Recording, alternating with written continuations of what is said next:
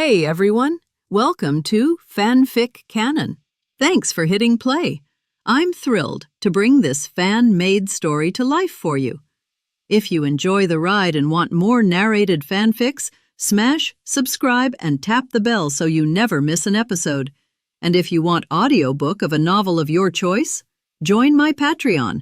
Request any title that's freely available online, and I'll produce a full narration just for you. Now, let's dive into today's adventure. The sky felt heavier than usual. Surzex, Michael, and Azazel watched the two of us from below, faces set in stone. Rias and the others looked just as tense. They all knew who I was up against this time, the White Dragon Emperor. Valley hovered in the air, eyes locked on me. I've been waiting for this, Hibari Kyoya.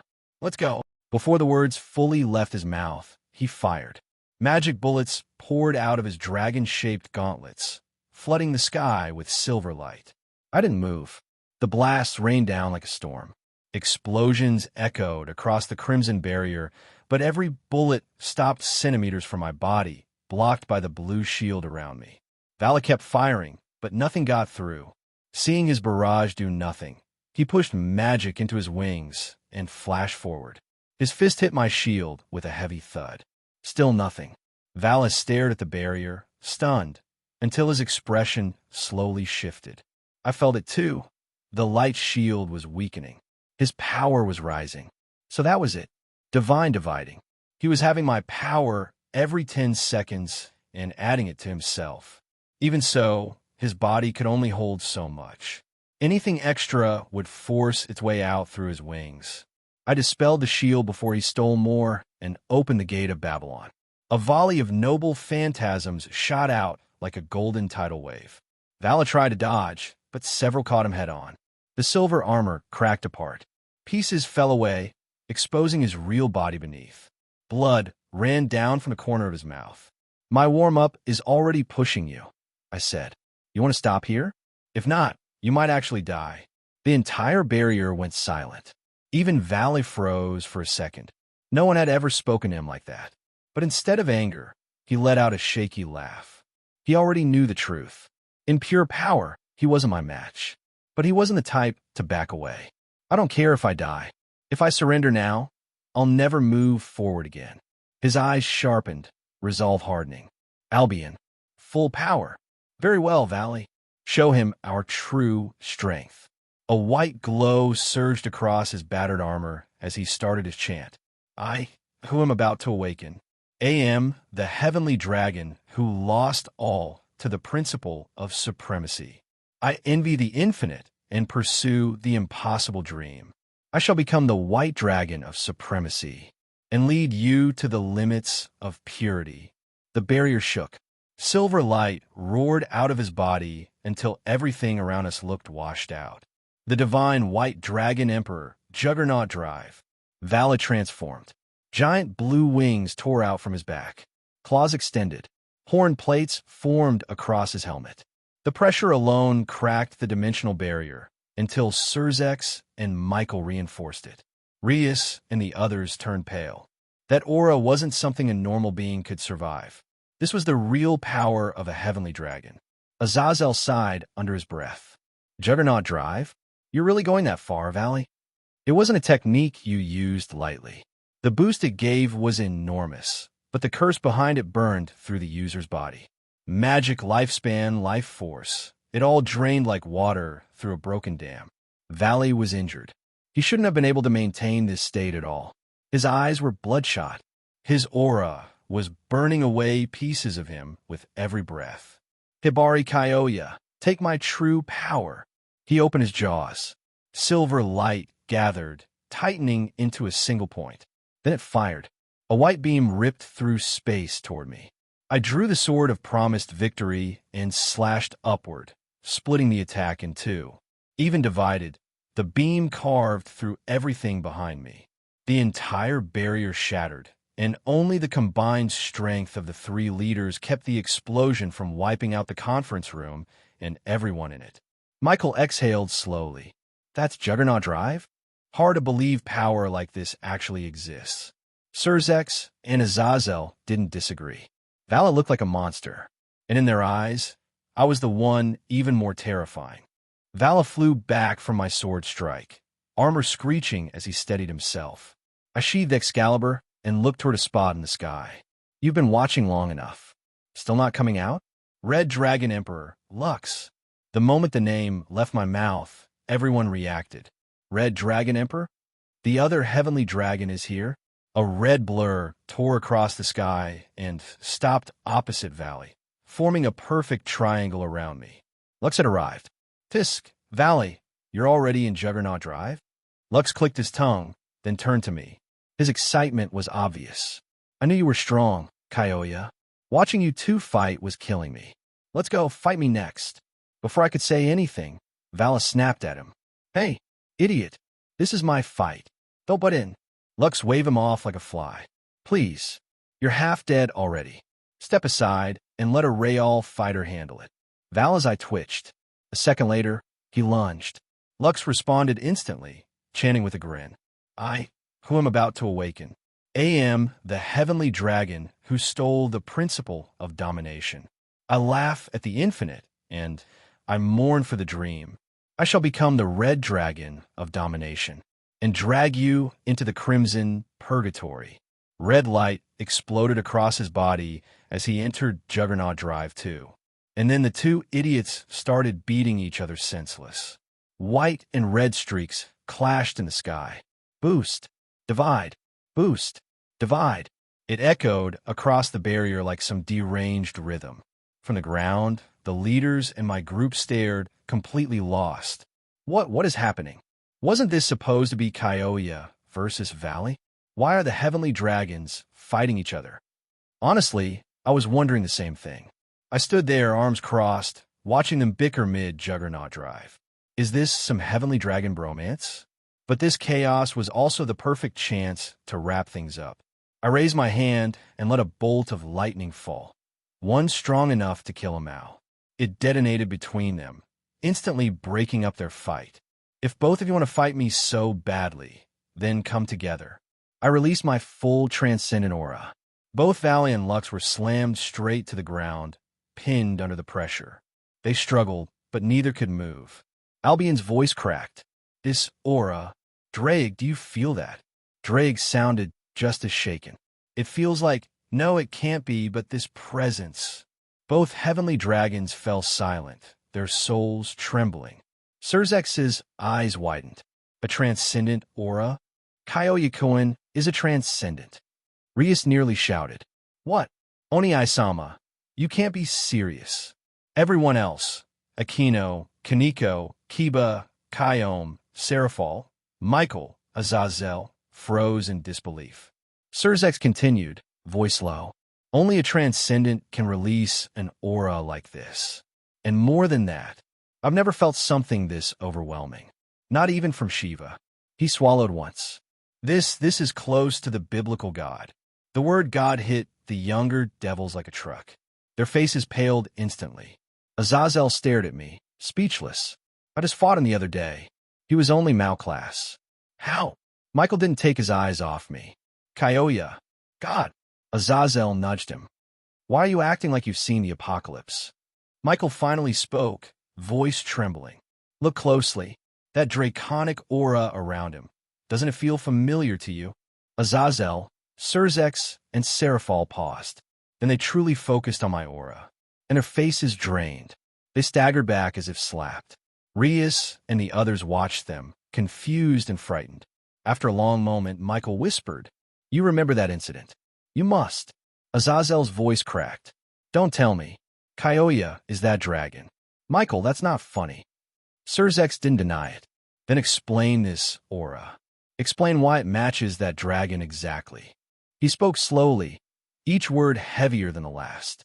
That dragon is the one who killed both heavenly dragons at once. A creature that vanished afterward without a single trace. Silence fell. Kyoya's aura is identical, Surzex said. This can't be coincidence. There's only one explanation. All three leaders looked at me, their expressions a mix of fear and realization. They were thinking the same thing. Could Kyoya be that dragon? Looking at Valley and Lux, I took a deep breath and said seriously, "Now you two understand the difference in our power, right? I'll give you two choices, surrender or be beaten into submission." Though they couldn't refute it, Valley and Lux still grimaced at my words. Then, Draig and Albion, residing within them, urged them, "Valley, surrender. The two of you together have absolutely no chance of defeating him. That's right, your power levels are too far apart. Although it's humiliating, it's better than losing your lives." Albion and Draig were almost certain that I was the dragon who had killed them in ancient times. Even in their prime, they weren't my match, let alone Valley and Lux in their current state. It was like throwing eggs at a rock, utterly futile. Hearing Draig and Albion's urging, Valley and Lux exchanged a look and then burst into laughter. "Even if it means death, we will not retreat." As soon as they spoke, Valley and Lux felt the pressure on them disappear. The oppressive aura had suddenly vanished. Valley and Lux were stunned, looking at me with confusion, not understanding what I was doing. As expected of the two heavenly dragons, even in the face of death, you remain fearless. "In that case, I'll show you something amazing." Hee. I smiled cryptically. Seeing the smile on my face, Valley and Lux felt a chill run down their spines. They both instinctively distanced themselves from me, increasing the flow of their magic power in order to strengthen their juggernaut drive and extend its duration. This is my first time using this power, so enjoy the show. But try not to die, okay? I said with a smirk, my kind reminder sending shivers down their spines. Then I extended my hands, unleashing the power of the Azure Dragon. Whoosh! A brilliant, star-like light erupted from my body, shooting straight into the cosmos. At the same time, a vast azure energy began to coalesce around me, slowly coalescing into a majestic, azure dragon phantom that exuded an aura of immense power and authority. Roar! In the next instant, the azure dragon phantom let out a roar that shattered the surrounding barrier, and the shockwaves completely destroyed all the structures within the barrier, sweeping across the land. Quick! Join forces and create a new barrier, or Kuoh Town will be destroyed. Azazel shouted a warning, then spread his 12 black wings. He summoned his artificial sacred gear, down Fall Dragon Spear, and activated his Balance Breaker, down Fall Dragon Armor, using all his power to construct a new defensive barrier.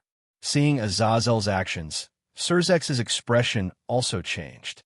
He unleashed his transcendent power, infusing the barrier with his power of destruction. Michael also spread his 12 golden wings, holy light continuously reinforcing the new barrier.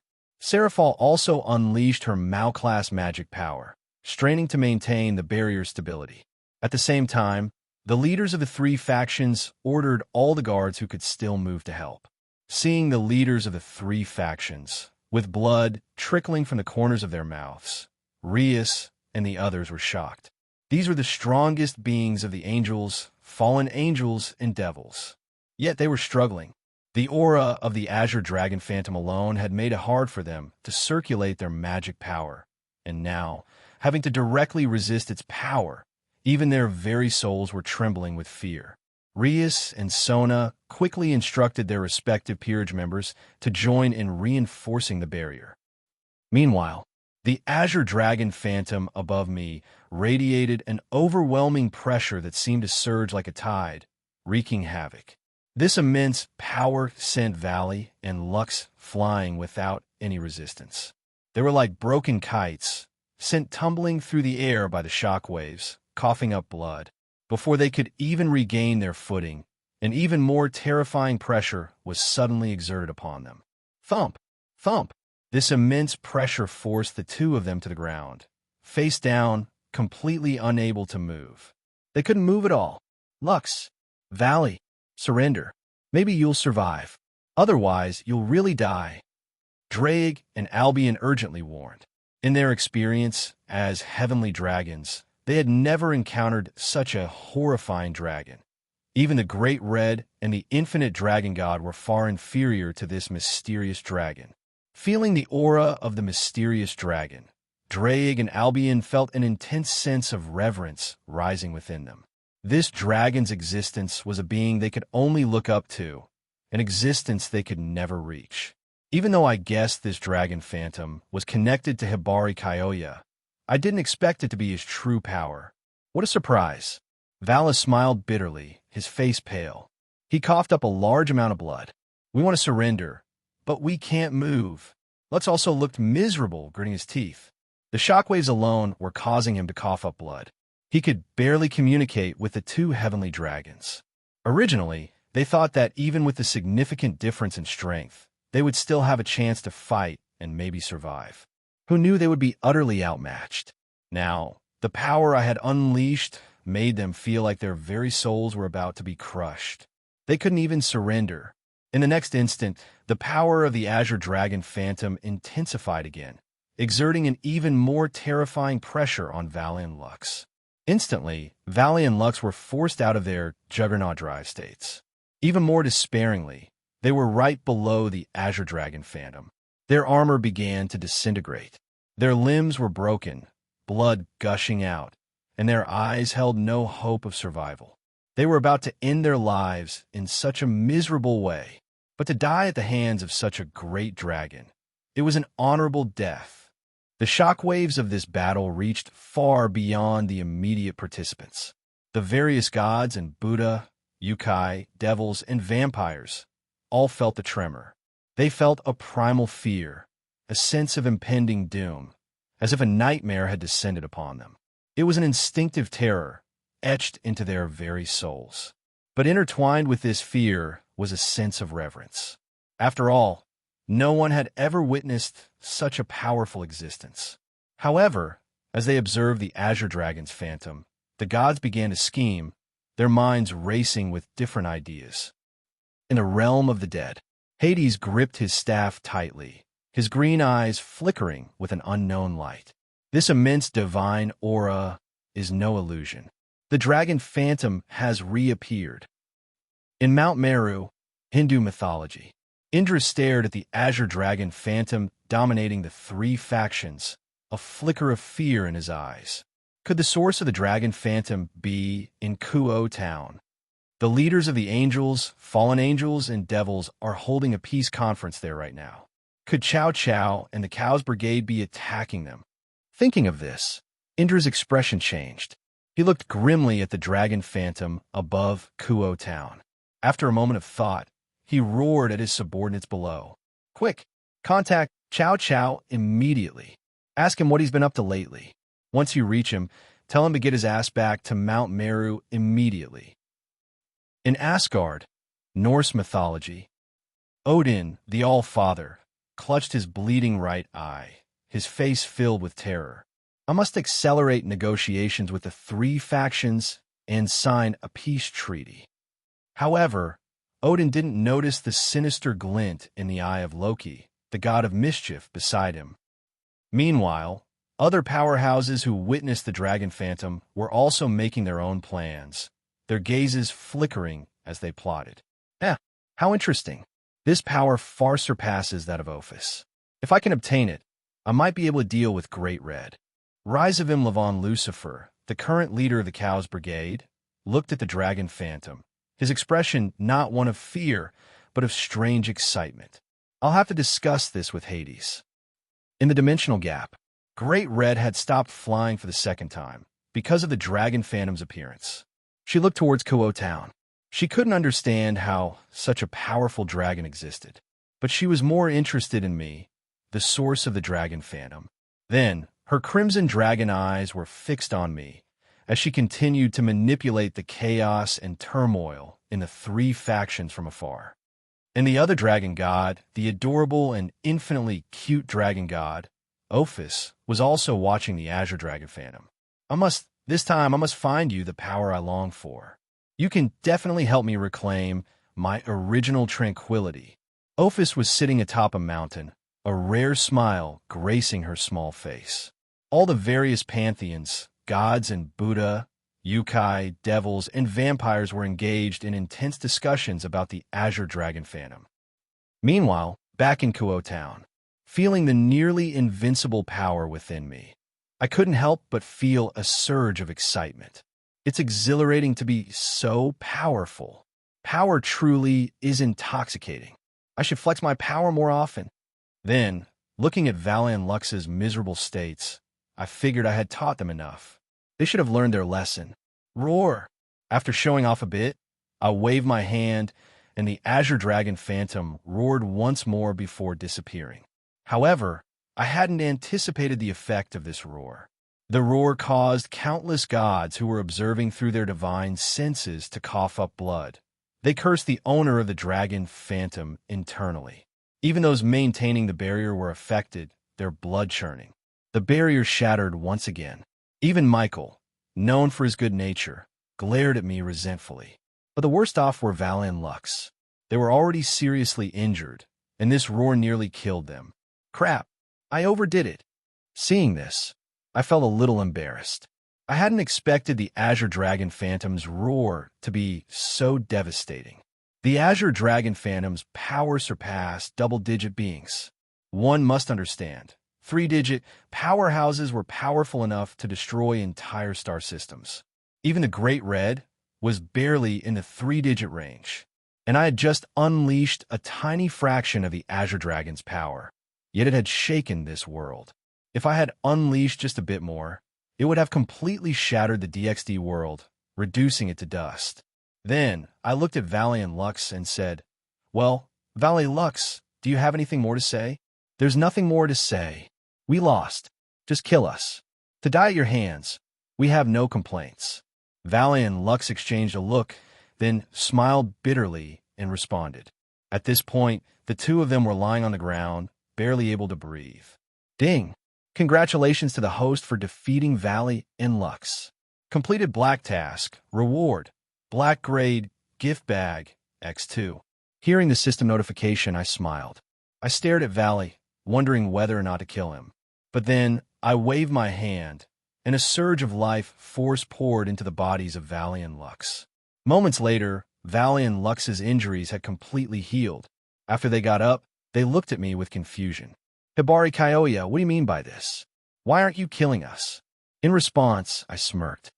"Didn't I say it before? This was just a spar, not a life-or-death battle.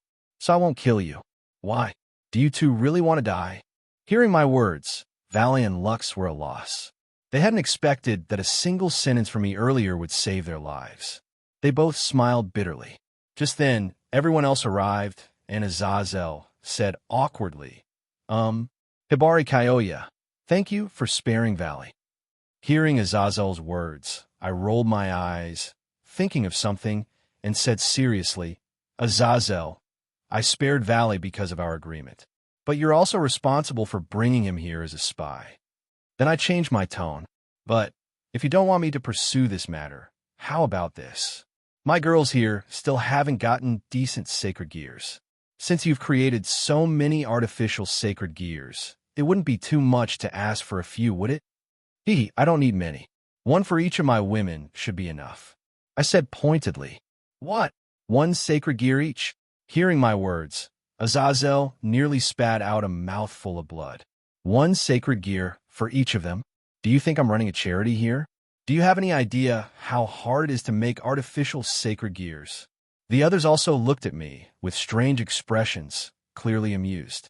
Tomo, Yura, Ruruko, and the others were thrilled to hear that I was asking Azazel for sacred gears for them.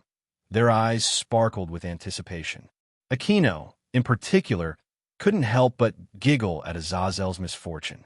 "Kyoya, you're clearly blackmailing me. Even if I've made some artificial sacred gears, there's no way I have enough for all of them."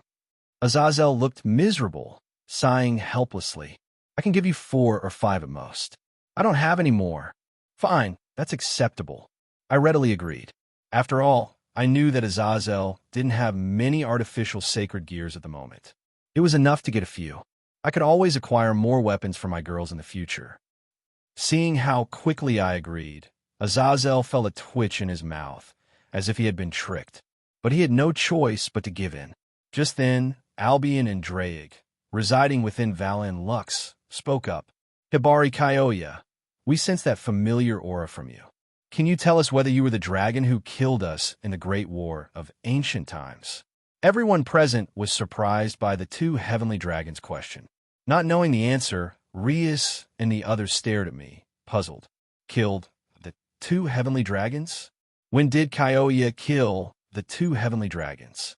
Wasn't it the three factions who joined forces to kill them? Seeing the confused looks on Rias and the others' faces, Surzex explained the truth of the Great War to them. Learning the truth, Rias and the others, including Valley and Lux, were stunned. Then they looked at me with complicated expressions, waiting for my answer. Tisk, it seems I left quite an impression on the two heavenly dragons. You still remember my aura after all this time? How touching, I said, a playful smirk on my face. Hearing this, everyone was shocked. My words undoubtedly confirmed their suspicions. Even the two heavenly dragons, Michael and Surzex, were shaken, though they had already prepared themselves mentally. I ignored their surprise and continued to explain myself. Back then, I used a special method to travel through time. I didn't expect to end up at the site of the battle between the biblical god and the Beast Emperor 666. I helped the biblical god kill the Beast Emperor 666, but that caused a temporal paradox, so I concealed this fact. Then I returned to heaven with the biblical god and set up a series of plans to maintain the normal course of the world. You all know the rest. After I finished speaking, the scene fell silent. After a while, Michael sighed in amazement. Time travel, simply unheard of. It seems Kyoya is still hiding many powers. Everyone nodded in agreement. After all, I always seem to have unexpected trump cards up my sleeve, like the Azure Dragon Phantom this time. Thinking of this, Azazel couldn't help but ask about it. Hey, Kyoya, can you tell us the connection between you and that Dragon Phantom? After all, that mysterious dragon's power seems superior to the Great Red. We're quite curious. Glancing around and seeing that everyone else was also looking at me, I explained, think of that dragon as existing in another world. It's currently residing within me, but I can call upon its power at any time. Also, many of my abilities come from different worlds. Having reached this point, I decided to stop hiding and reveal everything. What? There are other worlds. Hearing this, Surzex, Azazel, Michael, and even Valley and Lux were dumbfounded. My words were beyond their comprehension. After all, in the DxD world, aside from Great Red and the biblical god, almost no one knew of the existence of other worlds. The two heavenly dragons, Albion and Draig, were even more stunned, and they asked in awe and reverence, Hibari Kyoya, are dragons from other worlds all that strong? I was taken aback by their question. Then I smiled and said, how should I put it? The dragon residing within me is practically invincible. Only a few universes have beings this powerful. But, I paused, my gaze turning to the sky. But what? Hearing me suddenly stop, everyone was puzzled. But there's a world close to ours. In the near future, it will invade our world. Even the Great Red will be beheaded by an evil god from that world. That's why the biblical god was constantly creating sacred gears, try to increase our world's power, so we could resist the invasion from the other world. Then, I revealed a shocking piece of news. Hearing this, the leaders of the three factions were all shocked. Rias and the others paled, their faces drained of color. Kyoya, are you serious? Are the evil gods of that other world really that powerful? Azazel was in disbelief. I nodded seriously. Yes, the invaders in question have already killed all organic life in their own world. They are known as the mechanical evil gods, and their power is immense. This news was simply too devastating. Even the Great Red had been killed, so weren't they just waiting to die? Seeing everyone's despairing expressions, I stopped scaring them. Tisk, why so pessimistic? I'm still here, aren't I? Kyoya, Rias, Aquino, and the others, hearing my words, looked at me with renewed hope. Azazel's eyes lit up, and he smiled. Kyoya, can you really resist the invasion of the otherworldly evil gods? Surzex looked intently at me, his tone filled with urgency and worry. Thinking this, everyone looked at me with hopeful expressions. Don't worry, Even the strongest of those three mechanical evil gods is only at the mid-level of 3 digits. There's absolutely nothing to worry about. The Azure Dragon within me is comparable in power to a 1-digit. They're completely incomparable. Hearing my words, everyone couldn't help but gasp. Originally, they didn't have a clear concept of the mysterious dragon's power. But now, I had made it abundantly clear. Ding! Task completed. Congratulations, host, for obtaining 1 purple grade gift bag. Just then, the system notification for completing the task sounded. I was slightly taken aback. Then, I glanced at Azazel, Surzex, Michael, and the others and saw their expressions of terror and awe. So Surzex's task was this easy to complete. I guess he probably didn't know the Azure Dragon's power before. But now, including the tasks related to Vala and Lux, I now have 1 purple gift bag and 2 black gift bags.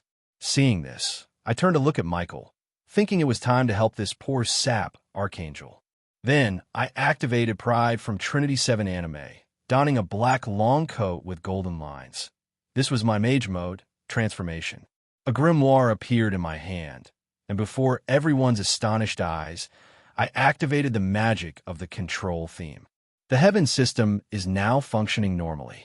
Michael, when you return to heaven, the angelic pool will be able to continue to birth pure-blooded angels, and you will also be able to control the heaven system.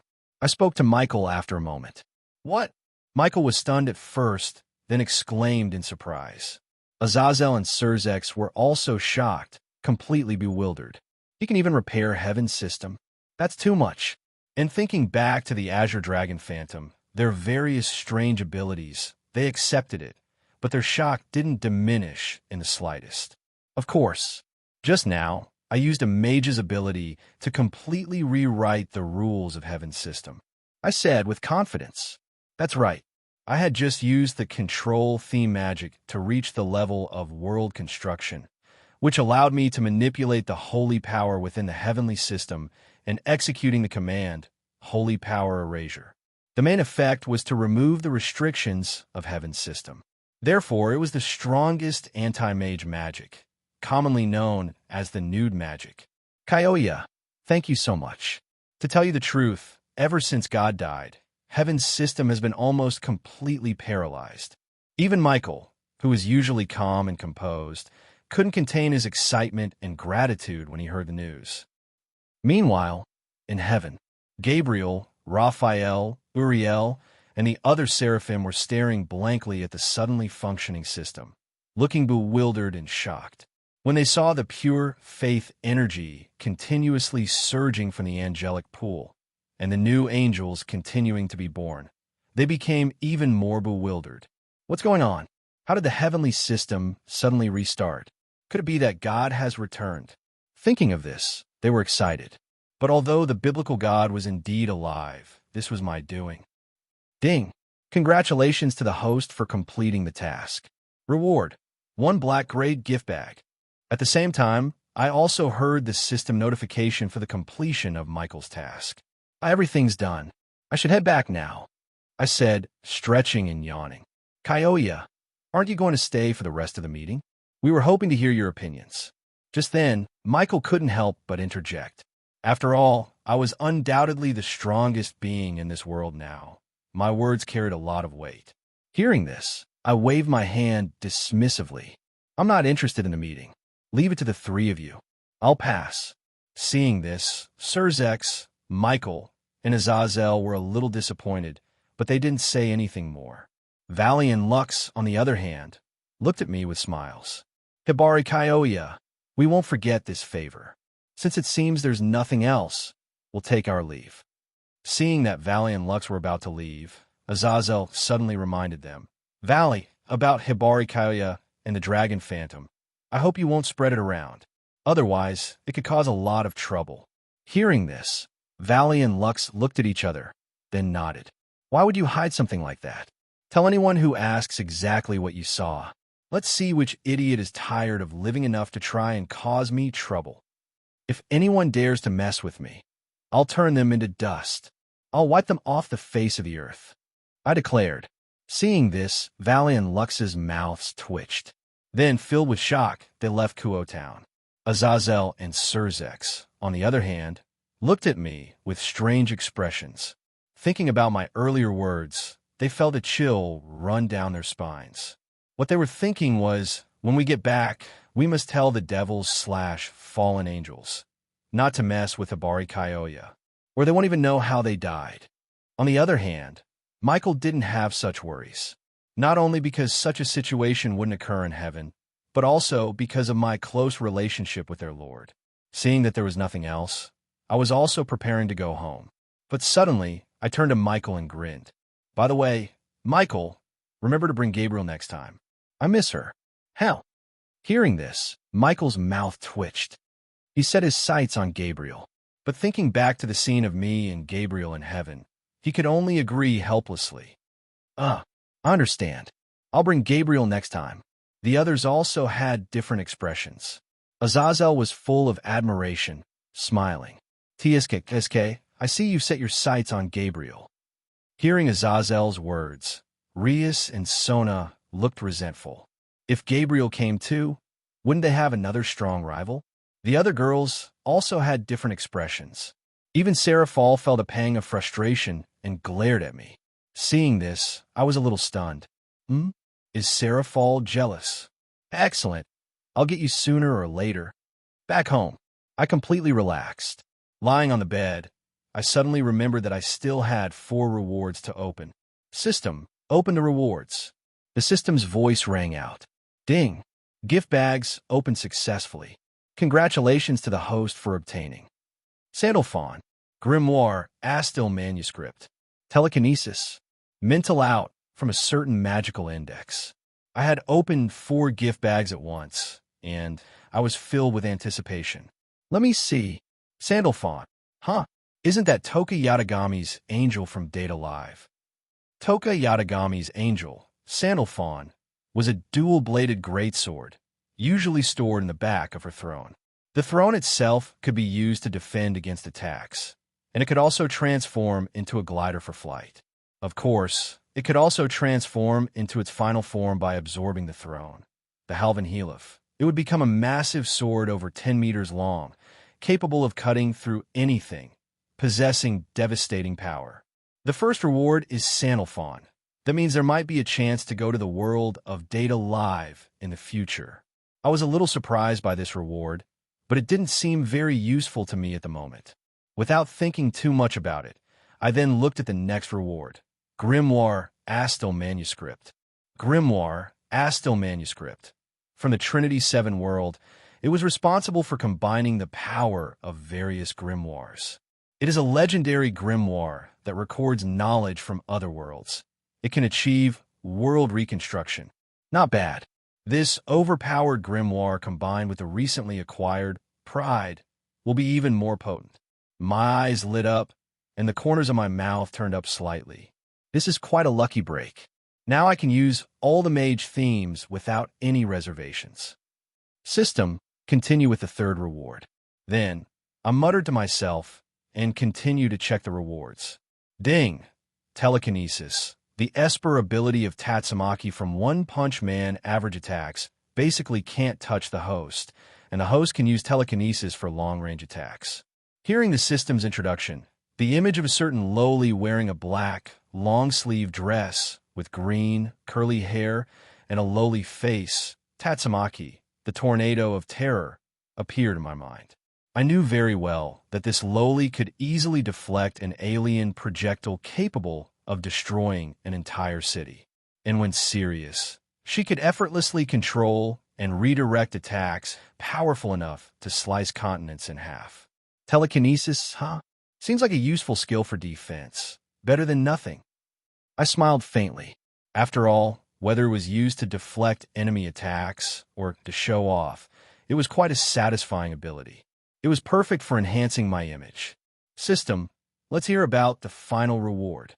Ding! Mental Out. From a certain magical index, Shokuho Misaki's ability. The host can activate abilities related to the mind. Oh, this reward is also an Esper ability. It's Queen of Tokawadai's, Misaki Shokuho's mental ability. Shokoho Misaki was ranked 5th among the only 7 level 5 espers in Academy City. She was the strongest mental type esper, and her ability was called Mental Out.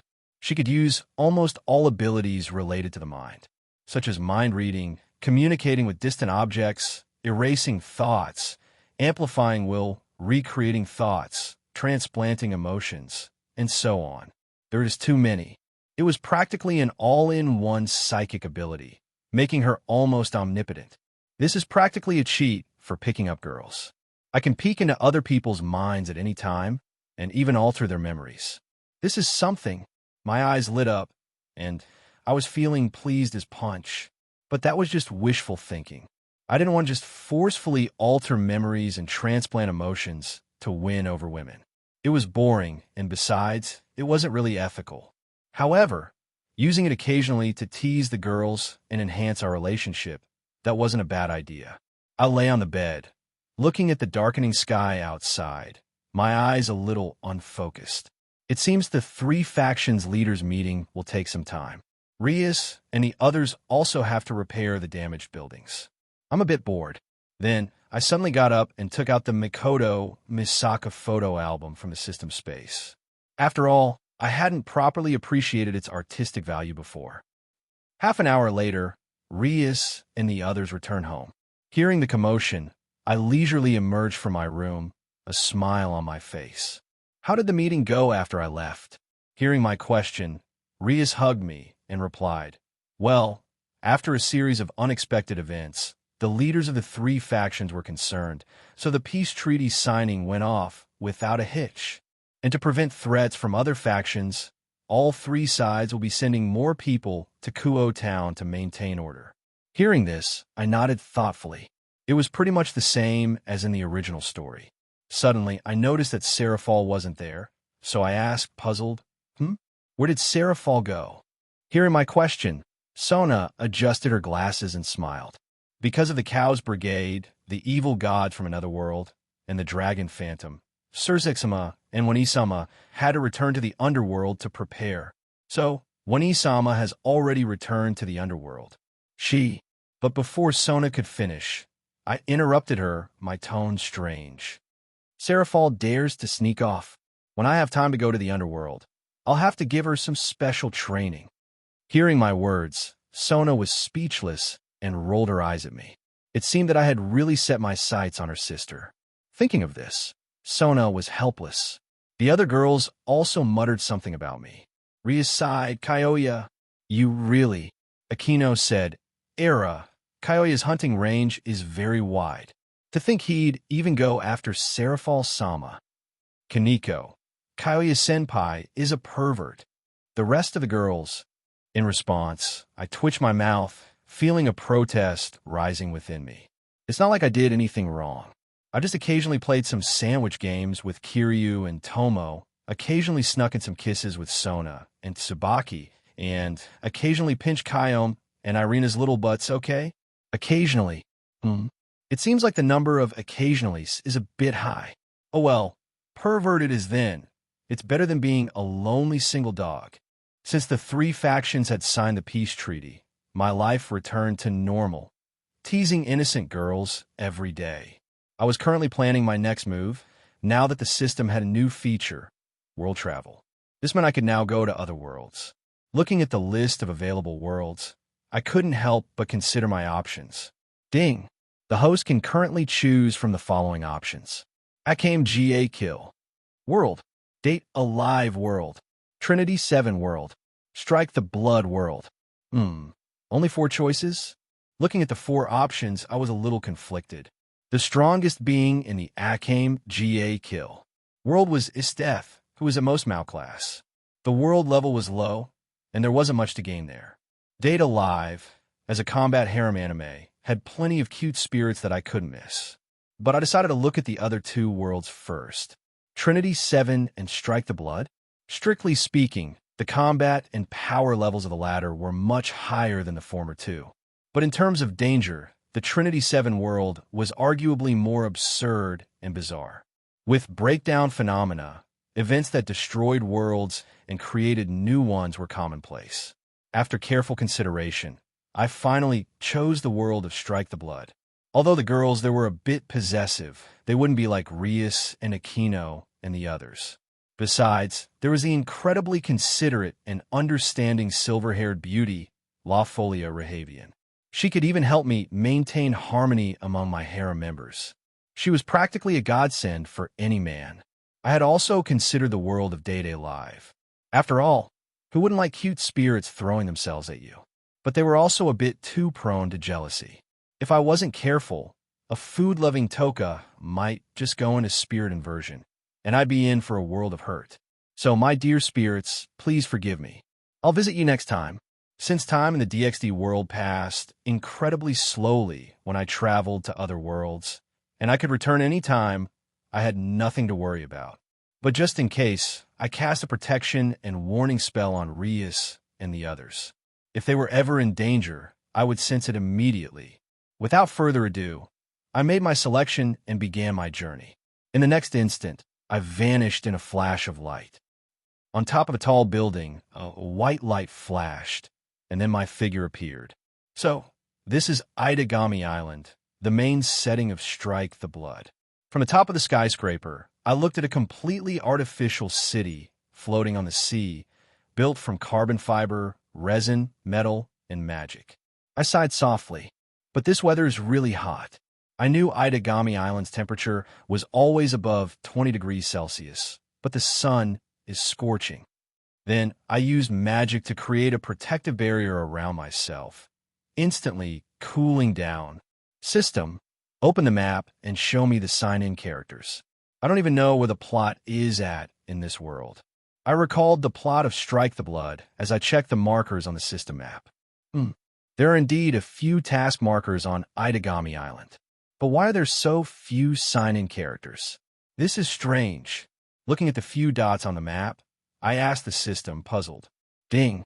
The host's current strength no longer requires low-level sign-ins. Unless they are major characters, sign-in tasks will no longer be generated. Hearing the system's explanation, I nodded thoughtfully, then looked at the most obvious sign-in characters in this world. The first primogenitor, known as the Lost Warlord, Ki Jurumbarada, Black Grade sign-in. The second primogenitor, known as the Fall Gazer, Aswad Gulaziz, Black Grade sign-in. The third primogenitor, known as the Chaos Bride, Giada Kukulkan, Black Grade sign-in. And the fourth primogenitor, Nagisa Akatsuki, Black Grade sign-in. So, it's Koju Akatsuki's younger sister, Nagisa, who became the fourth progenitor. This must be another change due to my arrival. Saying this, I smiled. I had a good impression of Koju Akatsuki, the original protagonist. This saved me the trouble of dealing with him. The strongest is only at the Black Grade? That's a bit low, but I guess it's acceptable. I shrugged, a little disappointed. The power levels in Strike the Blood were generally low, completely incomparable to the world of DxD. The strongest beings in this world were the primogenitors. Each one is equivalent to an entire army. They controlled powerful familiars and commanded legions of darkness, established their own empires on 3 different continents. They were lonely immortals. As vampires lived longer, they would accumulate greater power, their feelings and desires intensifying over time. The primogenitors, as the oldest vampires, had accumulated incredible power, unmatched by humans or demons. Although the progenitors possessed immense power, they didn't easily start wars. After long periods of conflict, the demons and humans, thanks to the efforts of the first primogenitor, reached a peace agreement with humanity, the Holy Ground Treaty Organization. The 3 progenitors and the Holy Ground Treaty Organization mutually monitored the implementation of the peace treaty. I learned that Nagisa had just become the 4th primogenitor, but due to the primogenitor's soul, she had lost her memories. Then, I discovered that the system had also thoughtfully prepared a student identity for me, and I was even the same class as Koju. It seems I can't escape the fate of going to school. I stood on the high-rise building, a wry smile on my face. Now then, I should go find some fun. I strolled down the street, dressed in a dark blue school uniform and white shirt. It's overflowing with youthful energy here. I like it. All around me were girls in revealing summer clothes, full of youthful vigor, and registered demon kind. I narrowed my eyes slightly, noticing that some people were wearing wristbands. These so-called registered demon kind all wore wristbands that restricted their abilities or served as alarm devices. These wristbands were used to distinguish between humans and demon kind. Itagami City is truly a special zone for all beings. There are quite a few demon kind. I can see them everywhere I go. I couldn't help but comment on this. Then I thought back to the DxD world. Both worlds had vampires, devils, dragons, familiars, and so on. But here, they could walk openly in the human world, while in DxD, they had to hide their identities. The difference was quite striking. After wandering the streets for a while, I was about to head to Saikai Academy when my eyes fell upon a girl who surprised me. She had short, silver-white hair, with a butterfly hair ornament at the end of her hair. Her eyes were light blue, her figure was alluring, and she wore the Saikai Academy uniform. She looked like a pure and holy angel. It was none other than Canon Kanase. When she was young, Canon and her mother left the Aldager Kingdom and came to Itagami Island. After her mother passed away, she was adopted by her mother's brother, Kinsei Kanase, and was transformed into an artificial angel. As a princess of a country, she had a tragic background. Thinking about this, I felt a pang of sympathy for this angelic girl. But it seemed like she was waiting for someone. So, I stopped and watched her from a distance. After a while, a dark-haired girl, also wearing the Saikai Academy uniform, ran up to Canon, waving. Nagisa Akatsuki? So Canon was waiting for her. I murmured to myself. Seeing Canon and Nagisa leave, I quietly followed them. But there was also another girl following them. I smiled knowingly, thinking to myself that I had just run into 3 of the main characters. But I continued to follow them discreetly, not wanting to startle them. I thought nothing would happen, and I was planning to greet Canon and Nagisa. Suddenly, 2 registered demon kind blocked Nagisa's path in front of the store. It seemed that the 2 troublemakers were harassing Nagisa. Nagisa, suffering from an acute phobia of demon kind, suddenly snapped. Blood-red light flashed in her eyes, and 2 sharp fangs emerged from her mouth. Seeing this, before I could react, the girl who had been monitoring Nagisa, Himuraji Yakaina, immediately intervened. But it was clear that the 2 thugs weren't going to back down, and they reached out to grab Yakaina. Shikigami! Yakaina frowned and chanted an incantation. The thug who was about to make a move was instantly sent flying. Damn it, is she an attack mage? Seeing his companion knocked away, the other thug recovered and roared in anger. Attack mages were a general term for humans with special abilities, such as magicians and espers. Special members of the military and police, employees of private security companies, and people employed by various other organizations. Their identities varied, and the skill systems they used were also diverse. Although they were different, they could all fight against demonkind. To demonkind, they were undoubtedly natural enemies. Moreover, there were even assassin attack mages who made a living hunting demonkind. The remaining thug, driven by fear and anger, revealed his crimson eyes and sharp fangs in public. Burn her to death! The vampire who had been knocked down also roared, summoning his familiar. A burning warhorse charged straight at Yakaina. Seeing this, Yukina's expression turned furious. To summon a familiar in a crowded place. You're out of your mind. Saying this, Yakaina pulled out her weapon, Schneewalzer, from the case she carried on her back. This lance, also known as Snowdrift Wolf, was a weapon developed by the Lion King Agency to combat demonkind with special abilities. It had a sleek, metallic design, with a pointed tip resembling that of a fighter jet. The core of the weapon was a relic passed down by a high god. It was said that there were only 3 in the world, making it difficult to mass-produce. It was a secret weapon of the Lion King Agency. Seeing this scene, people on the streets screamed and scattered, and the nearby alarms blared. Are they idiots? Fighting in broad daylight? Don't they care about hurting others? Saying that, I teleported between the 2 vampires and Yakaina, neutralizing both sides' attacks. Kyoya-senpai. Seeing me suddenly appear, Nagisa and Kinase, who knew me because of the system's influence, were shocked. To them, I was just an average senpai. They couldn't understand what I had just done. Not only them, but even Yakaina was stunned and looked at me warily, pulling back with her weapon. You stopped Schneewalzer in an instant. Who are you? Why are you interfering? Hearing this question, I looked at the girl helplessly and replied, Interfering? Look at what you're doing. You're fighting in the middle of the city. Don't you care about causing a panic? I'll take care of this matter. Then, I turned to look at the two vampires lying on the ground, a mischievous glint in my eyes. Damn it, who are you? Why are you interfering in our business? Having been knocked down twice, one of the vampires glared at me, shouting angrily. In response, I said calmly, It doesn't matter who I am, but since you dare to lay a hand on my cute Kohai, you'd better be prepared. Saying that, I activated my mental out ability, exerting mental control over them. You like to harass people, don't you? Now, I order you to go to the demolished zone and harass other demon thugs, and invite them to a sword fight. Yes, master. After the mental suggestion, the two vampires, their expressions dazed, stood up and stumbled away.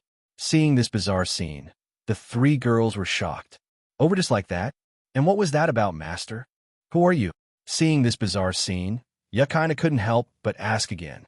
Hearing her question, I raised an eyebrow, a teasing glint in my eyes. Who am I? Why don't you tell me who you are first? Sneaking around following my adorable Kohais. Hearing this, Nagisa and Kanon also looked at Yakaina, puzzled.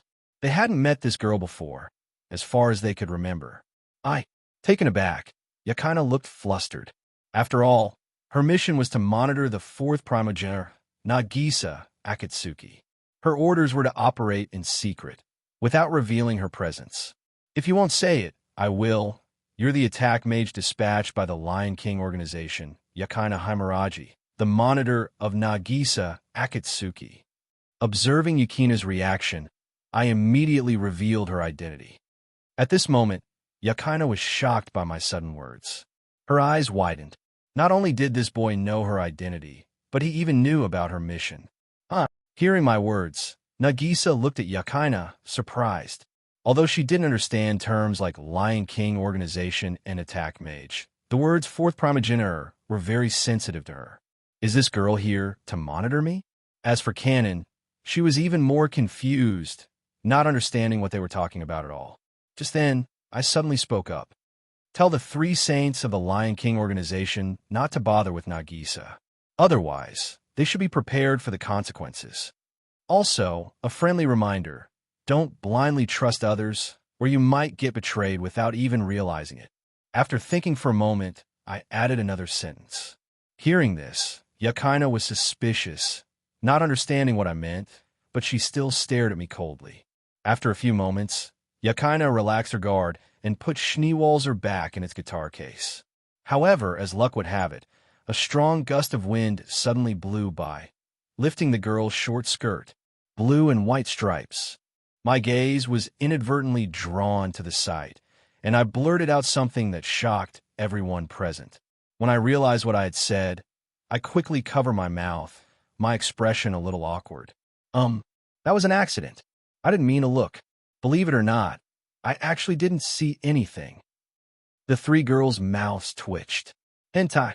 After taking a deep breath, Yakaina spat out the word. Her face flushed as she quickly pulled down her skirt. Sigh. She's quite the tsundere. I murmured, watching her go. But in the next moment, I was suddenly pulled aside by Nagisa, and I heard her disgruntled complaint in my ear. Kyoya, when did you become so strong? How could you hide this from me for so long? You acted like a normal person back at my house. I can't believe you. Yes, I didn't even know Kyoya-senpai was so strong. Kanon also looked at me with admiration. I was helpless about this. I couldn't very well tell them I was a transmigrator, could I? I could only find an excuse. Actually, I only recently awakened these abilities, so I wasn't hiding anything from you, Nagisa. Saying this, I activated my Rinnegan, then moved closer so the two of them could see clearly. Seeing my changed eyes, The two girls finally believed my words. Nagisa recovered and continued to scold me. Why did you disappear during summer break? You made Koju and me so worried. Hee, didn't I say I was going on a trip? But don't worry, I'll protect you from now on, Nagisa. I smiled in response. Ugh, dummy Kyoya, what nonsense are you saying? My words seemed to have touched Nagisa's heart. She turned red. She nervously hugged my arm, but her eyes were full of joy. Kyoya-senpai and Nagisa have such a good relationship. Seeing this scene, Kanon exclaimed in admiration, her tone full of envy. Of course. Kyoya and I have been friends since childhood. Wagging my arm, Nagisa couldn't help but giggle. Nagisa, have you still not subdued any familiars? I seemed to remember something, and I couldn't help but ask Nagisa. Subdue familiars? I don't have any plans for that. Nagisa was first stunned, then said weakly. Looking at Nagisa's pitiful appearance, I was immediately defeated. I rubbed her little head and said helplessly, I can't argue with that. You have so much power within you, yet you don't care at all. Isn't that because Kyoya is here beside me?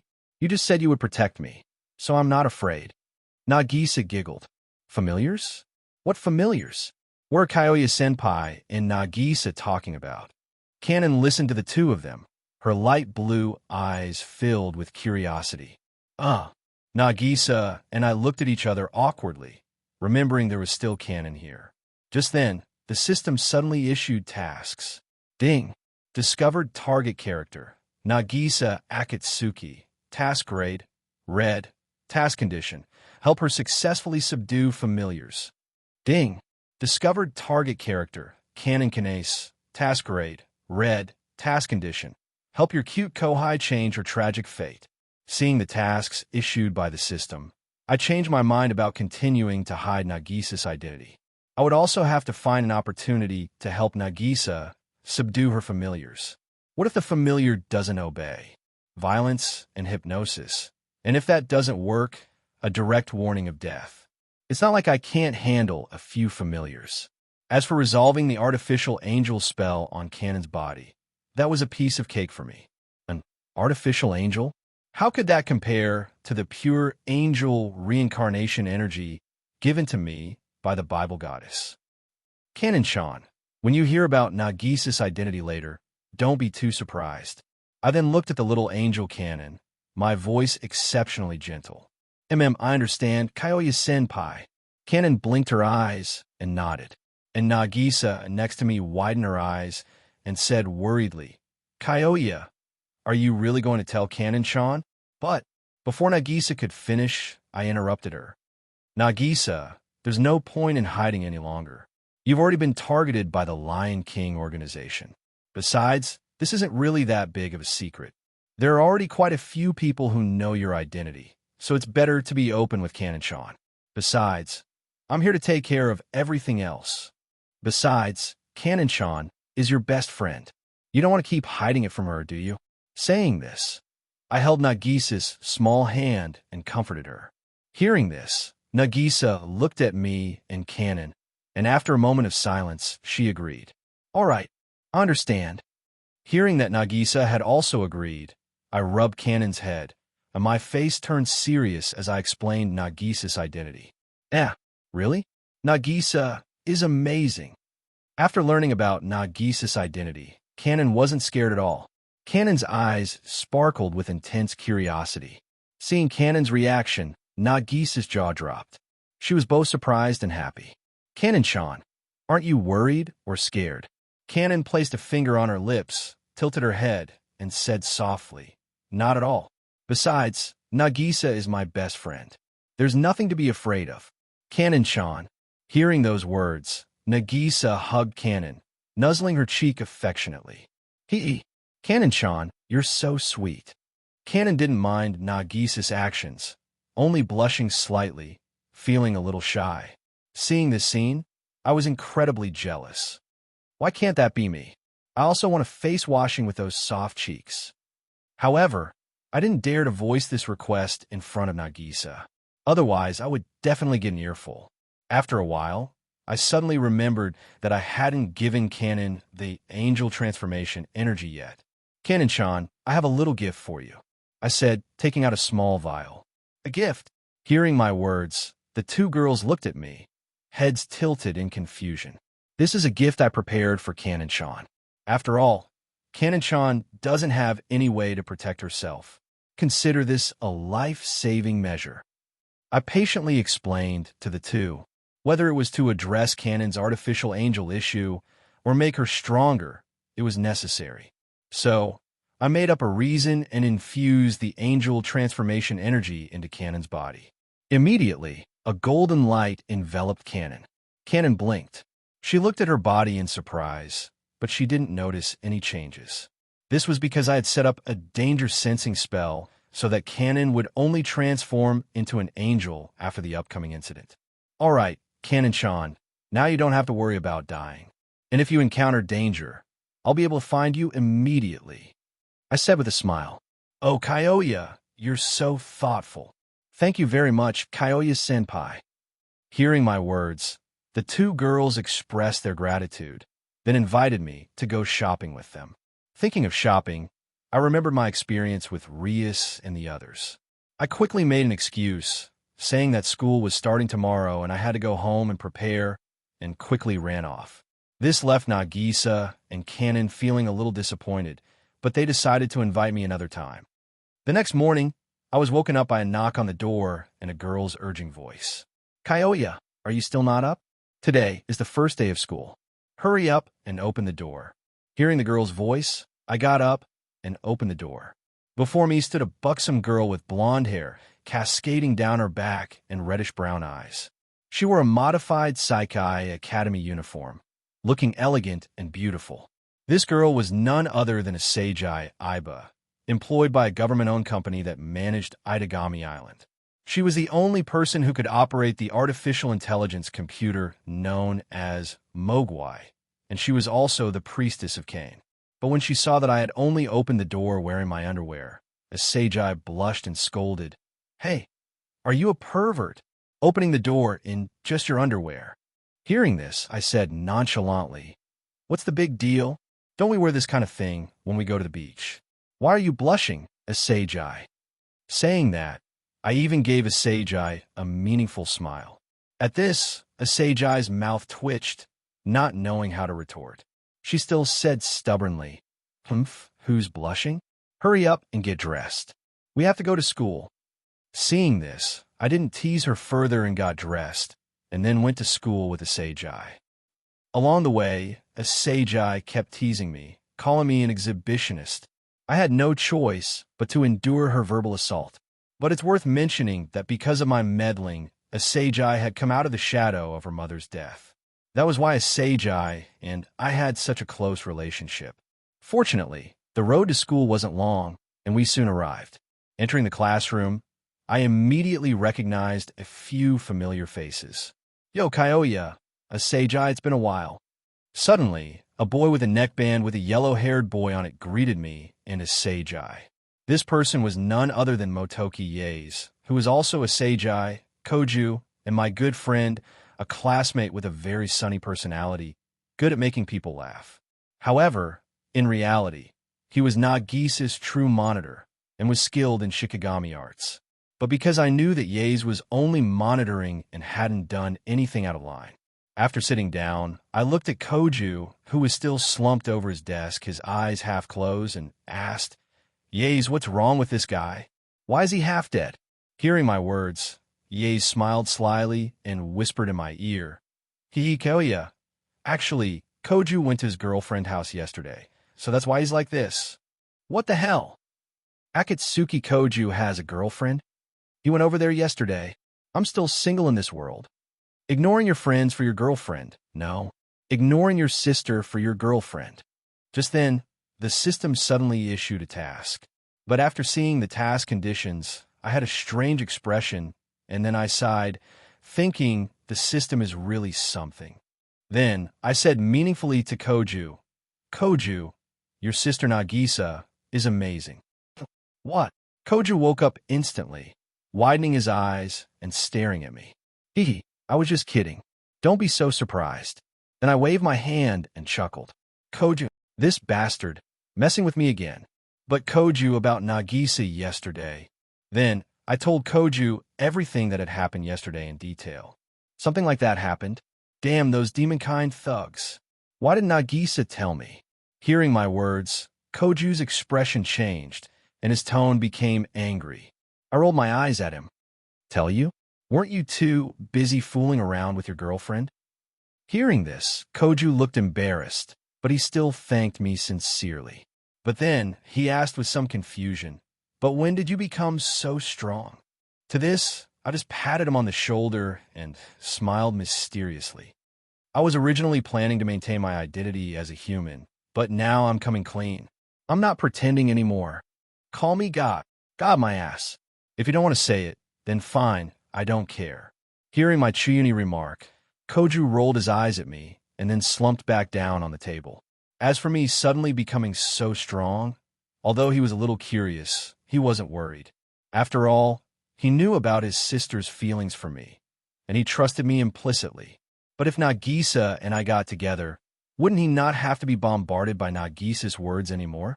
Then Koju couldn't help but smile, thinking about going to his girlfriend's house again tonight. Seeing Koju's expression, I used my mind-reading ability on him. Understanding Koju's thoughts, my mouth twitched. I couldn't help but think, Koju, you'd better not get drained dry and die. Yaes Motoki, standing nearby, listened to our conversation with a surprised expression. What's going on? Isn't Hibari Kyoya a normal person? How can he control those D-rank vampire? Has he been hiding his strength? I need to observe him carefully. After school, I headed straight for the junior high division, planning to help Nagisa subdue her familiars today. But being stared at by a bunch of junior high girls, even someone as thick-skinned as I felt a little awkward. Kyoya-senpai actually came to the junior high building. Could it be he's planning to target the junior high girls? A familiar voice rang out. I turned my head and saw Yakaina, a little surprised. Huh, Yakaina Himuraji, what are you doing here? What am I doing here? That's my line. This is the junior high division. Yakaina replied calmly.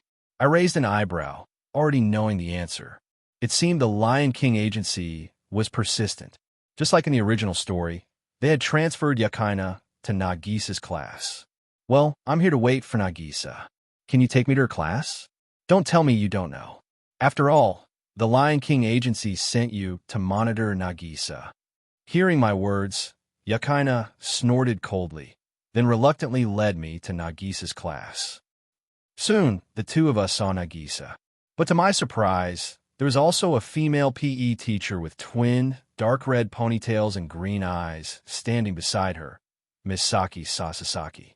She was Yakaina Himuraji and Nagisa Akatsuki's homeroom teacher, skilled in martial arts and senjutsu. She was one of the Wizard of the Four Fists. Clearly, they had also noticed me. Nagisa waved and walked over to me, with Misaki following behind. Kyoya, what are you doing here? Seeing Misaki patting my shoulder, I could only twitch my mouth.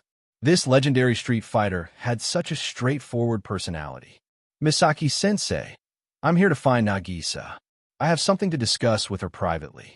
Hearing this, Sasazaki raised an eyebrow, grumbling a little. Fine, I'll leave you two alone. But don't you dare bully Nagisa. After warning me, Misaki strode away. Seeing Misaki's figure disappear, I slowly turned to Nagisa and explained, Nagisa, today I'm here to help you master the fourth primogenitor's familiars, to enhance your power. Nagisa was taken aback. She hadn't expected me to say that. Noticing my serious expression, and knowing I wasn't joking, Nagisa said, worriedly, Kyoya, they're all very proud. How can you help me tame them? You don't need to worry about that. Then I grasped Nagisa's hand, ready to leave. Just then, Yakaina suddenly spoke up. Wait a minute. I can't ignore what you just said. Therefore, I have to go with you. After all, this concerns the fourth primogenitor.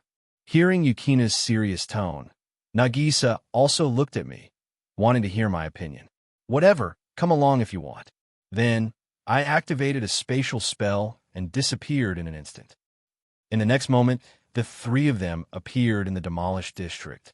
This was a place filled with violence and crime, where anything could happen and no one would care. Yakina was surprised that I could use spatial magic. It seems I need to reevaluate Hibari Kyoya. Nagisa, I'm going to educate your unruly little pets. I extended a hand towards Nagisa's chest. In the next instant, a horrifying aura filled the district. Even Itagami Island began to shake violently, as if it might collapse at any moment. What is this power? A petite girl wearing a black gothic Lolita dress, Natsuki Minamiya, felt the horrifying pressure and her face paled, her pupils constricting. Not only Natsuki Minamiya, but even the other three primogenitors, the three saints of the Lion King Agency, the Bureau of Astrology, and other beings felt a surge of fear when they sensed this pressure. Even the terrifying familiars within everyone's eyes cowered, not daring to move under my draconic aura. At the same time, with my draconic aura active, the familiars sleeping within Nagisa could only obediently obey Nagisa's words. As I withdrew my aura, the world returned to normal. But at this moment, the various factions began to investigate, and after a while, a message about the terrifying pressure erupting on Itagami Island appeared before the various factions. Yakina, who was nearby, had already collapsed to the ground, cold sweat pouring down her forehead, staring at me in terror. The aura just now made her feel like she was suffocating, facing death itself. Just who is Hibari Kyoya? Just then, space rippled, and Natsuki Minamiya, wearing a gothic Lolita dress, suddenly appeared. Looking at the three of us, Natsuki was stunned. What's going on? The place where the horrifying pressure erupted just now was clearly here. Why are there only three of you? Seeing Natsuki, my eyes lit up, and I smiled. Oh, if it isn't Natsuki-chan.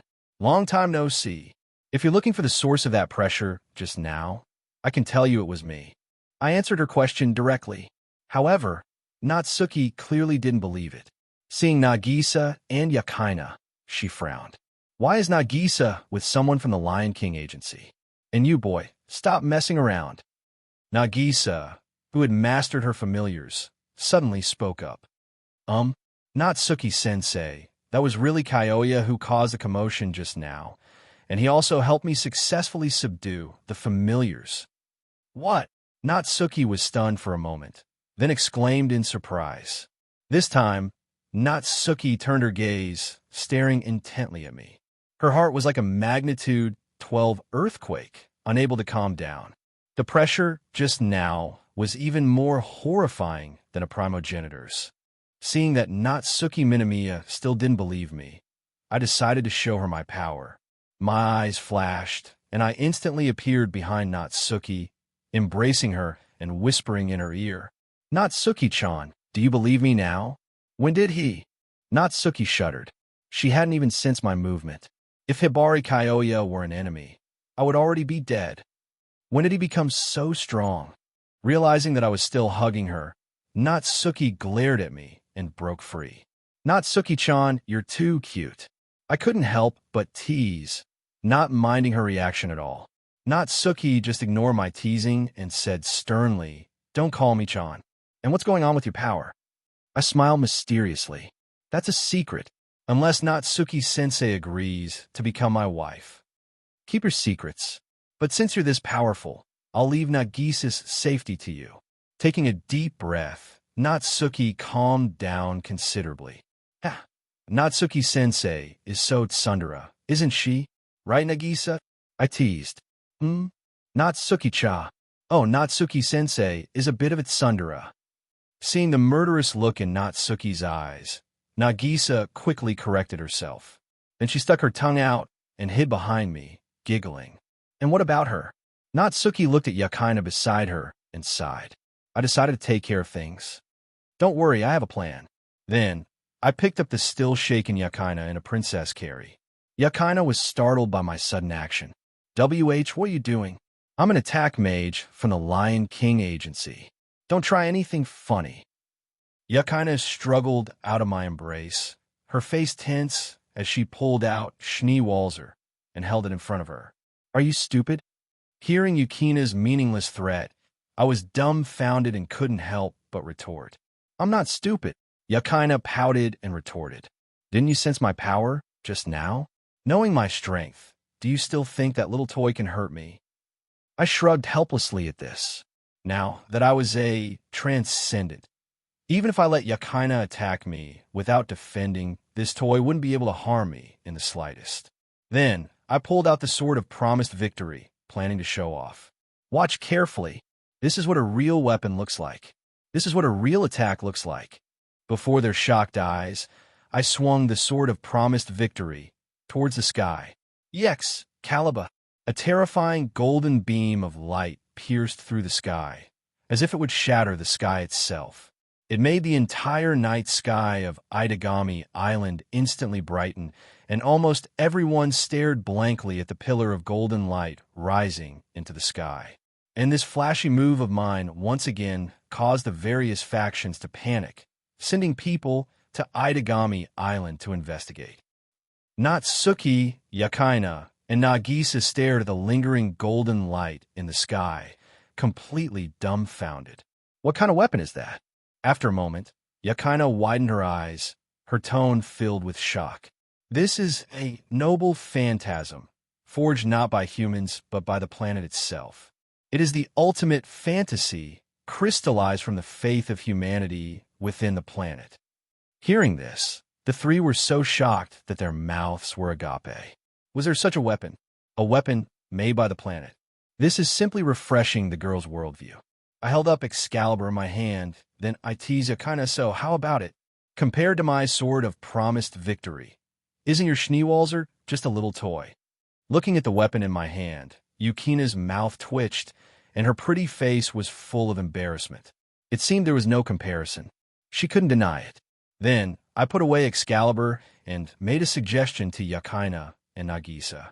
Nagisa, you should move in and live with me starting tomorrow. Same for you, Yakaina. Why do I have to move in with you, senpai? Yakaina looked astonished. Kyoya, isn't this a little fast? I'm not ready yet, and I still have to take care of my older brother. Nagisa's face instantly turned red. I explained what had happened with Koju, adding a bit of embellishment, of course. That jerk. Wait till I get home. How dare he try to get rid of me like this? Seeing Nagisa go into a rage, I laughed wickedly to myself. Hee, Koju, you wanted to have some quality time with your girlfriend? I'll just take Nagisa away. You don't have to thank me. At that moment, achoo!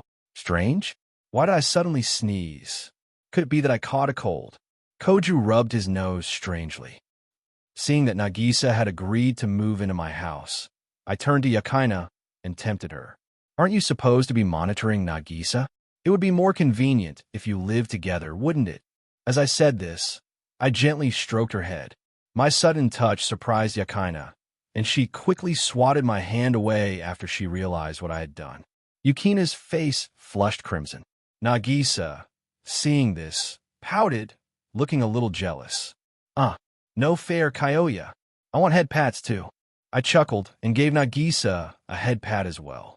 Seeing this scene, Natsuki, from a distance, scoffed at me disdainfully. TSK, a scumbag who tricks little girls. I raised an eyebrow and smiled mysteriously at Natsuki. What? Is Natsuki-chan jealous? Do you want me to pat your head as well? Hearing this, Natsuki said with disgust on her face, Don't think I don't know what you're thinking. And call me sensei, not chan. Understand. Ignoring Natsuki's words, I asked Yakaina for her answer again. Even if Yakaina didn't agree, I was planning to just take her with me. She couldn't escape my grasp. After thinking for a while, Yakaina finally chose to move into my house. Seeing this, I was happy, and I prepared to leave with Nagisa and Yakaina. But seeing Natsuki standing there, I had a mischievous idea. I used Flash Step to appear before Natsuki and planted a deep kiss on her lips. Then, before Natsuki-chan could get angry, I immediately took Nagisa and Yakaina and fled, leaving a sentence behind. Natsuki-chan, I've fallen for you. That was just to seal the deal. Bye-bye. At the same moment, Natsuki finally registered what had just happened, her face darkening in anger. That little bastard. You just wait until tomorrow. Kyoya teleported back home, only to be surprised to find a Seijai Aiba in his living room. Seijai, what are you doing here? Hearing Kyoya's voice, Seijai turned around happily. But when she saw Nagisa, Akatsuki, and Yakina Himaraji behind him, she froze. Seeing Seijai's puzzled expression, I explained the situation to her. So, starting today, Nagisa will be living with me. And this is Yakina Himaraji, an attack mage dispatched by the Lion King Agency. Because of Nagisa's status as the fourth primogenitor, she'll be moving in with me as well. Hearing this explanation, Seijai's eyes flickered, her expression subtle, but she quickly returned to her usual demeanor. If that's the case, then I'll move in with you too, Kyoya. Seijai looked directly at me and said slowly, Sure, no problem. You can sleep here tonight. Seijai, go chat with Nagisa and Yakina for a while. I'll go tidy up your rooms. Kyoya was naturally thrilled by Seijai's request. It seemed Seijai was jealous. Thinking of this, I went to tidy up the rooms with a smile. The atmosphere in the living room was a bit strange. The three girls stared at each other, eyes wide. Seijai Oni-san, you were jealous just now, weren't you? You like Kyoya, right? Nagisa finally blinked and asked with a giggle. This made Seijai flustered, her face turning red. Hee, don't worry. Kyoya, that big pervert, definitely won't let a beautiful girl like Seijai Oni-san get away. Besides, just now, he held Natsuki-sensei and gave her a big kiss. Saying this, Nagisa held Seijai's hand and giggled. So, from now on, Seijai Oni-san, we're family. Seijai was also surprised by Nagisa's words, but then, thinking of Kyoya, a blush appeared on her face, and she nodded. Only Yakina looked at the two of them, completely bewildered. What's going on? Seeing Yukina's innocent expression, Nagisa decided to tease her a little. Yukina-chan, are you confused? Actually, Kyoya brought you here because he wants you to be his wife. It's just... What? Yakina was shocked and completely embarrassed. Teach, that's not going to happen. However, after Yukina's indignant outburst, she fell into deep thought, glancing nervously towards Kyoya's room. The next day, to make life easier, I found a beautiful spot and, with a wave of my hand, created a tall, elegant castle.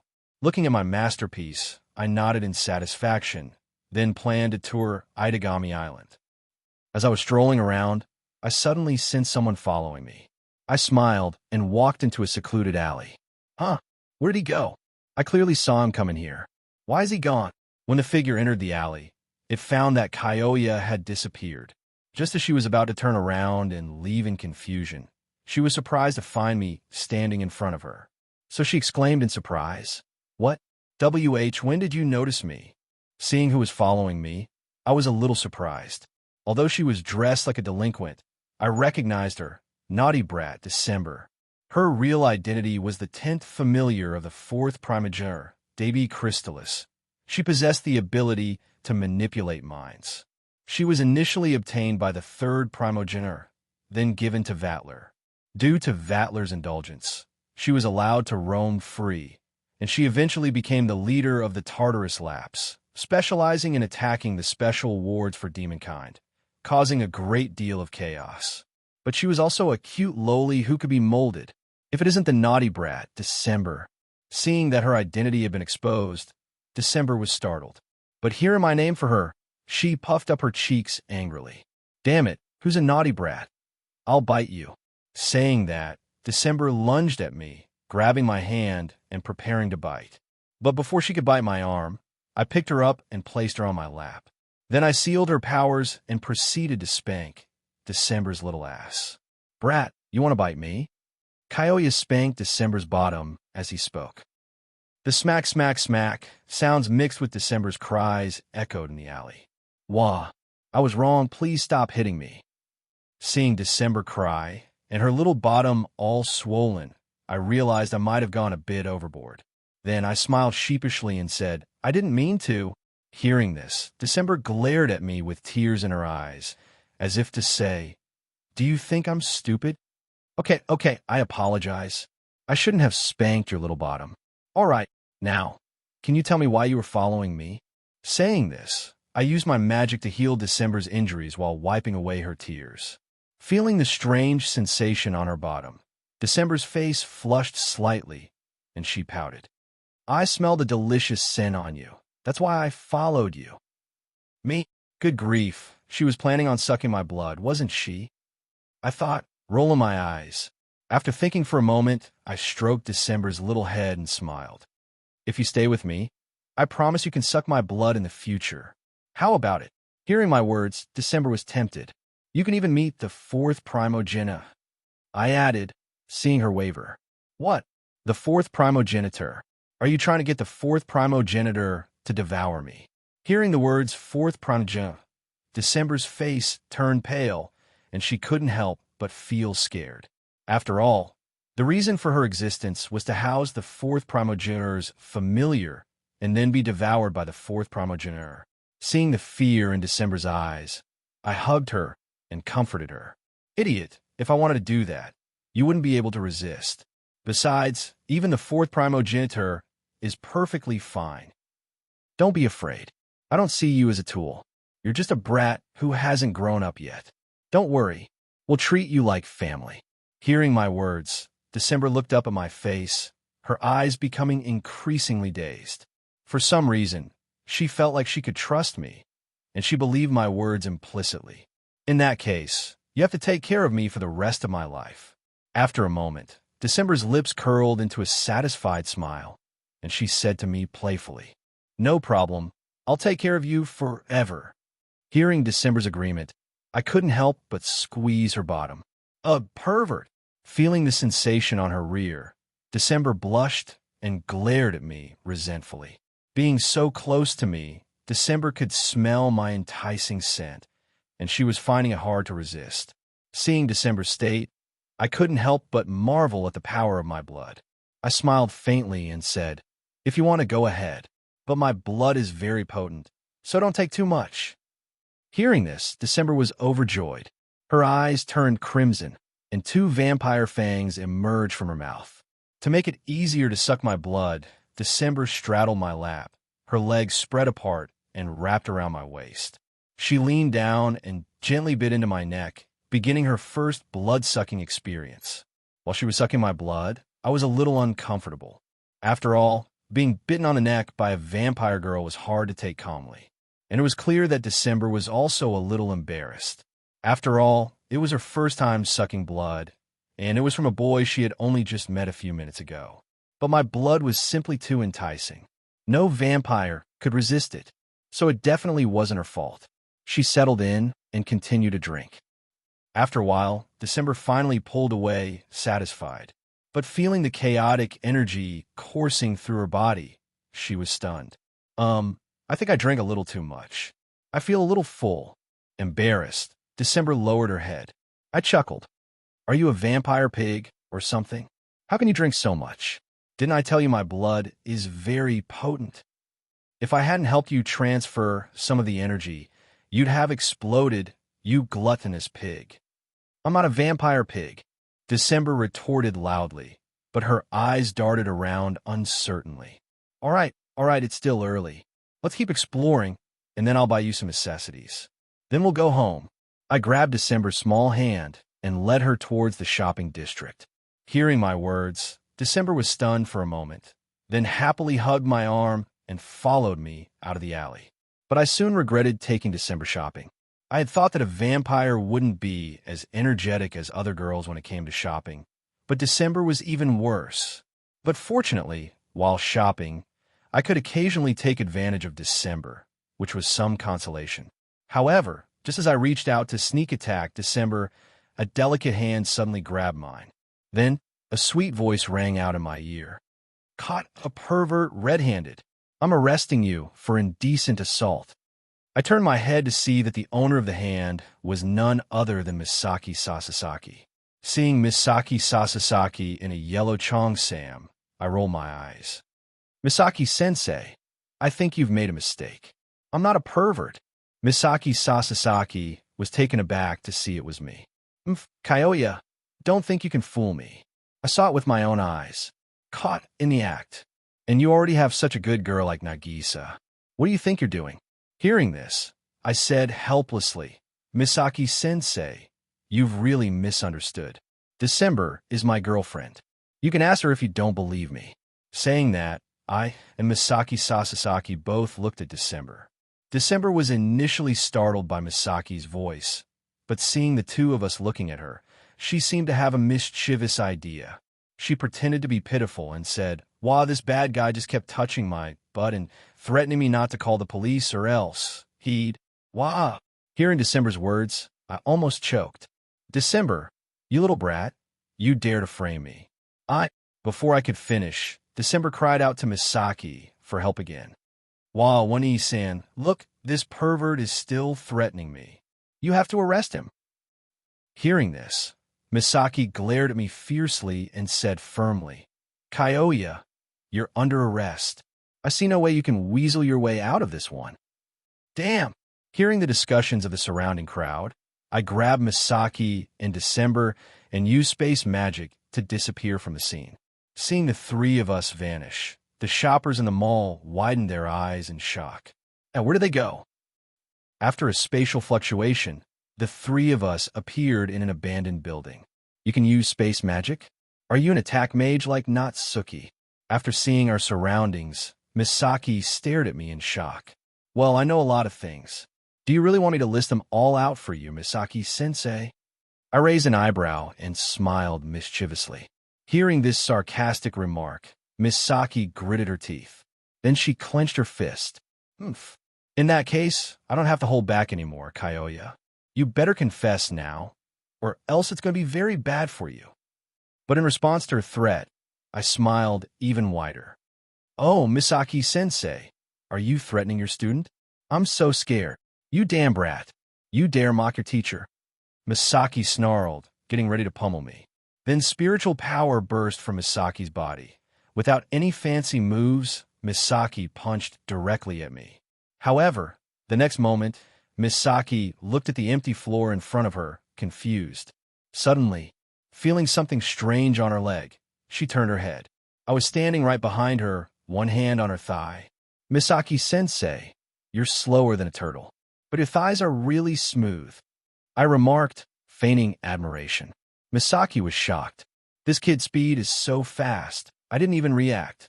But seeing me brazenly touching her thigh and then mocking her, Misaki was furious. She attacked me again, even faster than before. Those abs, I could play with them all year. They're so firm and slender. Sensei, keep it up. Maybe you'll be able to touch me next time. But the result was the same. I reappeared behind Misaki, my arms wrapped around her waist, and offered another compliment. Being suddenly embraced by Kyoya, Misaki Sasasaki immediately countered with a backward elbow strike. But I was too fast. She couldn't even touch my shadow. Damn brat. Is dodging all you can do? Coward. Do you dare to face me head on? At this point, Misaki was about to lose her mind. Although the chi power restricted her movements, she had already pushed her spiritual power to the maximum. But even so, she couldn't even touch the corner of my clothes. My speed made her feel utterly powerless. Tisk, I've teased her enough. Misaki-sensei is losing it. Seeing Misaki Sasasaki's frantic state, I decided to stop dodging. Misaki Sasasaki didn't react in time and almost bumped into me. When she regained her footing, she looked up at me angrily, not understanding what I was up to now. Misaki-sensei, since you specialize in close combat martial arts, I won't take advantage of you. Come on, let's fight.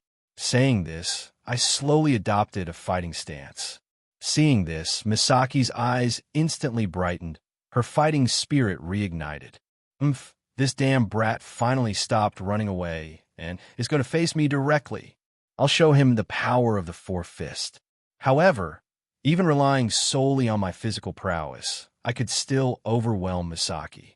In the next instant, Misaki Sasasaki channeled her spiritual power into her hands and punched towards my chest. Clang! Then, Misaki widened her eyes, staring at my grinning face. Misaki couldn't believe what she was seeing. She launched a furious barrage of attacks at me. However, it felt like each punch was hitting a solid steel plate. Feeling a slight pain in her hands, Misaki reluctantly stopped attacking. She had never imagined that she would be completely helpless against the student. This dealt a significant blow to her pride. Misaki looked up at me, who was still smiling calmly, her eyes filled with disbelief. Seeing Misaki's dejected expression, I said helplessly, "Misaki-sensei, look, I stood still and let you hit me, but you still couldn't do anything." This guy's mocking me again, but I really can't do anything about him. But Misaki still retorted stubbornly, "Even if I can't defeat you, the fact that you sexually harass someone is undeniable. You're still a criminal." Hearing this, I glared fiercely at December, who was enjoying the show, and said playfully, "You'd better explain yourself clearly, or I won't let you have any blood in the future, and I'll punish you." December's expression changed drastically. No blood? And spanking. Then December spent a long time explaining the situation to Miss Sasasaki. After understanding the truth, Miss Saki's face twitched uncontrollably, and she looked at me awkwardly. Misaki-sensei, do you have something to say to me?" I asked, a familiar playful smile on my face. About what happened earlier, I apologize. I misunderstood you." Misaki scratched her head, her voice becoming much quieter. "Sigh, I've really made a fool of myself. Not only did I get beaten by a student, but I also have to apologize to him." Thinking of this, Misaki felt like crying. A verbal apology isn't enough. You need to offer a tangible gift as compensation. However, I wasn't satisfied with Misaki's apology. I smiled and stated my demand. "A tangible gift? What do you want?" Hearing this, Misaki Sasasaki looked puzzled. In response, I looked at Misaki Sasasaki up and down. Then I used Su to appear before her. Seeing me suddenly appear before her, Misaki Sasasaki was startled. She stumbled backward, almost falling, but I caught her in my arms. And so, Misaki found herself tightly embraced by me, unable to move. We stared at each other, face to face. Looking at my face, so close, Misaki blushed. After all, this was the first time she had been this close to a man.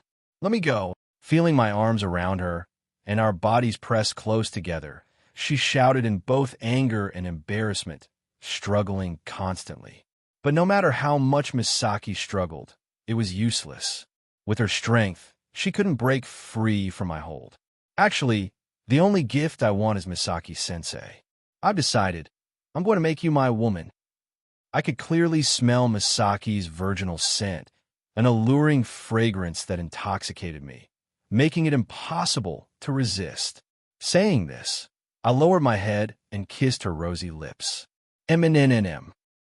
It wasn't until Misaki was breathless that I released her, smiling and saying, "From now on, Misaki-sensei is my woman. Remember that."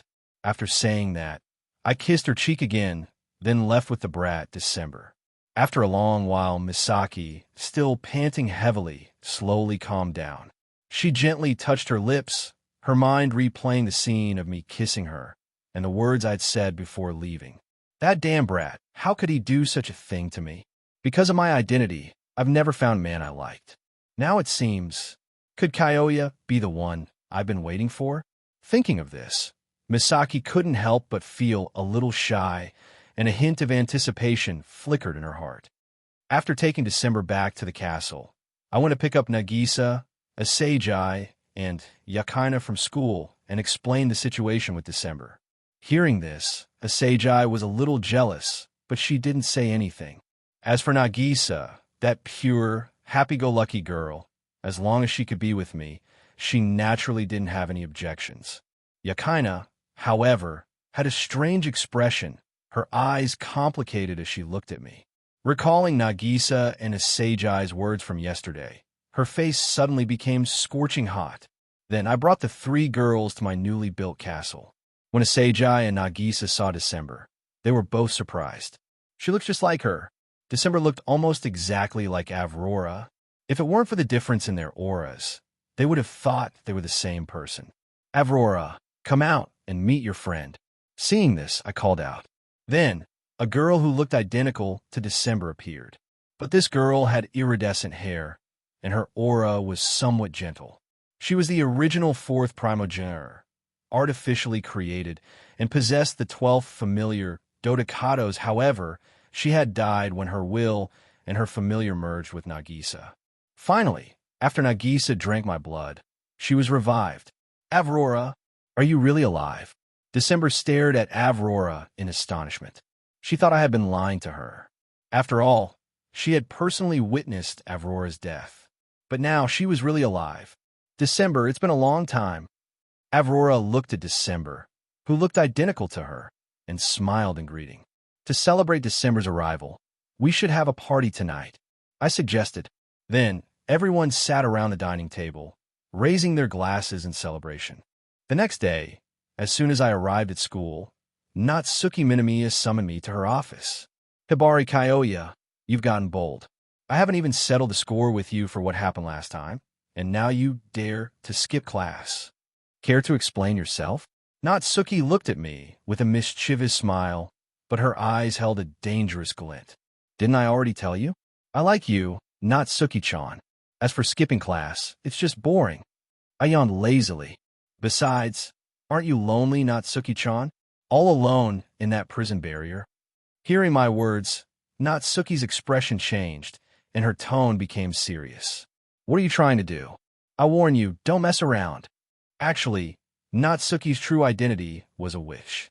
Her physical aging had stopped in childhood, and the price of being a witch was to guard the prison barrier alone until death.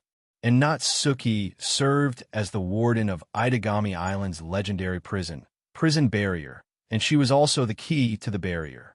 Therefore, Natsuki usually appeared as a magical illusion when active, capable of using spatial magic to summon chains for combat. Her true body slept within the barrier. Yeah, what are you talking about, Natsuki? How could I mess around? Everything I do is carefully calculated. I grinned at Natsuki, then turned and left. Natsuki felt a throbbing headache. Based on her understanding of me, I would definitely do something detrimental to the prison barrier. But with my strength, no one could stop me. Natsuki could only pray that I wouldn't do anything too drastic. Meanwhile, the three esteemed and supernaturally powerful attack mage of the Lion King organization, the three saints, were gathered, discussing a plan regarding me. The three saints were Koyomi Shizuka, a senior high school girl, the current leader of the three saints, one of Japan's strongest attack mage. Her true identity was a bespectacled girl who attended Saikai Academy High School. Sharona Karaki, a young, busty girl with two personalities. One was the inherited will of darkness passed down through generations. The other was her own self as the vessel for the power of darkness. Yukari Indu, a blonde elf with a quirky personality. Her true age was unknown, and she often used a black cat as her familiar. According to reports, the boy named Hibari Kyoya is the true instigator of the world's recent turmoil. He has even helped the fourth primogenitor subdue all the familiars within her body. Therefore, we need to formulate a new plan regarding the fourth primogenitor. Koyomi Shizuka explained. Hearing this, the other two saints fell silent. After a moment, Sharona Kuraki said, feeling troubled, he's already stronger than a primogenitor, and now he has the fourth primogenitor on his side. How are we supposed to deal with him? Koyomi's eyes flashed, and she said calmly, it's not impossible. Based on our investigations, he seems to have many female companions. I propose we use a beauty trap to entice him. A beauty trap? Who are you planning to send? Although the Lion King organization has many sword shamans, only a few are exceptional. Yukari Indu, the elf girl, spoke up dissatisfied. After all, those sword shamans were her students. She didn't want to send them into the wolf's den.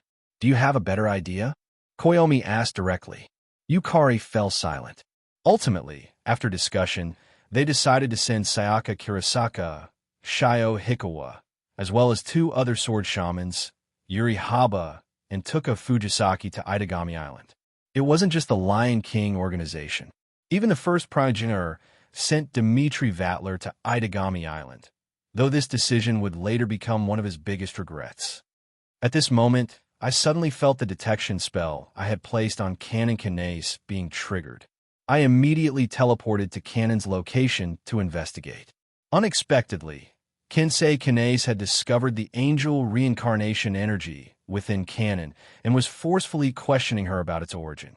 Canon refused to reveal my involvement, so she denied Kinsei's interrogation.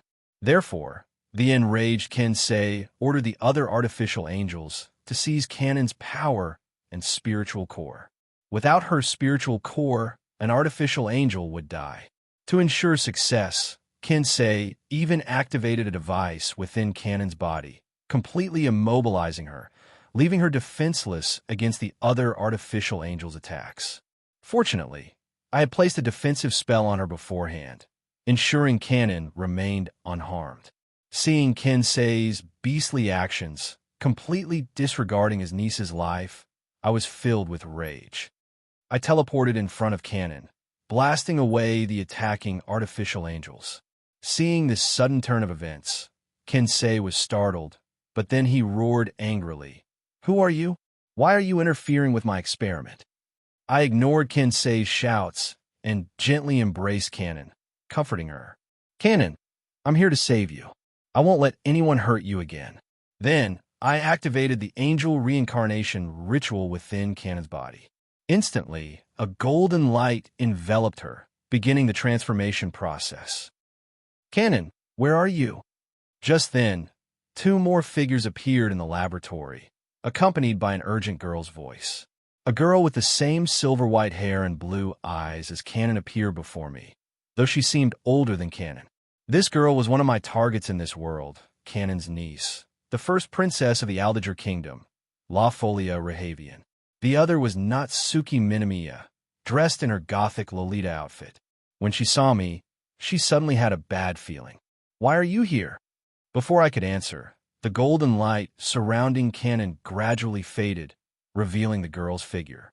Her aura was now even more holy.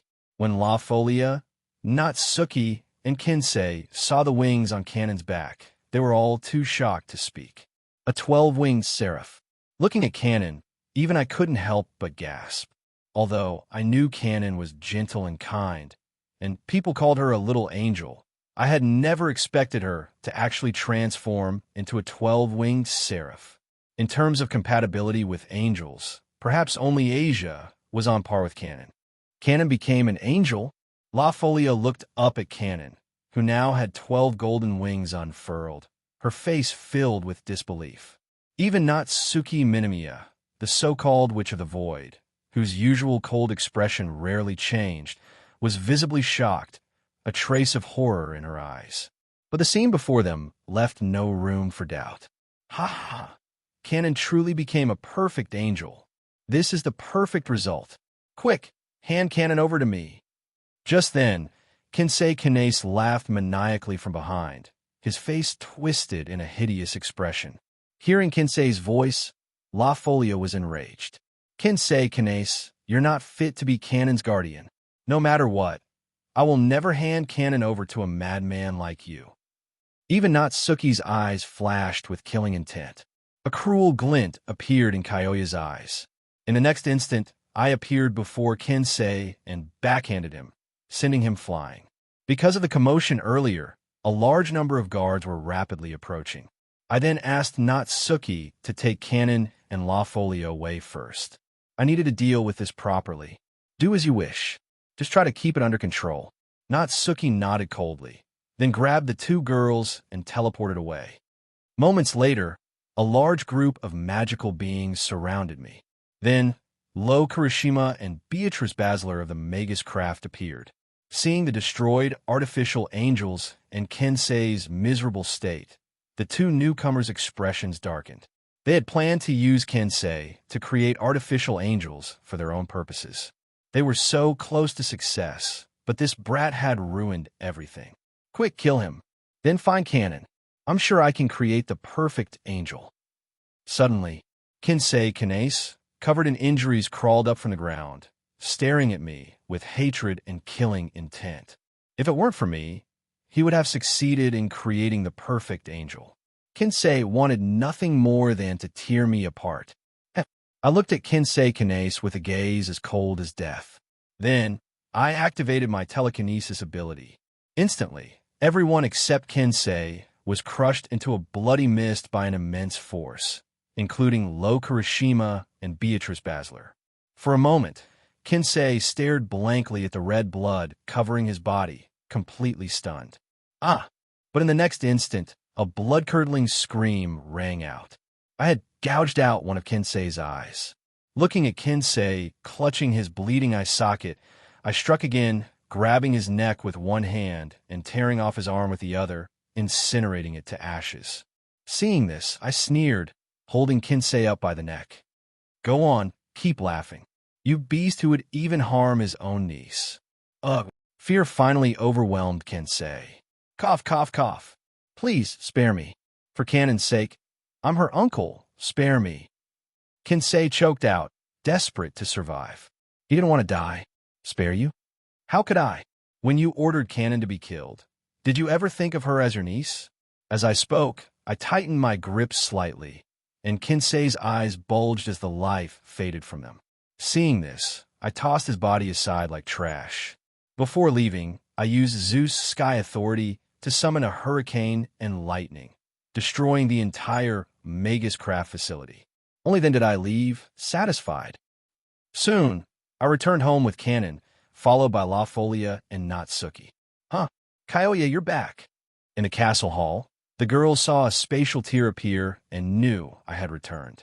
Kanon-chan and Natsuki-sensei. But seeing Kanon, Natsuki, and La Folia behind me, Nagisa exclaimed in surprise. Kyoya-senpai, what happened?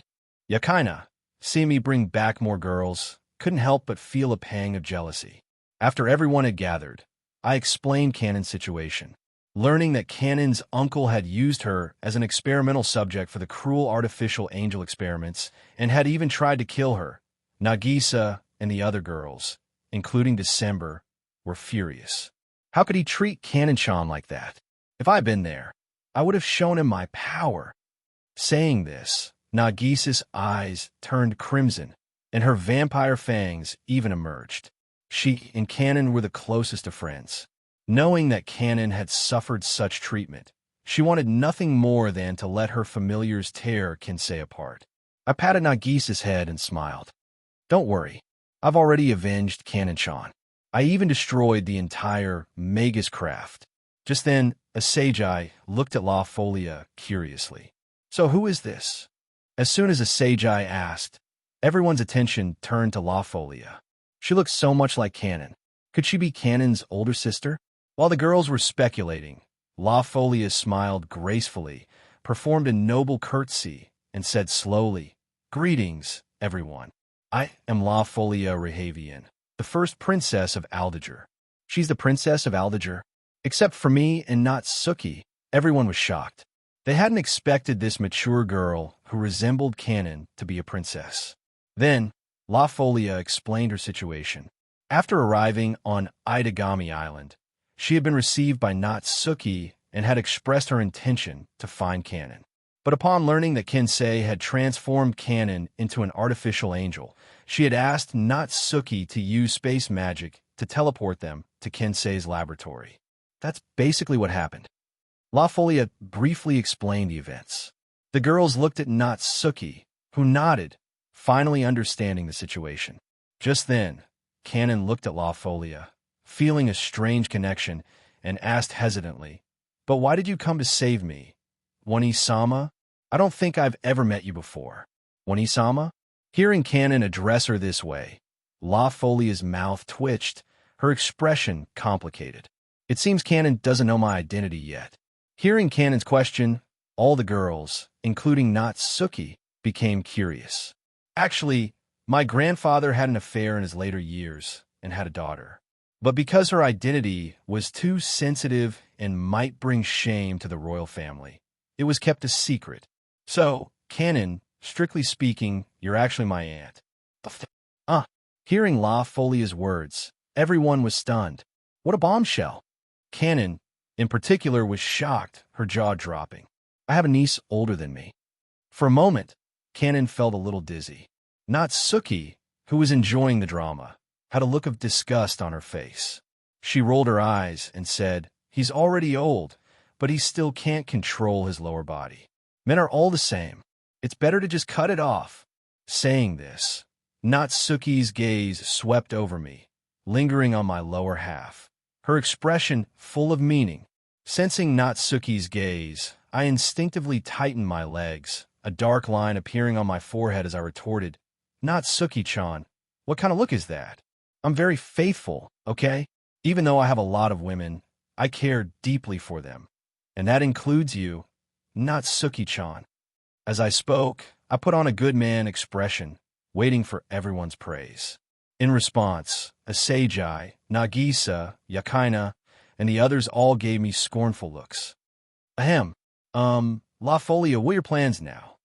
Feeling the girls' disdainful gazes, I coughed a few times and quickly changed the subject to cover my embarrassment. Hearing my question, La Folia paused, then slowly replied, "Actually, my grandmother holds no ill will towards Aunt Cannon. I came here this time to bring Aunt Cannon back to the kingdom of Aldager and restore her identity. So, I wonder if Aunt Cannon would like to accept her status as a princess and live in the kingdom." Saying this, La Folia's gaze rested on Cannon. Just then, I couldn't help but interrupt. How about you two just call each other sisters? It feels a little awkward otherwise." Hearing this, everyone couldn't help but laugh. Then La Folia said, "In that case, I'll just call you Cannon. Wani-sama, I'm not interested in being a princess.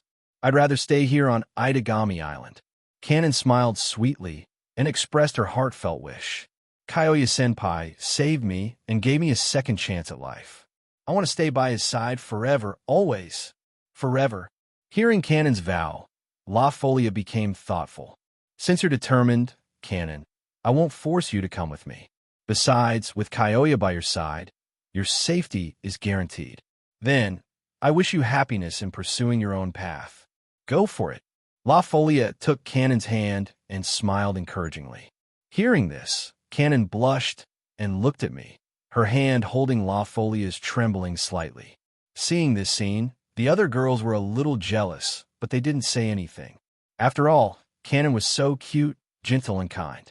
Just as everyone was welcoming Cannon into the group, my expression suddenly changed, and I looked outside the castle, saying coldly, "Tisk, I didn't expect someone to be reckless as to cause trouble here." Saying this, I walked out of the castle. The other girls, seeing this, also got up and followed. When they arrived outside the castle, they saw a serpentine familiar, glowing with blue light, staring coldly at everyone. Seeing this, Yakaina pulled out her spear, Schneewalzer, and stood in front of me, watching the serpentine familiar warily. Natsuki, using her spatial magic, continuously scanned the surroundings, trying to locate the person who had released the familiar, but she couldn't find any trace. Roar! Just then, the serpentine familiar whipped its tail, and the surrounding space seemed to crackle. Seeing this, I pulled Yakaina back and snapped my fingers. In the dark sky, a bolt of blue lightning, radiating a destructive aura, suddenly descended. Crack! In just one move, the battle was over. The serpentine familiar was instantly blasted into ashes by the lightning, disappearing before everyone's eyes. However, where the serpentine familiar had disappeared, a black envelope slowly floated to the ground. In the next instant, the envelope appeared in my hand. After reading the contents, I couldn't help but sneer. "Kyoya-senpai, what does the letter say?" Yakaina, whose hand I was holding, asked shyly. "A vampire named Dimitri Vatler, foolishly inviting us to a banquet in 3 days." I scoffed. Dimitri Vatler. Hearing this, Natsuki, La Folia, Avrora, and December were all surprised. Vatler was a duke from the territory of the Lost Warlord, the first primogeniture and the owner of the massive luxury liner, Sinus Grave too. But as a vampire, he was originally just a noble. However, he gained immense power by devouring 2 elder-level vampires, becoming known as the vampire closest to a primogeniture. Possessing power exceeding that of an elder-level vampire, he had once helped the Black Death Emperor front in order to fight Narakovara. He also publicly claimed to have pursued the fourth primogenitor, Aurora, and was now turning his attention to Nagisa. But his true goal was only the blood of the fourth primogenitor. This little shit dares to have plans on my Aurora and Nagisa. When we attend the banquet, I'll grind his bones to dust. I said, my eyes cold. Hearing this, Nagisa happily kissed me, and even Aurora had a smile on her face. But Kyoya-senpai, we've never attended a banquet before, and we don't have any formal dresses. Although Yakina and the others were happy that I was taking them to the banquet, the thought of needing formal attire troubled them. Tomorrow we'll go shopping at the mall. Everyone can buy something. By the way, Natsuki-chan has to go too. Got it, I suggested directly. However, hearing my words, Natsuki calmly objected. No, I'm not going to the banquet. Why should I buy a formal dress? To this, I smirked and said, if Natsuki-chan doesn't agree, then I'll buy a doll outfit and force you to wear it to the banquet. Now, are you going or not? You. Humph. My words completely stunned Natsuki. But knowing my personality, if she didn't go, I would definitely capture her and forcefully. Thinking of that scene, Natsuki's face darkened, and she could only glare at me fiercely. Seeing that Natsuki no longer objected, I was satisfied. Everyone returned to the castle. But Kanon was secretly called to my room by me, saying I needed to check her body thoroughly to see if the angel transformation had any other side effects, just in case. Hearing this, the other girls all glared at me resentfully, feeling a little envious of Kanon. Although she knew what was about to happen, Kanon still blushed and came to my room. The next day, walking down the street, Kyoya and Kanon Kanase walked hand in hand, side by side, while Asagi Aiba and Yakina Himuraji followed behind, their expressions resentful. Last night was so noisy, and he didn't even bother setting up a soundproof barrier. Now he's acting all lovey-dovey right in front of us. When did you two get together? At the same time, Natsuki Minamiya, walking at the back, glanced suspiciously at Sasaki Misaki beside her. I couldn't help it. I had to follow him. Misaki Sasasaki's face flushed slightly as she looked ahead at Kyoya, her words filled with shyness. After all, Kyoya had done that to her. Plus, he seemed to fit her criteria for a partner. Therefore, when she received the banquet invitation from Kyoya, she followed him to pick out a dress. Tisk, seeing Misaki's love-struck expression, Natsuki rolled her eyes and internally cursed Kyoya for being such a womanizer. When they arrived at the mall, all the girls smiled brightly as they picked out their banquet dresses. Even Natsuki couldn't help but enjoy herself. 3 days later, I brought the girls to the massive luxury liner, Oceanus Grave 2. Arriving at the banquet venue, a huge luxury liner was docked at the port of Itagami Island. Ugh, attending a banquet. I'd rather stay home and play games. December grumbled, wearing a small dress, looking embarrassed. This dress is really... Yakina, standing beside her, blushed and covered her chest with her hands, her voice trembling slightly. What do you mean? You look beautiful, Yakina. Saying this, I embraced Yakina from behind, kissing her neck. My intimate action made Yakina blush even more, and she almost melted in my arms. Geez, Kyoya, really? Seeing how affectionate I was with Yakina, Asagi and Nagisa immediately got jealous. Noticing this, I also gave them each a kiss to appease their feelings. La Folia and Kanon wore matching pure white dresses, looking more like real sisters than Aurora and December, attracting much attention. Misaki Sasaki still wore a qipao, this time a striking red one with a high slit, looking uniquely elegant. When my gaze landed on Natsuki Minamiya, my eyes lit up. She wore a black and purple mini dress, her cheeks faintly flushed, her skin was flawless. She looked like a little princess. You look absolutely stunning, Natsuki-chan. I really want to hold you. Hearing this, Natsuki's expression darkened, and she looked at me with disgust. TSK, are you what people call a lolicon? You pervert. I wagged my finger, denying her accusations. No, I'm not a lolicon. It's just that the person I like happens to be a loli. And Natsuki-chan is a legal loli. Also, you look really beautiful, Natsuki-chan. With that, I gave Natsuki a thumbs up in praise. Although Natsuki still looked disgusted, the faint smile playing on her lips revealed her inner delight. All right, the banquet is starting. Let's hurry up and go. I put one arm around Yukina's waist, while a Seijai held onto my other arm. Then, the 9 of us boarded the luxury liner together. The originally lively banquet fell silent as everyone stared, dumbfounded, at our arrival. We were already a group of handsome men and beautiful women, attracting much attention. But then they noticed me, surrounded by so many naturally stunning girls. The other men at the banquet were all envious and jealous. Damn it, why does that kid get so many girls? Yeah, he's just a human, yet he has so many beauties by his side. How about we help him share the burden?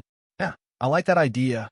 Besides, he'll be kicked out soon, so we might as well take advantage of the situation. Hearing the filthy words directed at my women, my eyes turned cold. I used mental out to force them to come forward. A bunch of pathetic ants die. As soon as I finished speaking, their limbs twisted and broke under the pressure of an invisible force, followed by a flash of crimson flames. These low-life demon-kind didn't even have time to scream before they were reduced to ashes. I looked disdainfully at the surrounding demon-kind. A bunch of weaklings. You'd better know your place. Seeing this terrifying scene, the other attendees lowered their heads, not daring to even look at the girls beside me. Some of them even broke out in a cold sweat, grateful that they hadn't made any inappropriate comments earlier. Then, I led the girls to the upper deck of the liner. Just as the girls were looking around, a giant red serpent's head suddenly lunged at them. Just as Yakaina and Misaki were about to react, 4 beautiful girls suddenly appeared. In an instant, the serpent's head was slain and dissipated into nothingness. Sayaka, Yuri, Shio, and Tuka, what are you doing here? Seeing the 4 newcomers, Yakaina couldn't help but exclaim in surprise. Then she excitedly went over to greet them. That's right, the newcomers were the ones sent by the 3 saints of the Lion King Agency: Sayaka Kirasaka, Shio Hikawa, Yuri Haba, and Tuka Fujisaka. And when I looked at the 4 girls wearing the Lion King Agency uniforms, my eyes lit up.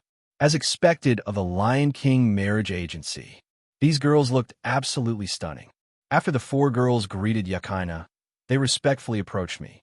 Greetings, Kyoya-sama. We were sent by the Lion King Agency to protect you and the 4th primogenitor. Tuka Fujisaki explained their mission. The 3 saints of the Lion King Agency had ordered them to protect me and Nagisa, and they were forbidden from refusing any of my requests. Natsuki, who understood everything, didn't hold back in exposing the truth. Sending 4 girls like this? I think protection is just an excuse. They're really here to seduce Kyoya, aren't they? We'll talk about that later. First, I need to deal with this sneak attack, I said, and then instantly fired a lightning spear towards a dark corner. In the resulting explosion, a blond man in white clothing was blasted out, muttering, My, how decisive, no mercy at all. Seeing the man, Natsuki's expression turned cold. Snake Charmer, what is your purpose here on Itagami Island? Yakaina and the 4 sword shamans immediately drew their weapons, assuming defensive stances. Dimitri Vatler had intended to apologize politely, but then he saw the resurrected Aurora, and his expression changed drastically. Then, his eyes lit up with a manic gleam, and he lunged towards her, muttering, Aurora, my Aurora, I've finally found you again. This time, I will definitely. Whoosh! Before Dimitri Vatler could even get close, I casually slapped him, sending him flying. Dimitri Vatler, have you decided how you want to die yet? Cough! At this moment, Dimitri Vatler, whose handsome face now bore a conspicuous handprint, spat out a mouthful of blood and slowly stood up from the wall. When he raised his head and locked eyes with Kyoya, he finally saw clearly that the person before him was just a student-like youth. How is this possible? His movements were so fast that I couldn't even react. Just how strong is he?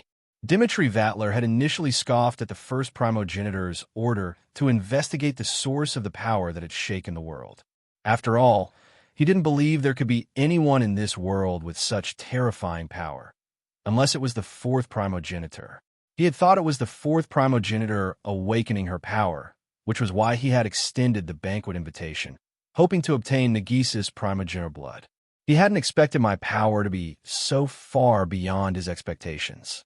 Kyoya-sama, please forgive my rudeness. Without hesitation, Dmitry Vatler apologized, deciding to postpone his plans for the fourth primogenitor's blood. However, he wasn't aware that I possessed mental manipulation abilities and could read his thoughts clearly. After learning of Dmitry Vatler's inner thoughts, I couldn't help but sneer. You think I don't know what you're thinking? You haven't given up on Nagisa and Aurora yet. You're better off dead. Hearing my words, Dmitry Vatler was shocked. He hadn't expected Kyoya to be able to read his mind. Deciding to drop the act, he immediately launched a preemptive strike, summoning his two-headed dragon familiar form from the fusion of two beasts and a giant green serpent, Shakera. Kill him! With Dmitry Vatler's roar, the two familiars unleashed torrents of fire and light. I drew, sort of promised victory, and casually swung it. The two familiars and Dmitry Vatler himself were instantly obliterated, vanishing without a trace. This sudden turn of events stunned the girls. Even the demon kind who had been drawn to the commotion were terrified by what they had just witnessed. After all, Dmitry Vatler was not only the Duke of Ardil, a territory under the first primogenitor's lost warlord, but also the warlord's empire's ambassador to Itagami Island. And he was a trusted subordinate of the first primogenitor. Yet he'd been instantly killed by me with a single sword strike. The demon kind present were dumbstruck. Is this guy not afraid of the first primogenitor's wrath? Except for the 4 girls from the Lion King agency, the other girls were well aware of my power and weren't particularly surprised. You just killed him like that. I'm afraid the Forgotten Warlord won't let this go easily. Natsuki commented worriedly. So what? Killing him was a mercy. If the first primogenitor dares to show his face, I'll destroy his entire warlord's empire. I scoffed disdainfully. Natsuki, aren't you worried about causing global panic? But considering my power and personality, she just sighed, resigned. Meanwhile, Yuri Haba was staring at me with undisguised admiration, her eyes shining. She was a sucker for shoujo manga. I had single-handedly annihilated a powerful vampire who wanted to take away his women, and declared that he would protect them. These words and actions had undoubtedly hit her G-spot. Since this is settled, let's go home. After speaking, a teleportation circle appeared beneath Kyoya's feet, and then the group returned to the castle. Soon, the news of me killing Dmitry Vatler spread like wildfire. The first progenitor was furious and publicly declared that I would pay the price. As for the other 2 progenitors, they simply watched from the sidelines, making no moves. At the same time, the Bureau of Astrology, Japan's special agency, also publicly condemned me for killing the ambassador to Itagami Island. However, their true goal was to take advantage of the chaos and manipulate Leviathan to destroy Itagami Island and eliminate Seijai Aiba. As for the 3 saints of the Lion King agency, they maintained a wait-and-see attitude regarding Kyoya's actions. If Kyoya could withstand the first primogenitor's retaliation, they would stick to their original plan. If Kyoya died at the hands of the first primogenitor, then they would change their plan and focus on monitoring Nagisa Akatsuki. Back at the castle, I prepared rooms for Sayaka Kirasaka, Shio Hikawa, Yuri Haba, and Tuka Fujisaka. But then I suddenly remembered Vatler's reason for coming to Itagami Island, a terrorist organization called the Black Death Emperor Front. And the current leader of the Black Death Emperor Front was Christoph Gardos, an old man with white hair, dressed in a military uniform.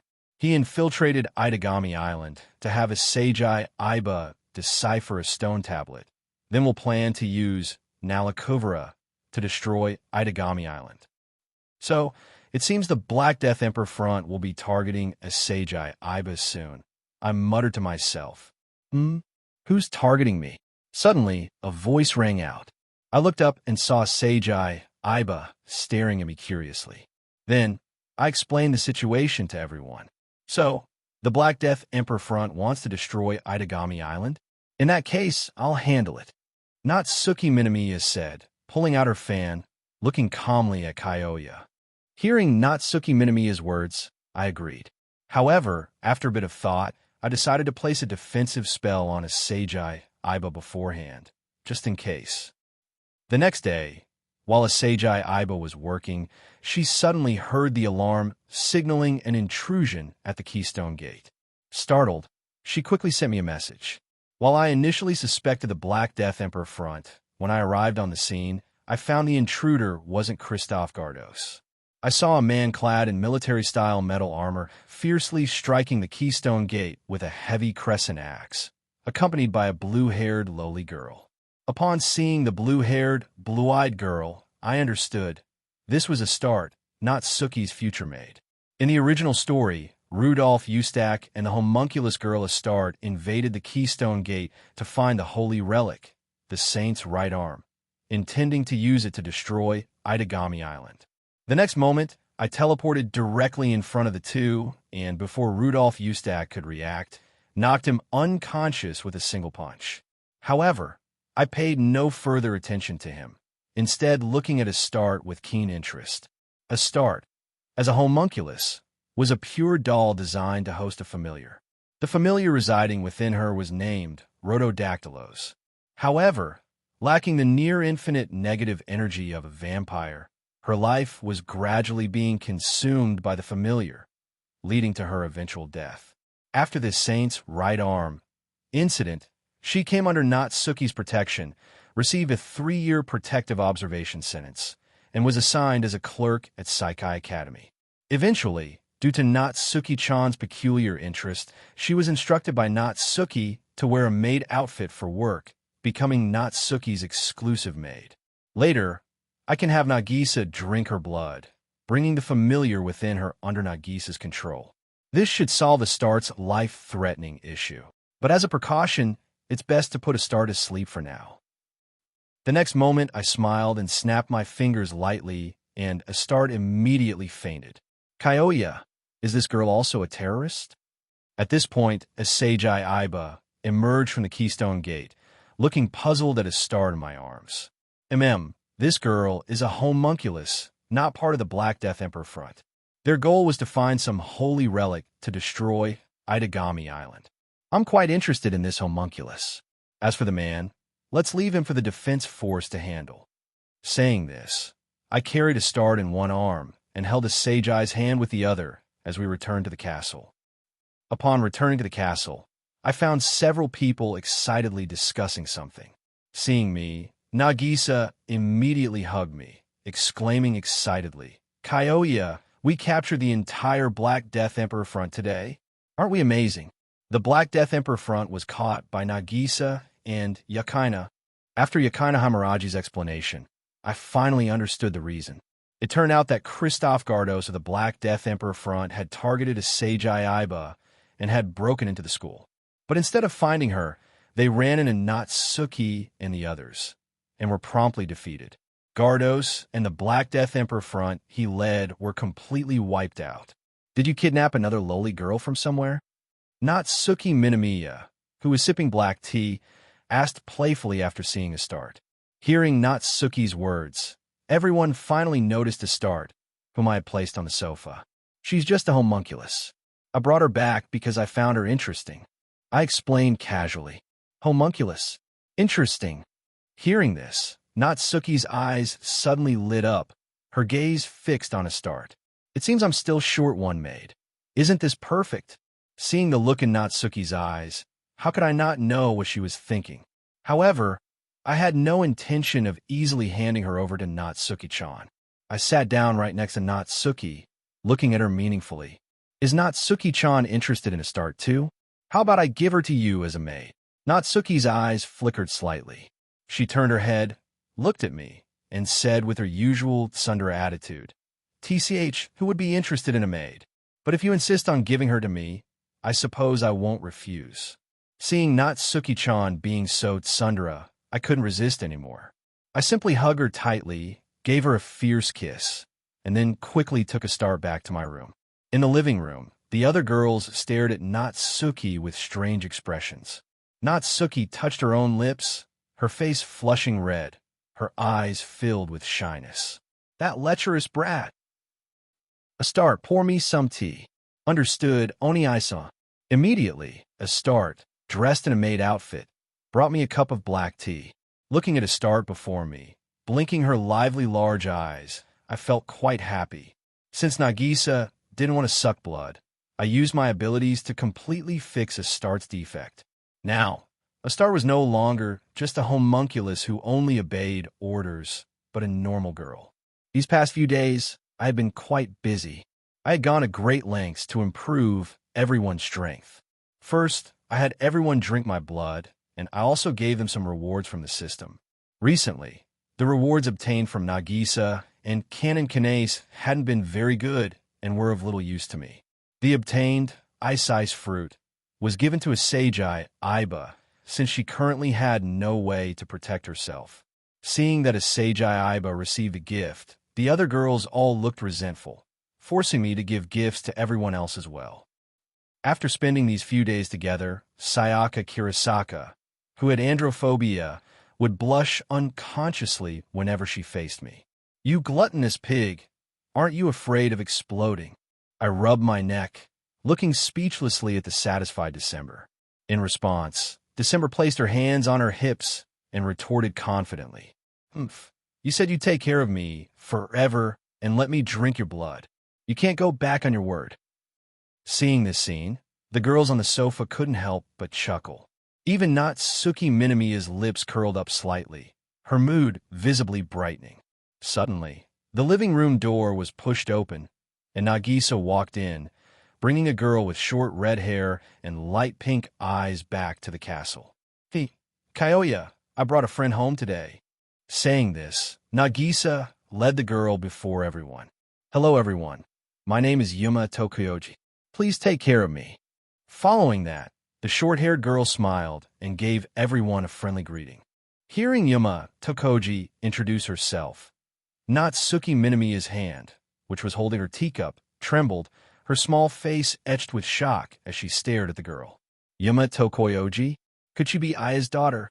At that thought, Natsuki's expression became incredibly complex. Originally, Aya Tokuyoji, like herself, was a witch and a close friend. However, Aya had come to question the very existence of magic and the demon races.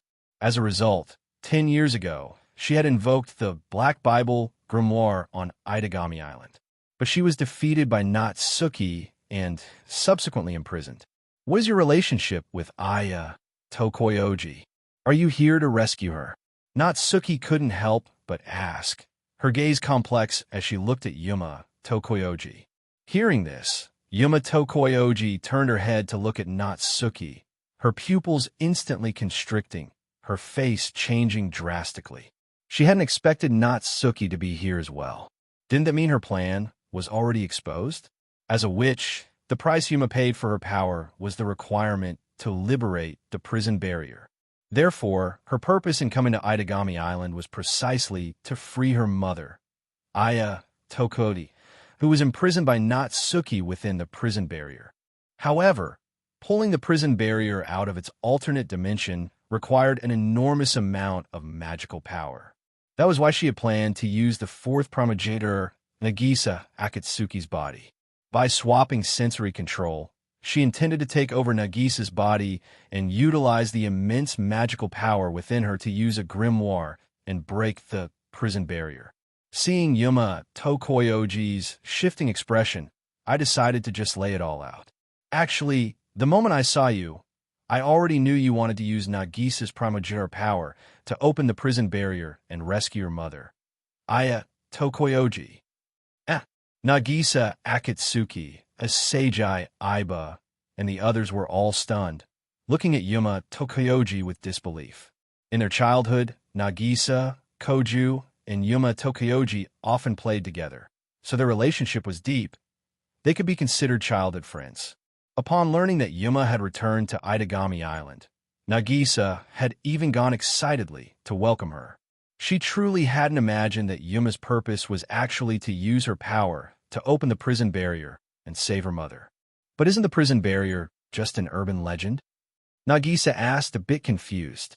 Actually, the prison barrier is a classified facility on Itagami Island used to detain heinous criminals. Even the management corporation doesn't know its location, which is why the citizens call it an urban legend. It exists within Natsuki's dream, a separate dimension created by her magic when she entered a state of suspended animation 10 years ago. Those imprisoned within cannot break it from the inside. Only someone from the outside, using spatial magic, can destroy it. And so, I explained all the relevant information about the prison barrier. Seeing my gaze sweep over her, Natsuki's eyelids twitched violently, and a sense of foreboding suddenly washed over her. I was originally planning to open the prison barrier anyway. Since you also want to rescue Aya Tokoyoji, let's just do it together. Hearing this, everyone was shocked. Natsuki's face changed dramatically. She stared fixedly at me, her tone severe as she warned. Hibari Kyoya, don't you dare do anything reckless. Towards Natsuki's warning, I naturally turned a deaf ear. I wrapped my arm around her and said with a smile, "Reckless? Me? I'm just going to rescue Natsuki-chan in an orderly fashion. You can rest assured." Seeing Natsuki still trying to resist, I simply dismissed her illusionary body, sending her consciousness back to her main body within the prison barrier. Where did Natsuki-sensei go? Seeing Natsuki suddenly vanish, everyone except Yuma Tokoyoji, who knew the situation, looked puzzled.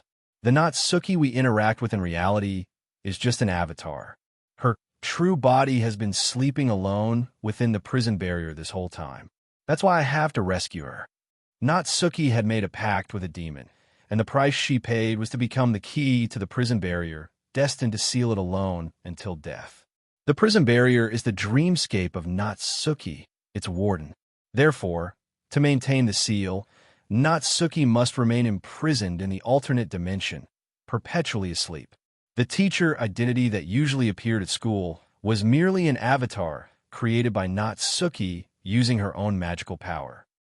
After learning about Natsuki's experience, Nagisa, Asagi, and the others couldn't help but feel sorry for her. So, opening the prison barrier and rescuing Natsuki-chan is my goal. My words brought smiles to the girls' faces. Even Yuma Tokoyoji, who had thought her plan had failed, hadn't expected such a turn of events. But Kyoya-senpai, the ones imprisoned in the prison barrier are all heinous criminals. Are we really going to release them? Yakina Himuraji couldn't help but worry. Hearing this, the others also realized this was a problem that couldn't be ignored. They looked towards me, wanting to know what solution I had. I scoffed. Didn't I say they were heinous criminals? Just kill them all, problem solved. Setting up such a prison is completely unnecessary in the first place.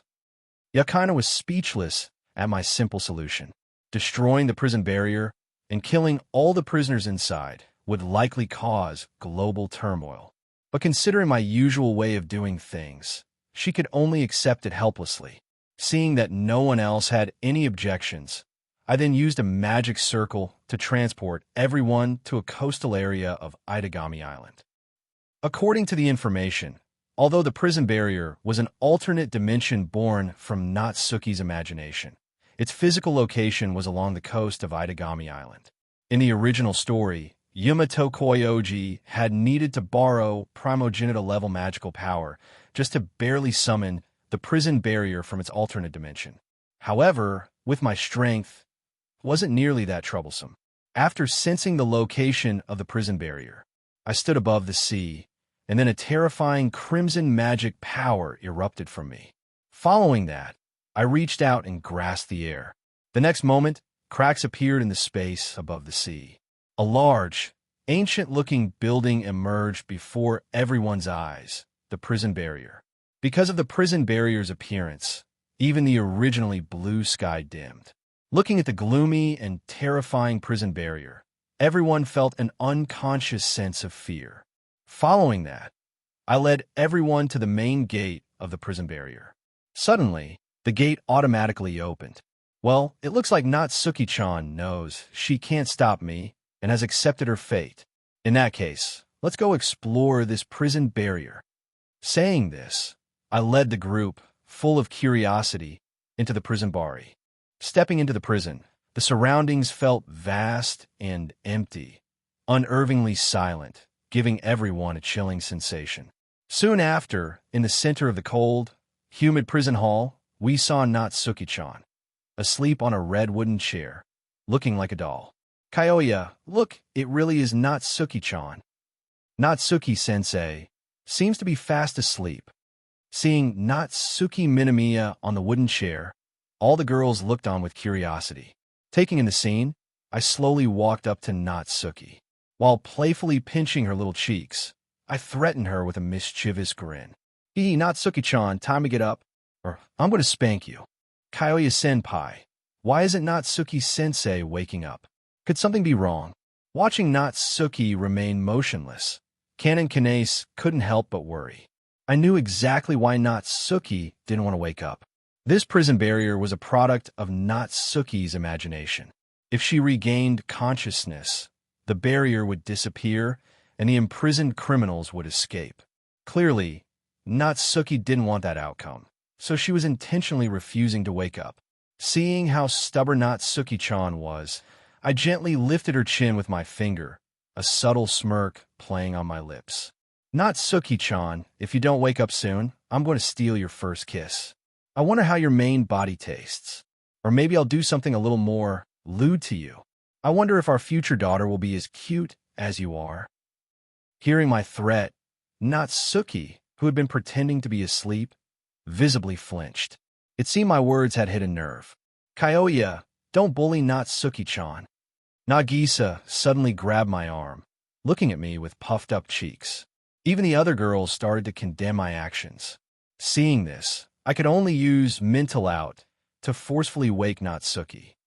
However, the next moment, a silver-white knight suddenly appeared behind Yuma. Without hesitation, the knight thrust its sharp sword forward. Its target was Natsuki. But strangely, the knight's attack seemed to include Yuma and me as well. The girls clearly hadn't anticipated this sudden development. Just as the sword was about to pierce Yuma, I snapped my fingers. The silver knight instantly vanished. "Yuma, what's going on?" Nagisa, seeing her friend suddenly launch a sneak attack that almost impaled her as well, asked in astonishment. I don't know what happened either." Yuma's face was also deathly pale at this moment. Her guardian knight had suddenly gone berserk, trying to kill even her. Tisk, trying to kill your own daughter along with the target? That's a bit too heartless, wouldn't you say? Tokoyoji. I set my tone cold. Hearing my words, Yuma was stunned, her face filled with disbelief. Clearly, she now understood why her guardian knight had suddenly gone berserk. The witch's power within her had been given to her by Tokoyoji. And now, within the prison barrier, Tokoyoji could naturally easily control the guardian knight within her body. But why would her mother want to kill her too? At this thought, Yuma's heart began to shatter. Oof. She's just a tool that can be discarded at any time. As the cold voice fell, a girl with long black hair, light purple eyes, and dressed in a black Miko outfit suddenly appeared before everyone. "Mother, why?" Yuma asked, her voice numb with pain. "Is this Yuma's mother?" Nagisa looked at Tokoyoji, somewhat shocked. "Seems like it. Aside from the hair length, they're practically identical." A Seiji Iba commented, equally surprised by their resemblance. "She's just a clone I created for my cells, a tool to break the prison barrier and free me. Nothing more. But now the plan has failed. She's utterly useless." Hearing Tokoyoji's words, Yuma's entire being began to crumble. She couldn't believe the person she regarded as her mother only saw her as a tool. "Shut up. Yuma-chan is not a tool." Seeing her friend being treated like this, Nagisa immediately stood up and roared. Hearing this, Yuma looked at Nagisa, her eyes brimming with tears. Tokoyoji ignored them completely, pointing a finger at Yuma from a distance. "All right, it's time to return the power to me." The next moment, Yuma instantly collapsed to her knees, screaming in agony. Countless purple lines connecting Yuma to her guardian knight began to snap violently behind her back. The agony of having her power forcibly extracted assaulted her relentlessly. How could you do such a thing? For a witch, a guardian is a part of their very being, obtained by sacrificing their humanity. And you, her mother, are trying to take it away. Stop it. Stop this instant. Yakaina Himuraji immediately drew Schneewalzer, aiming it at Aya Tokoyoji and shouting furiously. Hearing this, the other girls were also extremely angry, especially Nagisa, whose eyes glowed crimson, on the verge of losing control. Just as the Guardian Knight's power was about to be completely seized by Aya Tokoyoji, I teleported beside Yuma and used my magic power to firmly seal it within her body. Who are you? Seeing her connection to the power being severed by me, Aya Tokoyoji was horrified. She glared at me menacingly. Seeing Yuma kneeling on the ground, drenched in sweat, I healed her injuries, then picked her up. Before Yuma could even thank me, I hugged her tightly and gave her a deep kiss. MNNNNN.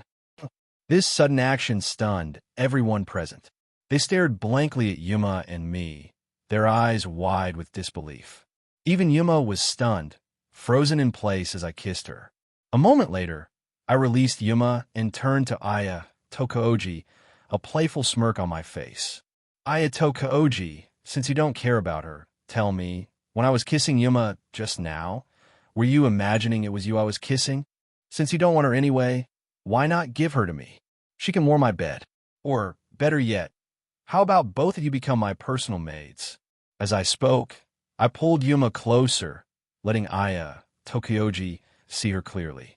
These words made Yuma blush furiously, her mouth twitching, utterly speechless. Even the usually arrogant Aya Tokoyoji was stunned into silence, unable to utter a single word for a long time. Even if Aya Tokoyoji herself didn't care, Yuma was still created from her own cells, essentially her daughter. Hearing me suggest I wanted to take both of them to warm my bed, Aya Tokoyoji was so enraged her vision went dark, and she nearly fainted. But seeing how casually I had severed her connection to the power, she knew she had no strength to stop me, and her long-planned escape attempt had utterly failed. Hibari Kyoya, you truly live up to your reputation as a pervert. Suddenly, Natsuki Minamiya, who had been sleeping on a wooden chair, opened her blue eyes, looking at me with undisguised contempt. Natsuki-chan, what a surprise. I didn't expect you to wake up so suddenly. I was just about to continue teasing Aya Tokoyoji when Natsuki's voice startled me. I turned my head, looking at her with an awkward, sheepish grin. Tisk, if I hadn't woken up, who knows what kind of trouble you'd be causing next? Natsuki retorted with disgust. As the one who created the prison barrier, her awakening would destabilize the dreamlike dimension. Worse yet, the prison barrier itself could collapse, allowing some of the more powerful criminals to temporarily escape. After our group summoned the prison barrier, she knew she couldn't stop my decision. So she simply woke up. You're all being too reckless. This will probably cause quite a stir. Natsuki then looked at me, then at Asejai, Nagisa, Yakaina, and the others, who were all smiling sheepishly. Towards Natsuki's reprimand, the girls just smiled, not seeming to care at all. When Natsuki's gaze landed on Aya Tokoyoji, her expression became very complex. Aya, I didn't expect that even now, you still haven't given up. Back then, because of Aya Tokoyoji's twisted ideology, believing that magic shouldn't exist in the world, she had planned to eliminate all magic.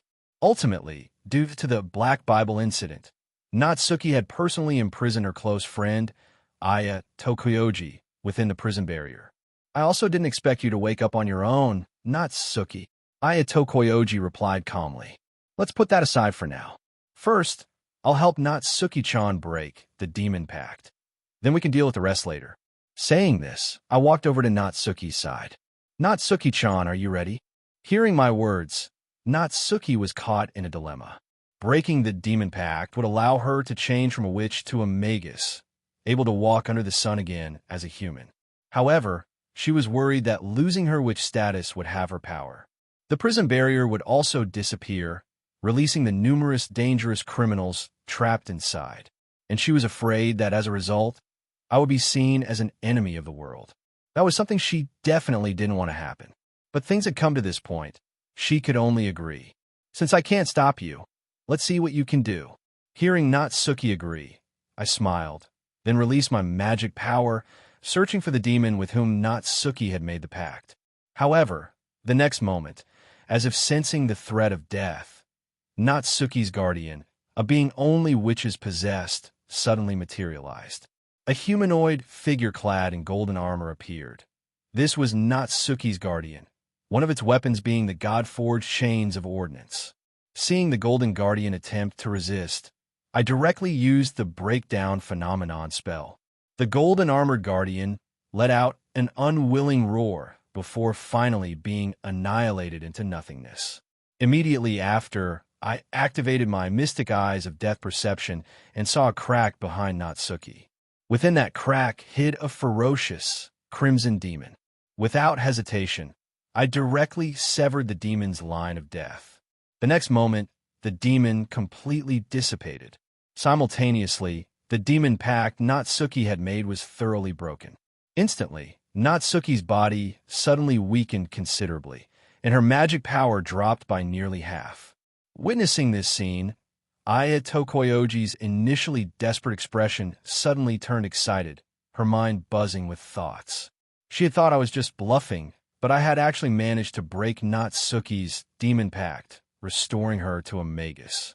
Now that Natsuki had lost her witch identity, the prison barrier would naturally dissipate soon. Didn't that mean she could escape from here? Whoosh! Suddenly, the previously solid prison barrier began to flicker illusorily. Having lost the witch's power, the dreamscape started to collapse. With a loud roar, the prison barrier instantly vanished. Following that was the sound of countless criminals falling directly into the sea. I and the others, along with Aya Tokoji, reappeared standing on the coastal harbor, completely unharmed. Aya Tokoji, noticing my gaze, didn't hesitate for a second and immediately prepared to flee. However, the next moment, she froze, as if her body had been petrified, completely unable to move. Then, seeing my playful smile, her heart went cold, her eyes filled with terror. Is this the sea? Am I out? Freedom. I'm finally free. That damn witch of the void is finally dead. Looking at the criminals who had fallen into the sea, venting their anger and cursing Natsuki, my gaze flickered with cold, killing intent. Kyoya, are you okay? Asagi Aiba was startled by my sudden change in demeanor. My aura had become terrifying. Even Aya Tokoyoji, not far away, couldn't help but break into a cold sweat feeling this pressure. Nagisa, Asagi, and Kanon, the scene might get a little gruesome. Turn around and close your eyes. Otherwise, you might have nightmares later. As I spoke, I handed Natsuki over to La Folia and Yakana to take care of. Once everything was arranged, I immediately locked on all the criminals and used telekinesis to lift them into the air. Just as these criminals were still panicking, an instant later, a terrifying pressure swept over their bodies. They all spat out blood, their internal organs nearly completely displaced. Faintly, clear, crackling sounds could be heard, the result of their limbs being twisted and deformed. Yeah. Damn, brat. Kill you. The criminals, tortured and mangled in midair, were on the verge of collapse. However, I didn't intend to end their suffering so easily. After all, in the original story, these scumbags not only hunted down the amnesiac Natsuki-chan, but even tried to kill Asagi. Thinking of this, my eyes grew even colder. My magic power intensified, directly torturing Kiliga Gillica, the one who had pursued Asagi, into a wretched state. To ensure he wouldn't die so easily, I continuously healed his injuries, making sure he experienced this hellish pain. In just a few moments, all these criminals were tortured beyond recognition, their states utterly miserable. A pity. I don't have any more time to keep torturing you. With those words, I calmly and deliberately hurled several blue-violet lightning spears. Each throw caused several prisoners to explode, littering the sea with blood and gore. Boom, boom, boom. Merely 5 or 6 seconds later, aside from Aya Tokoji, all the prisoners had been thoroughly slaughtered. He's actually this strong. Aya Tokoji stared blankly at the man before her. She knew I was strong, but she hadn't expected me to be this strong. The effortless ease with which I had destroyed these ferocious and powerful criminals, it was like swatting flies. Afterward, I cleaned up the nauseating and gruesome scene before returning to Natsuki Minamiya and the others. Seeing the temporarily weakened Natsuki, I immediately cast a healing spell on her. In an instant, Natsuki was restored to her original state. Natsuki-chan, how does it feel to be back in the real world? Do you like it? Hearing my words, a flicker of emotion crossed Natsuki's eyes. Breathing the outside air again, walking in the real world, it would be a lie to say she wasn't excited. It's not bad. I'm actually looking forward to life from now on. Saying this, Natsuki offered me a smile. As long as Natsuki-chan is happy. But what about her? What are your plans? I asked, turning my head to look at the immobilized Aya Tokoji. Hearing this, Natsuki also looked over. Gazing at her former best friend, Natsuki's expression was complex, a myriad of thoughts swirling within her, unsure how to face her.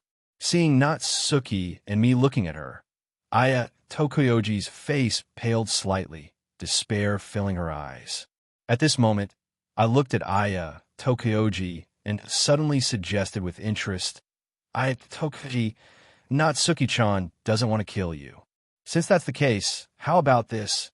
You two fight. If you win, I'll let you go. If you lose, you become my maid. How about that? I'm kind, aren't I? Hearing my words, the other girls looked at me with strange expressions, silently cursing me for being such a lecher. Even Aya Tokoji and Natsuki rolled their eyes. Ultimately, Aya Tokoji agreed. After all, she had no other choice. It was better to take a gamble. Besides, Natsuki had lost a significant amount of her power, so her chances of winning were high. I had naturally anticipated this, so I directly cut my finger and let Natsuki drink my blood. Natsuki-chan, our family's maid position depends on your performance now. I said to her with a smile. Natsuki shot me a scornful look, but still approached Aya Tokoji. Although Natsuki had lost her witch powers and her strength had diminished significantly, after receiving the dragon's blessing, her power became even more terrifying than before. It was just that due to the sudden surge in strength, Natsuki wasn't quite used to it yet. But Aya Tokoji's defeat was only a matter of time. Just as everyone was watching the fight, I suddenly felt a sharp pain in my arm. Turning my head, I saw December hugging my arm and sucking my blood. You really are a vampire pig. Thinking about sucking my blood, even at a time like this, I couldn't help but complain. It's not my fault your blood is too enticing. I couldn't resist. December retorted confidently. Wow, little Dekchan is sneakily drinking Kyoya's blood. I want some too. Suddenly, Nagisa cried out, then hugged me, her big eyes fixed intently on December. Even Avrora's eyes showed a hopeful look, her face slightly red as she looked at me shyly. Seeing this, my mouth twitched. I smiled and patted Nagisa's little head. All right, but you can drink when we get home. At this moment, I felt like 10,000 alpacas were stampeding through my mind. It seems having too many beautiful vampire girls isn't necessarily a good thing. They always want to suck my blood. Damn, am I going to get sucked dry and die? Thinking of this, I couldn't help but shudder. Before long, Aya Tokoji was bound by Natsuki using the chains of ordnance. However, the way she was tied up, I looked at Natsuki, who had a smile playing on her lips with a strange expression, and said playfully, I didn't know Natsuki-chan was into this kind of thing. Maybe we can try it sometime. Natsuki, who had been quite happy, heard my teasing words and her face instantly darkened. This lecherous brat, what kind of perverted things are rattling around in his head? Seeing Natsuki's darkening face, I quickly averted my gaze. Catching sight of Aya Tokoyoji, a subtle smirk played on my lips. Aya Tokoyoji, this look is quite unique on you. I didn't expect you to be so fashionable, wearing such tempting panties under your Miko outfit. I looked up, examining her. From this angle, I could clearly see that tantalizing glimpse of skin. Hearing this, even a naturally aloof Aya Tokoyoji couldn't help but blush crimson, a wave of shame washing over her. She silently cursed my perversion in her heart. Unique, my ass. And staring at someone like that, don't you even blush? Don't you feel any shame? We had an agreement beforehand. Aya Tokoyoji, since you lost, you are now my family's maid. So you won't go back on your word, right? As I spoke, I lifted her chin, a strange glint flashing in my eyes. If Aya Tokoyoji dared to refuse, I would directly use mental out to rewrite her memories. I will abide by our agreement. After a moment of silence, Aya Tokoyoji replied. Things had come to this point. Resisting was futile. However, after witnessing my power, a new idea formed in her mind. Natsuki had always been stronger than her, something that Aya had always resented. And now, Natsuki had reached a level she couldn't even dream of attaining. Since her plan had failed, it might be better to stay by this man's side. This way, she would have a chance to become stronger. At the very least, she couldn't fall behind Natsuki. I have a clear advantage over Natsuki's figure. Besides, Yuma is still here. Thinking of this, a smile touched the corner of Aya Tokoyoji's lips. Seeing Aya Tokoyoji agree, I leaned down and gave her a deep kiss on the lips.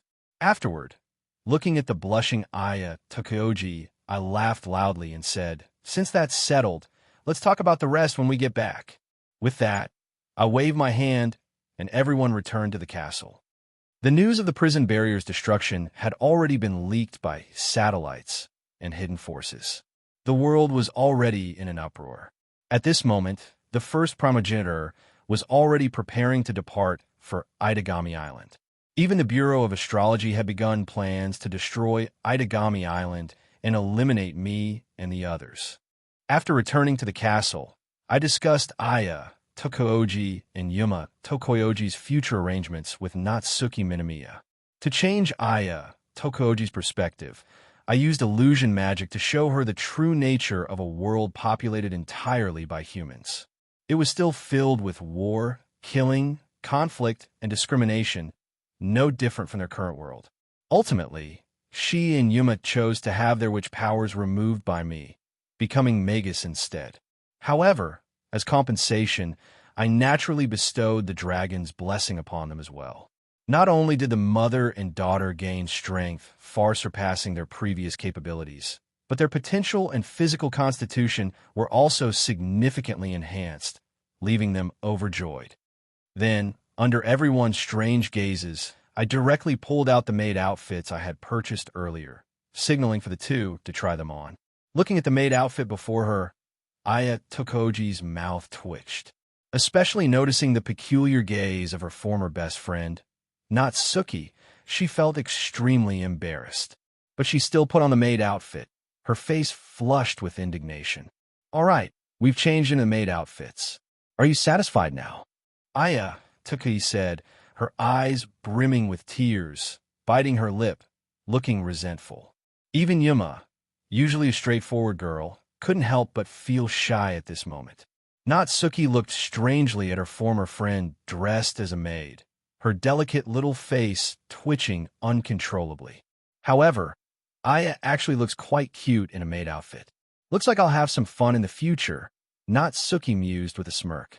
That night, I finally got to enjoy some meat after a long time. The next day, as I was still indulging in the tender embrace of my harem, the outside world was in chaos. Just a few days had passed since I killed Dimitri Vatler, and no one had expected me to break the demon pact of the Witch of the Void, Natsuki Minamiya. This resulted in the destruction of the entire prison barrier, and furthermore, the massacre of hundreds, even thousands, of heinous mages and criminals. My actions had thoroughly disrupted the global balance of power, especially since reports indicated that the fourth primogenitor, Nagisa Akatsuki, and others had participated in the incident. Because of the fourth primogenitor's involvement, the delicate balance of coexistence between humans and demonkind, the Sanctuary Treaty, was now threatened. Therefore, the ruler of the Eastern European Night Empire, the warlord's domain, known as the Lost Warlord, the first primogenitor, Kijimbarada, had already led his fleet towards Itagami Island. It wasn't just the first primogenitor. Various other world powers had also taken action. The Japanese Bureau of Astrology dispatched a large number of personnel to secretly infiltrate Itagami Island, attempting to take advantage of the impending battle between the Lost Warlord and me to manipulate the Leviathan and destroy Itagami Island, along with the Seijai Iba.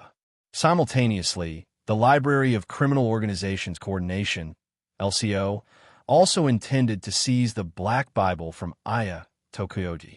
However, they were unaware that Natsuki, after receiving my dragon's blessing, now possessed strength nearly rivaling a primogenitor. They were destined for a crushing defeat. As for the Lion King Agency, after learning of my actions, the three saints and other high-ranking members began to discuss plans concerning me, engaging in heated debates. However, due to the earlier reports from Yakaina Himuraji and Sayaka Kurosaka, they still harbored doubts about my true power. As a result, the higher-ups of the Lion King Agency were locked in a fierce debate. For a moment, the situation became tense and volatile. The scent of war permeated the air, filling everyone with fear. Understanding the urgency of the current situation, the girls quickly woke me up. When I arrived in the living room, I found everyone wearing worried expressions. Natsuki wasn't there either. I asked curiously, "Why do all of you look like the world is about to end? And where's Natsuki-chan?" Hearing my question, Yakaina Himuraji and the other girls snapped back to reality and quickly explained the reason, their tones urgent. Because of the prison barrier incident, Natsuki was currently negotiating with the higher-ups of Itagami Island. After all, my actions in destroying the prison barrier were simply too shocking. For many, the criminals within the prison barrier held great value. Now that I had killed them all, it naturally incited extreme anger among those factions. Many members of the Itagami Island Council demanded my arrest. Moreover, the Lost Warlord had already begun mobilizing his forces to attack Itagami Island, preparing to deal with me. After understanding the situation, my fists clenched, my eyes growing increasingly cold. Those ants on Itagami Island want to arrest me? They must be dreaming. As for the Lost Warlord, I haven't even gone after him yet, and he dares to push his luck. He wants to die? Fine, I'll grant his wish. Saying this, I gave some instructions to Yakaina, Seijai, and the other girls, and then my figure vanished. The next moment, I appeared above the warlord's domain. Looking down at the armies preparing for departure, my eyes grew even colder. Without another word, I directly utilized Zeus's sky authority. A terrifying thunderstorm, hurricane, and tsunami instantly swept through the area. Countless vampires and familiars on the scene were brutally ravaged and killed. Hibari Kyoya! Suddenly, a voice filled with murderous intent echoed through the sky. Following it, a three-headed serpent familiar suddenly appeared, with the first primogenitor standing atop its head. Seeing this, I spoke coldly. I hadn't planned on settling the score with you for that Vatler scum. But since you insist on dying, hearing my words, the Lost Warlord scoffed dismissively. Just you? How arrogant. Since you dare to come alone to my warlord's domain, prepare yourself. Slap. Before the Lost Warlord could finish, I slapped him from across the distance, sending him flying directly. Crash! The sound of shattering echoed. The Lost Warlord was sent flying by my slap, his body tumbling uncontrollably until it crashed into the palace below, reducing it to ruins before finally stopping.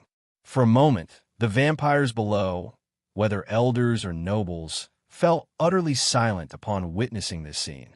The first primogenitor was sent flying with a single slap. This is outrageous. Cough, cough.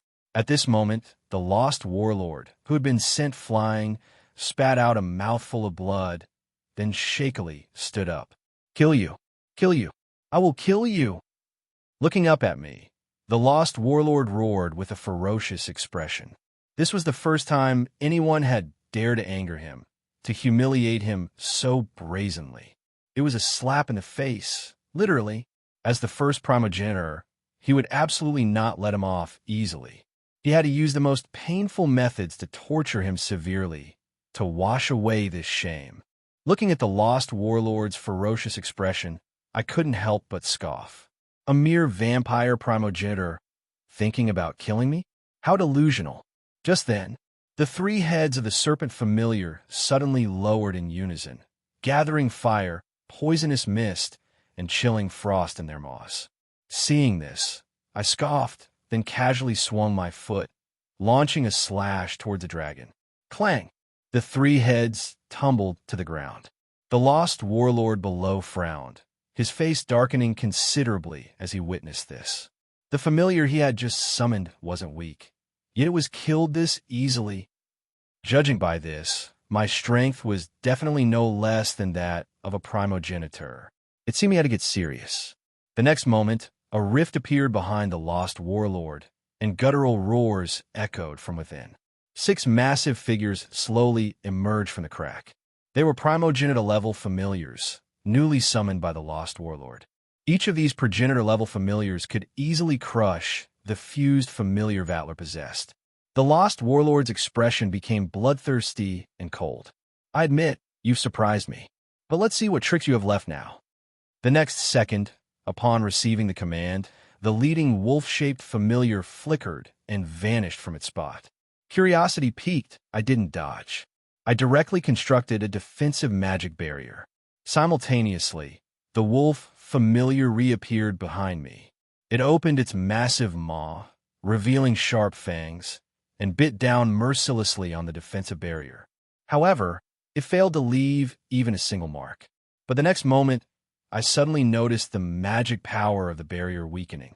Below, a purple, serpent-like familiar was staring at the shield, 2 beams of light shooting from its eyes. These progenitor familiars really have all sorts of strange abilities. This serpent's ability should be weakening magic power, right? The lost warlord chuckled grimly, his eyes filled with contempt. If you're right, let's see how long you can hold out. However, just as the lost warlord thought victory was within his grasp, I proved him wrong. I looked at the giant wolf biting the shield and casually swiped my finger across its body. Suddenly, the giant wolf let out a mournful howl, then dissipated into thin air in the blink of an eye. At the same time, the lost warlord felt a sharp, piercing pain. He looked at me with terror in his eyes and roared loudly. Bastard, what did you do? Why did my familiar just disappear?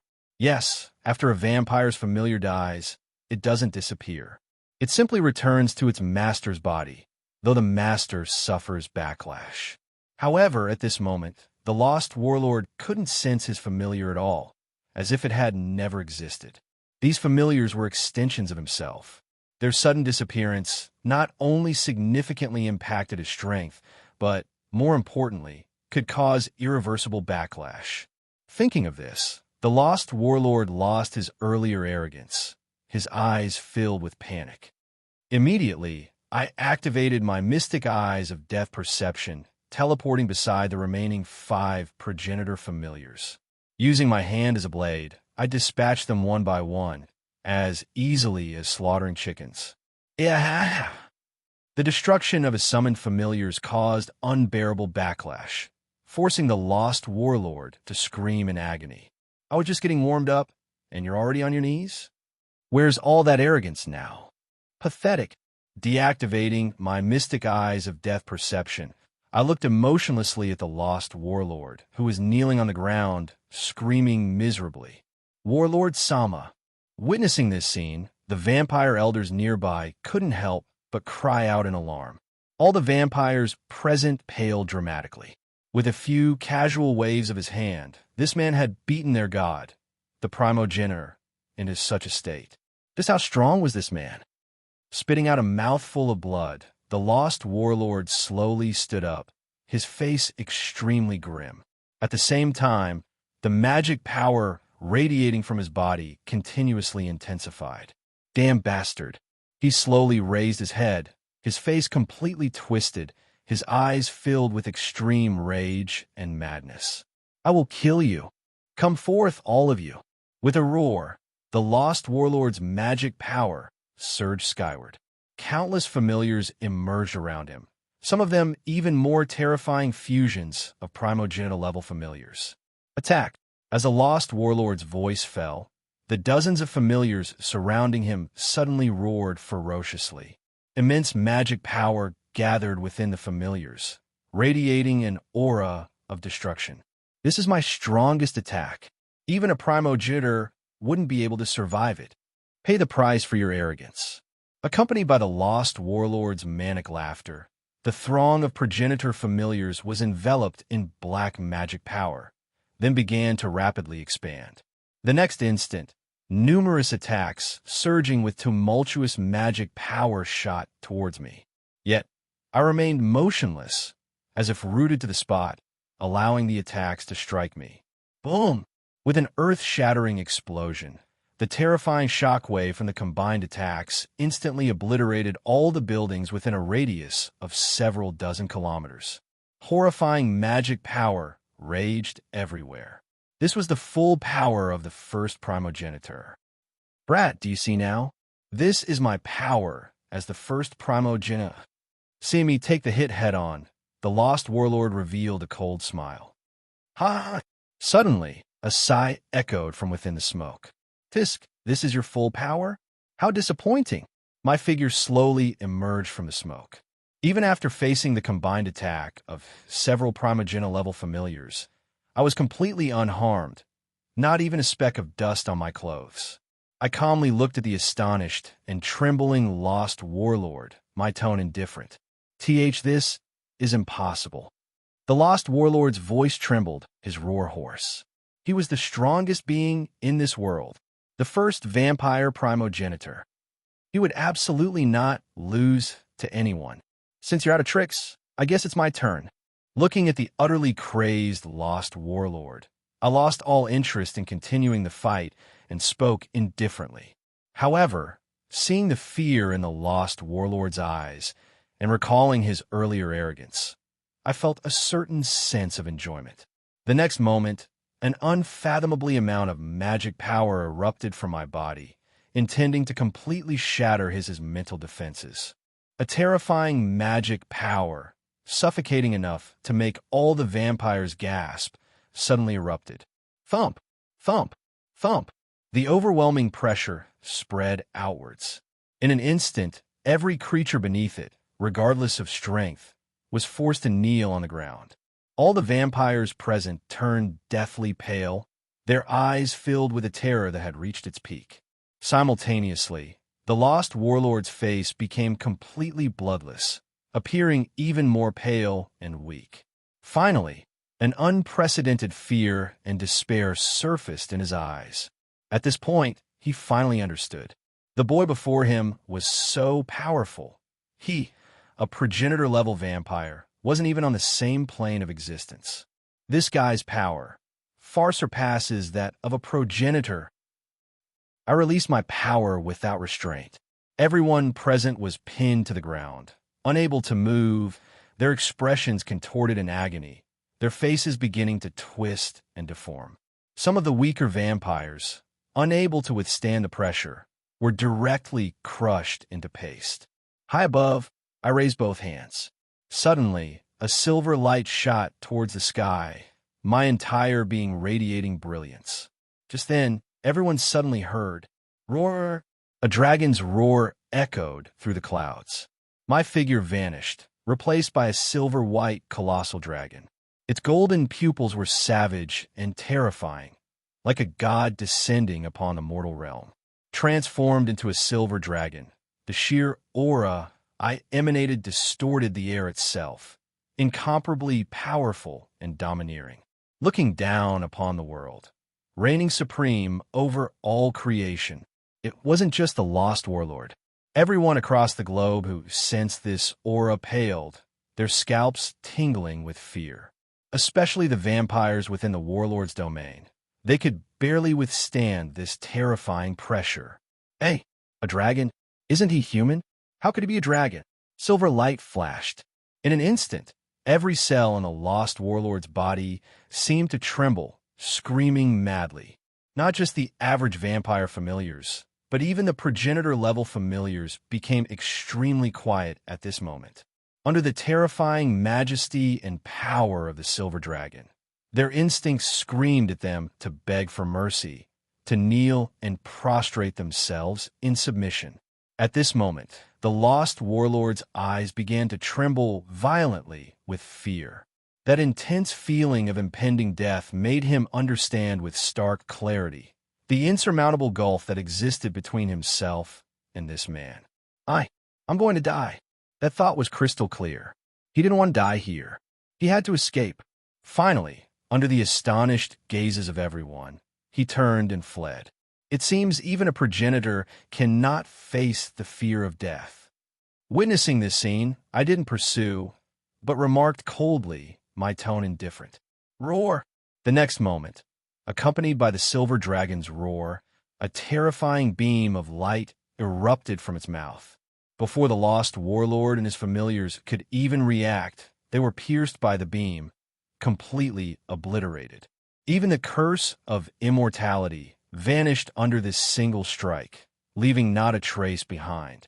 Thus, accompanied by the lost warlord's desperate, mournful cry, his death was declared. The vampire elders, nobles, and parts of the allied forces below in the warlord's domain were utterly dumbfounded, staring blankly. Everyone's eyes recalled that scene with utter shock. Their hearts were filled with horror, for they had clearly witnessed their godlike lost warlord being instantly killed by me. Suddenly, the crowd looked terrified because they discovered the silver colossal dragon was looking down at them, radiating terrifying magic power. Abruptly, I moved. A near-tangible draconic aura covered the entire warlord's domain. The dragon might around the silver colossal dragon transformed into boundless silver-white flames, mingled with purple lightning. I flicked my dragon tail. Countless scorching flames and violent lightning rained down, instantly turning the area around the palace into a living hell. Innumerable vampires let out desperate wails. Within moments, they were all reduced to ashes. Thus, the first primogenitor of the warlord's domain, along with the vast majority of vampires, were completely wiped out by me. The domain now existed in name only. Ding! Killed the first primogenitor, the lost warlord. Congratulations, host, for obtaining one black grade gift bag. At this moment, the system's long-unheard voice echoed in my mind. Except for Nagisa, the tasks for the other three progenitors were all defeat. Killing the lost warlord naturally counts as defeating him.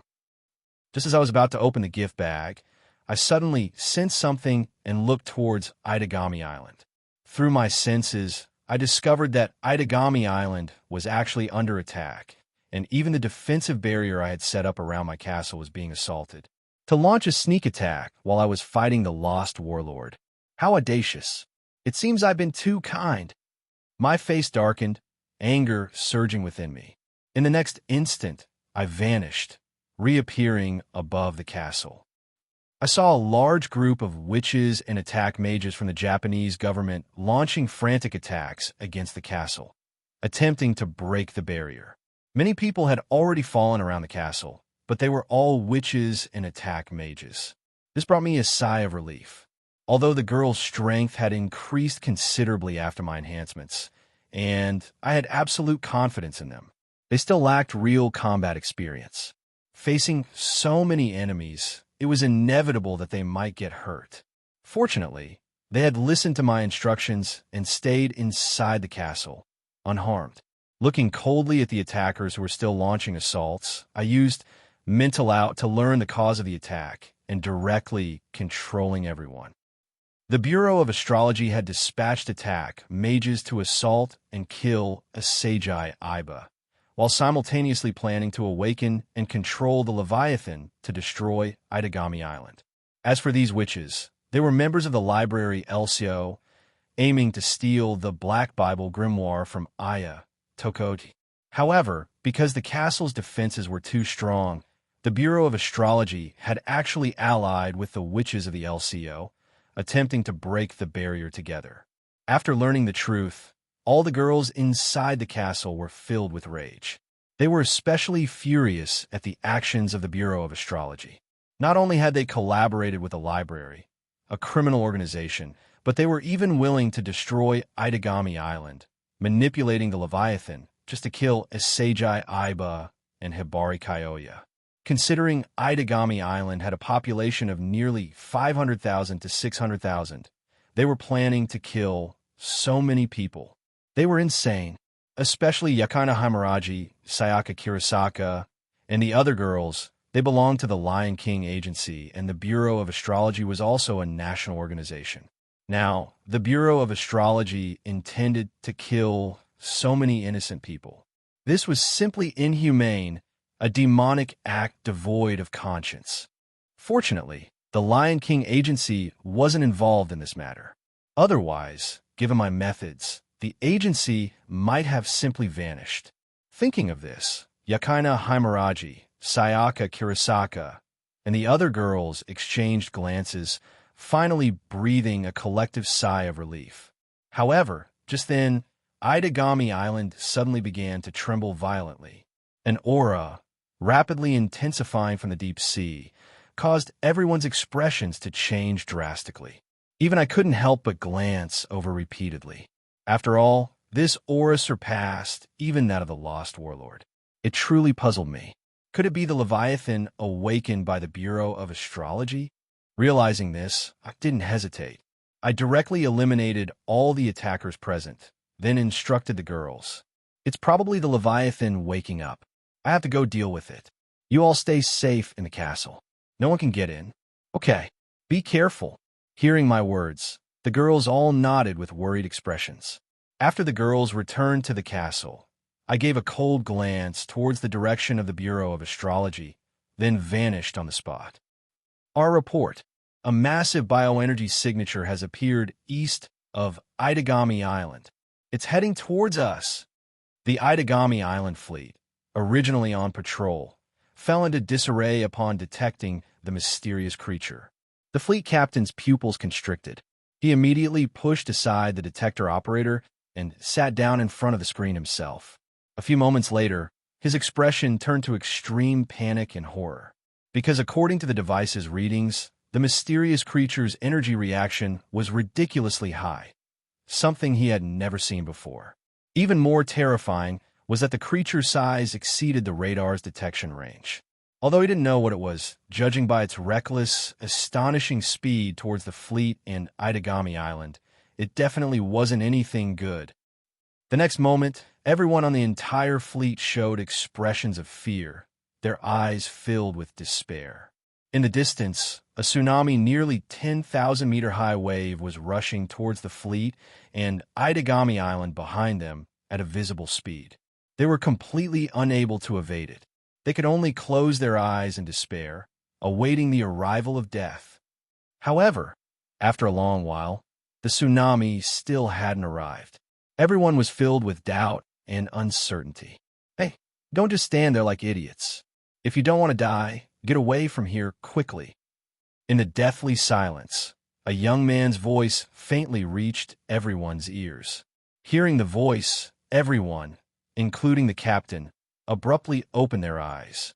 When they saw the scene before them, everyone's mouths gaped open, their eyes fixed firmly ahead. The monstrous 10,000-meter wave appeared frozen in place. Looking closer, they saw the previously world-ending tsunami was now encased in ice. Looking at this breathtaking scene, everyone couldn't help but gulp. Are you leaving or not? That thing is about to arrive. You might get hurt when the fight starts.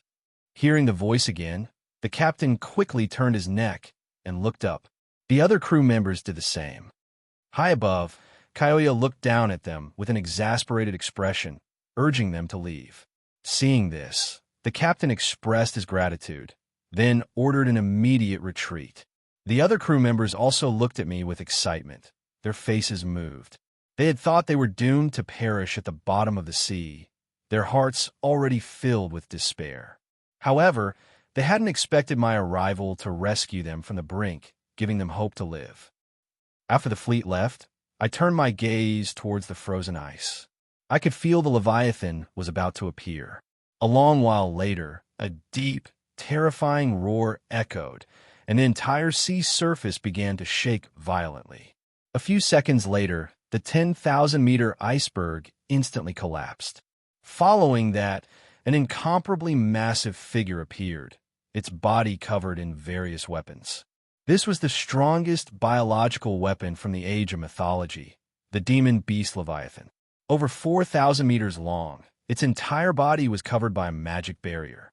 It was equipped with countless magic cannons and possessed numerous powerful armaments, such as biological torpedoes and anti-ship missiles.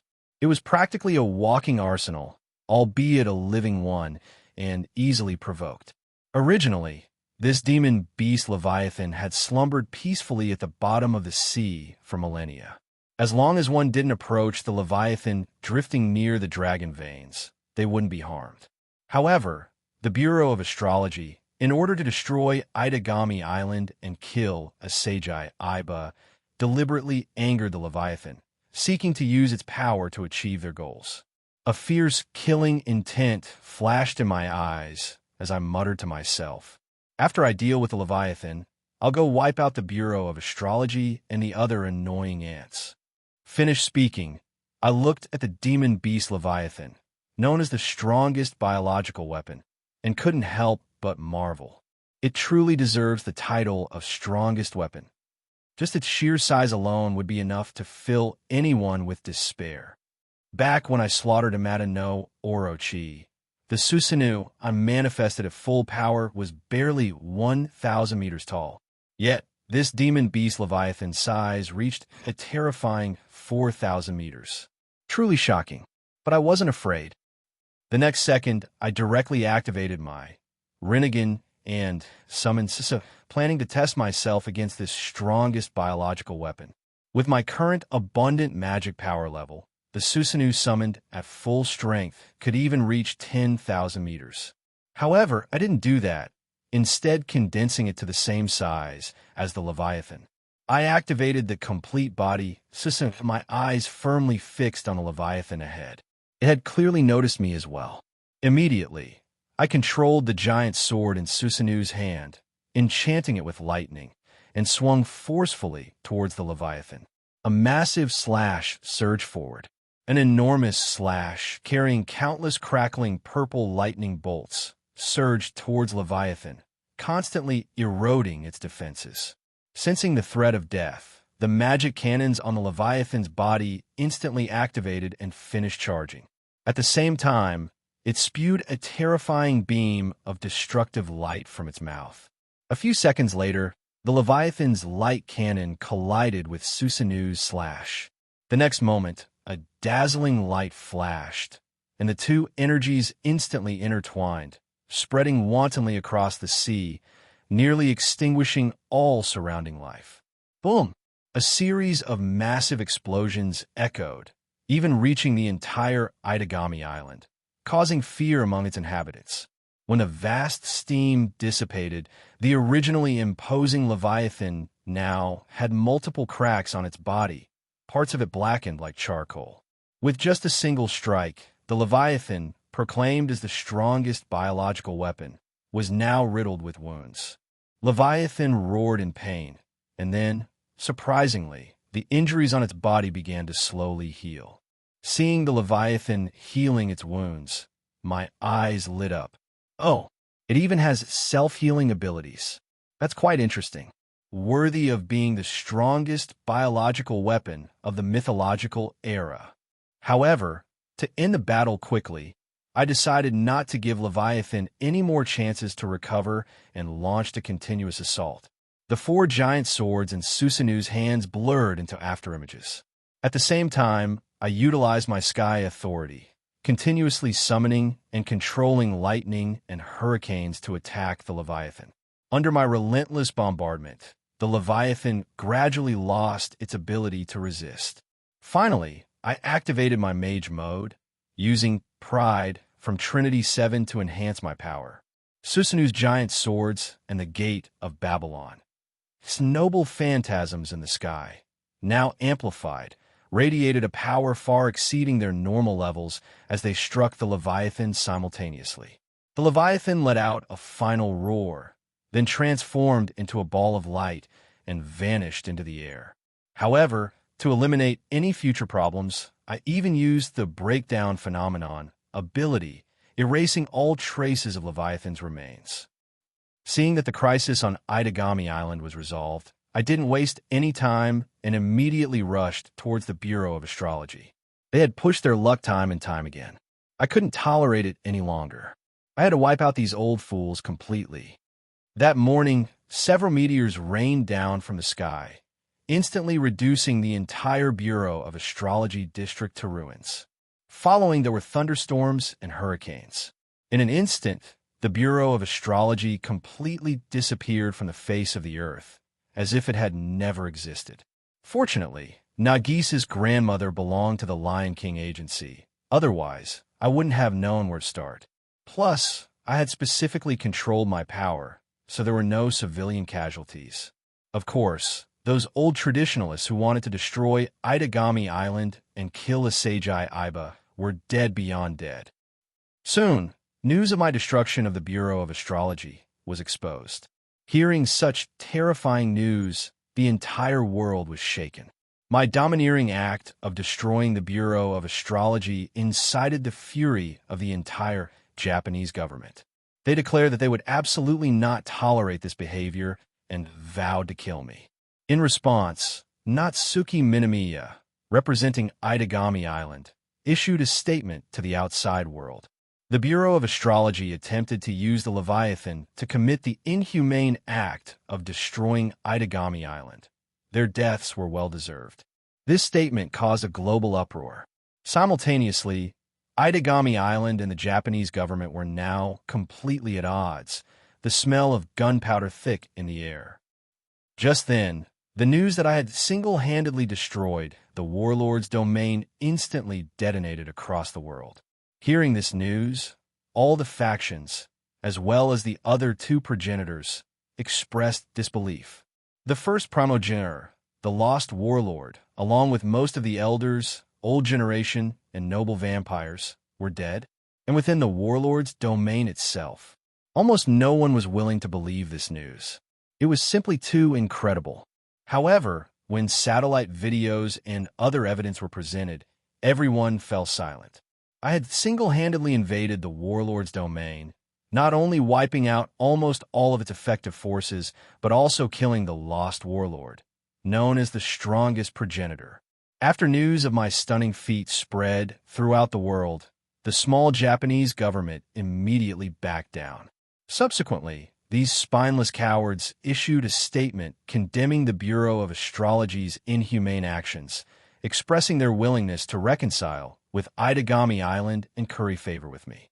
Even the three saints of the entire Lion King agency publicly supported me, and there were no longer any opposing voices within their ranks.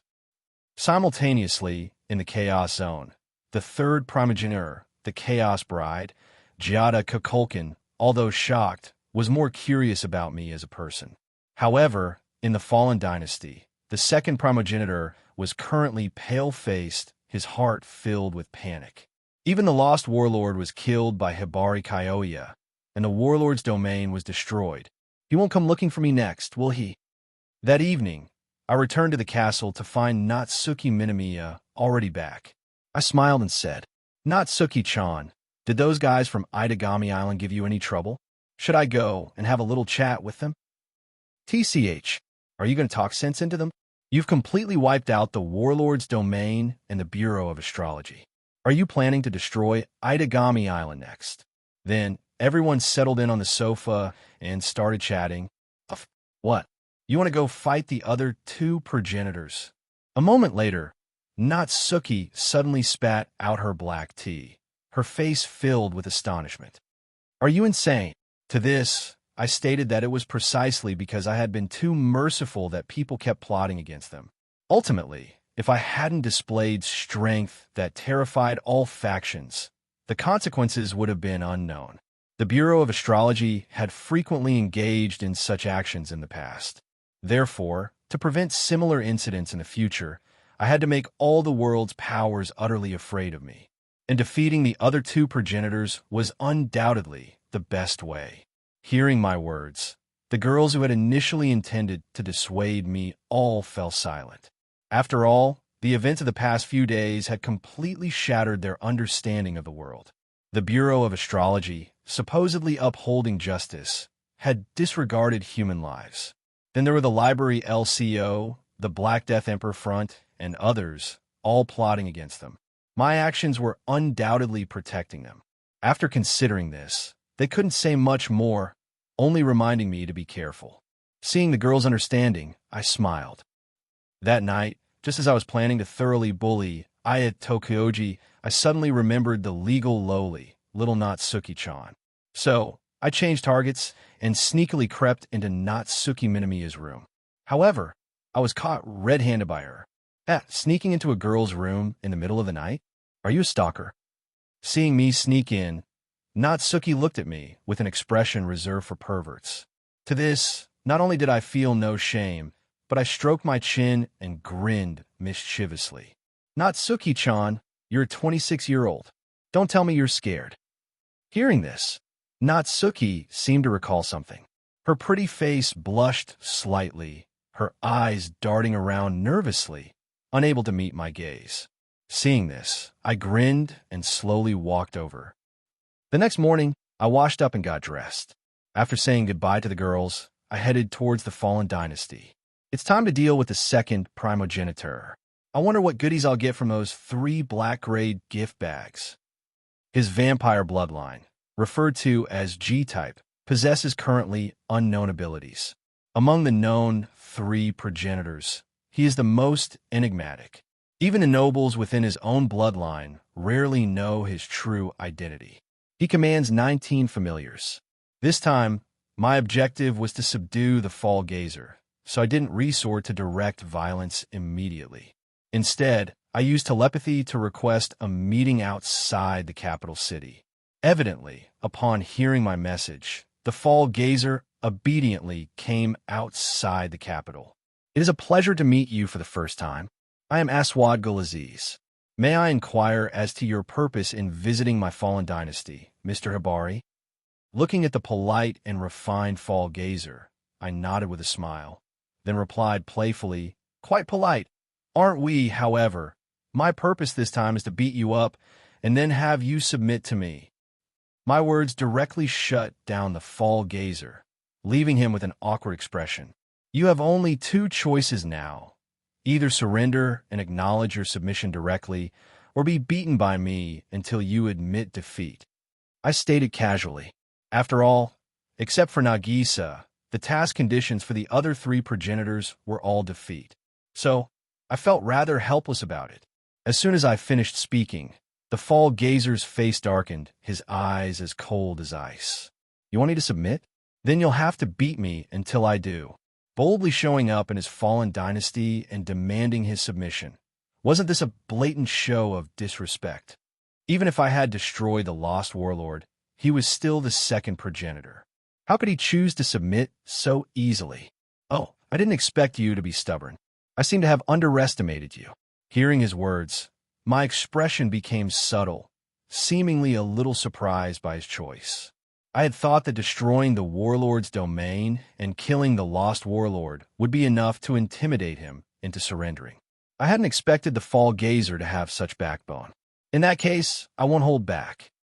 The next second, without any warning, I directly activated Susanoo and sent a slap hurtling towards him. "Wait, I haven't."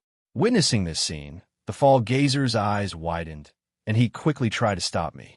However, the next moment, his figure vanished, directly swatted into a mist of blood by Susanoo. When the Fall Gazer revived again, his face was as black as charcoal, and he roared angrily. Don't you have any sense of honor? I wasn't ready, and you just attacked. To this, I calmly replied, the moment you chose to refuse submission, our battle had already begun. Seeing my shameless expression, the indignation in the fall gazer's eyes intensified. At the same time, he couldn't help but feel horrified. That strike just now, the terrifying power had shaken him to his core. This guy is monstrously strong. However, the ensuing battle made the fall gazer want to cry, his heart filled with bitterness.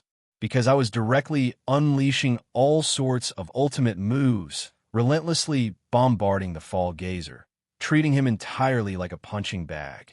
The 1,000-meter-tall Susanoo, the powers of lightning, thunderstorms, hurricanes, and even the sword of promised victory and dragon's breath. All of these techniques were used to mercilessly pummel him. Because my magic power was currently abundant, and I could continuously absorb energy from the surroundings to replenish it, I didn't have to worry about running out of magic power in the short term. However, since there was no particular grudge between the fall gazer and me, I didn't destroy the curse of immortality on him. Therefore, the fall gazer could still continuously revive. And so, the second primogeniture, the fall gazer, began his tragic journey, constantly dying, constantly reviving. Who knows how long it passed, but the fall gazer was beaten beyond recognition. Yet, even so, this stubborn guy still refused to admit defeat, leaving me utterly speechless. You can't beat me, and now you've been killed by me so many times, tortured until you barely look human. Why are you so obstinate? Finally, I too was driven to exasperation by the fall gazer.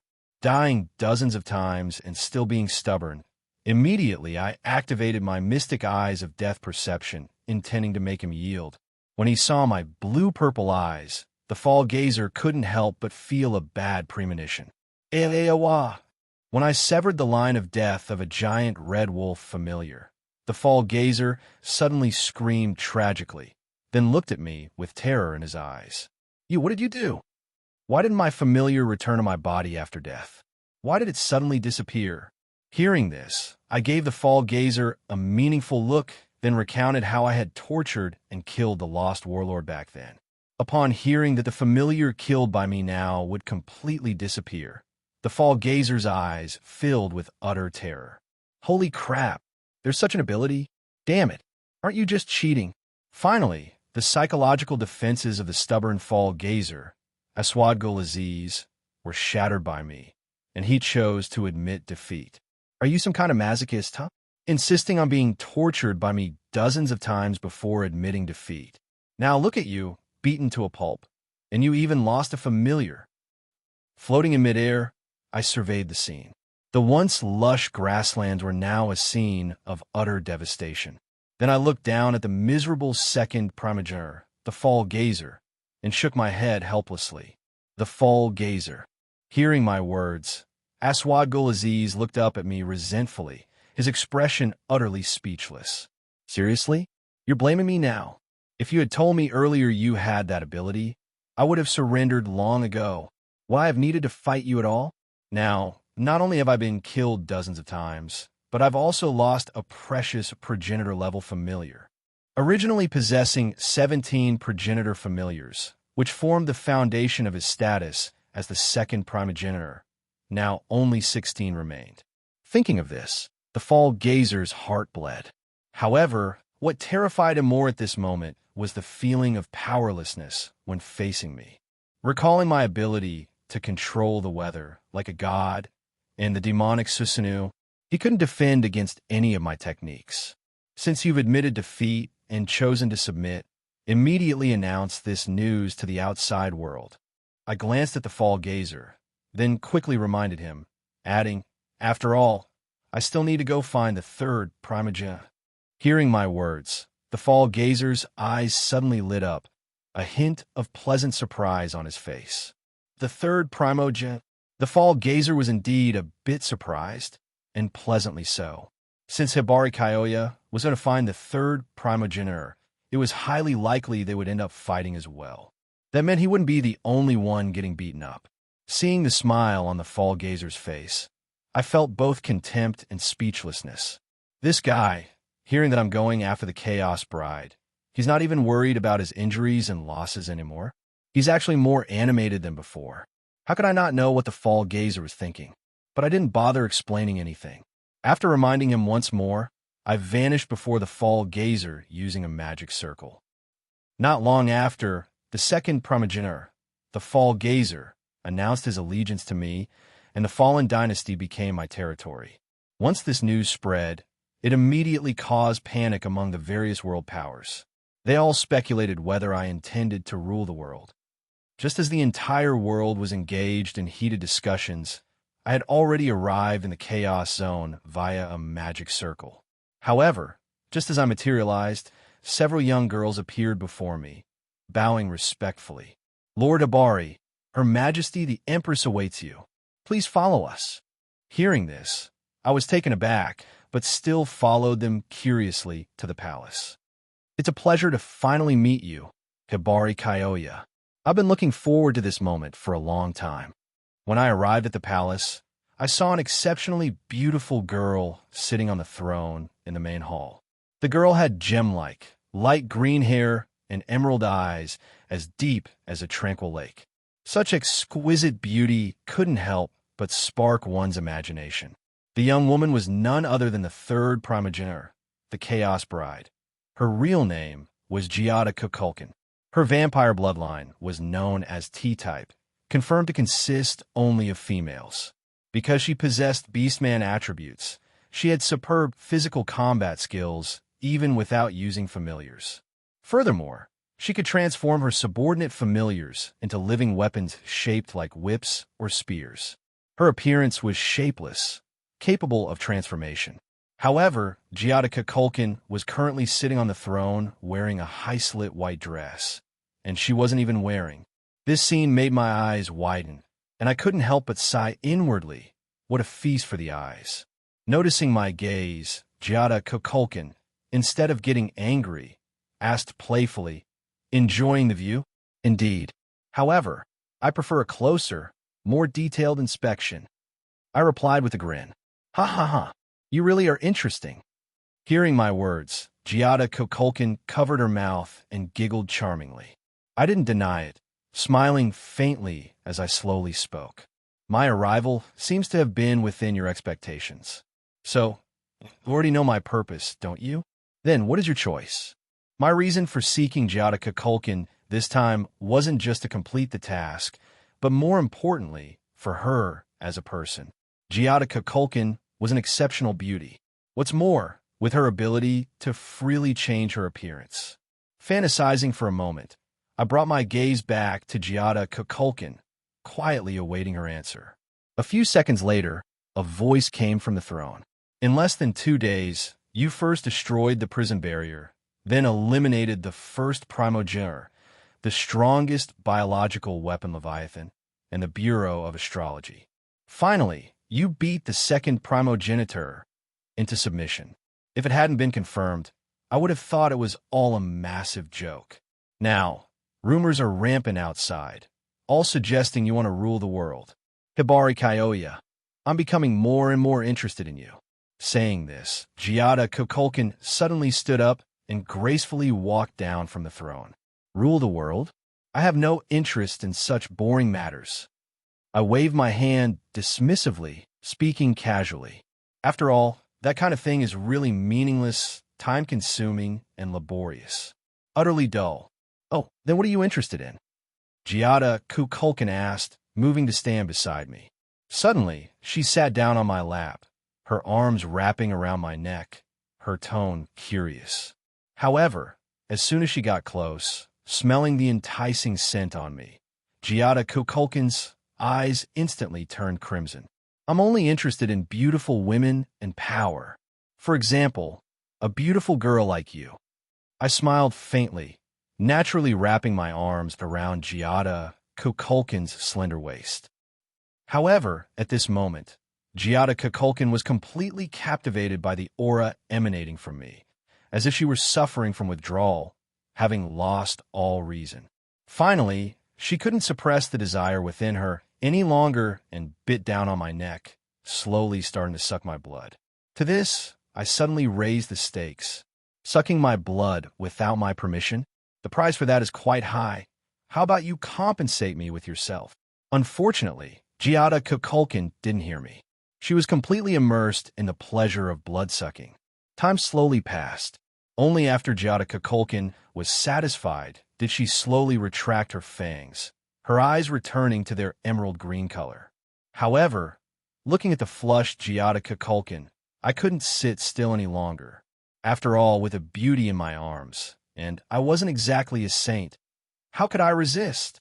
Immediately, a great battle commenced in the palace. The next morning, I opened my eyes and looked around Giada Kukulkan's chambers. Recalling yesterday's events, the aftertaste was truly endless. What's more, Giada Kukulkan was surprisingly playful. During our battle, she continuously changed her appearance, leaving me completely stunned. Because the battle had lasted too long, I ended up staying the night. Seeing that I was the only one left in the room, I got up and went to the main hall. You're up late. Don't tell me you're already worn out. Suddenly, a charming laugh echoed. I looked toward the sound. Giada Kukulkan, dressed in a blue dress, was sitting at the dining table eating breakfast, looking at me with a mischievous smile. Hearing this temptress Giada Kukulkan's teasing, I responded with a meaningful question. What? Has Her Majesty the Empress forgotten how you begged for mercy yesterday? Shall I help you recall? Hearing my teasing and recalling yesterday's fierce battle, Giada Kukulkan blushed, her beautiful eyes glaring fiercely at me. Afterward, I sat down beside Giada Kukulkan and asked with a smile, Giada, what are your plans now? Will you continue to stay in the Chaos Zone, or come back to Itagami Island with me? Even if you stay in the Chaos Zone, it doesn't matter. I can set up a magic teleportation array. You can come find me anytime. Hearing this, Giada Kukulkan paused, then looked at me meaningfully and replied with a smile. Since there's a teleportation array, I think I'll stay in the Chaos Zone. Otherwise, if I go and monopolize you, your other little women will get jealous. Hearing Giada Kukulkan's teasing, the smile on my face instantly froze. She was right. I have been away for several days now.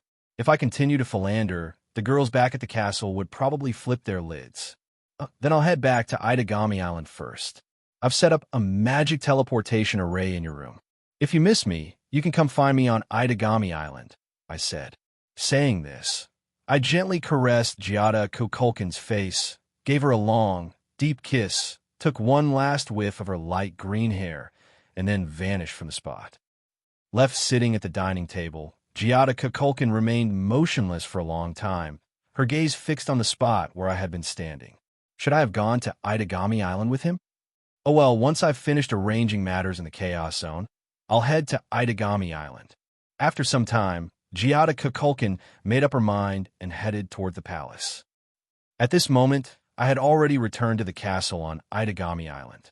Kyoya, you're back. My sudden appearance startled the girls, but they quickly rushed forward to greet me. On the sofa, seeing Natsuki Minamiya staring daggers at me, I quickly coughed, trying to divert her attention. Natsuki-chan, why are you looking at me like that? How's your body recovering? My body. Hearing my question, Natsuki's face flushed crimson, a hint of shyness in her eyes. I'm fine, nothing serious. After the activities from that night, she hadn't been able to get out of bed the next day. It was only through healing magic that she slowly recovered. Damn it, don't try to change the subject. Natsuki snapped, realizing my attempt to deflect. She glared at me, gritting her teeth. Even if you were subjugating the other two progenitors, it shouldn't have taken this many days. You definitely did that kind of thing with Giada Kukulkan, didn't you?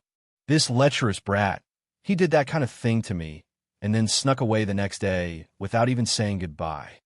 Thinking of this, Natsuki clenched her teeth and shot me a fierce glare. Hearing Natsuki's words, the other girls, who had been worried about me, now looked at me dangerously.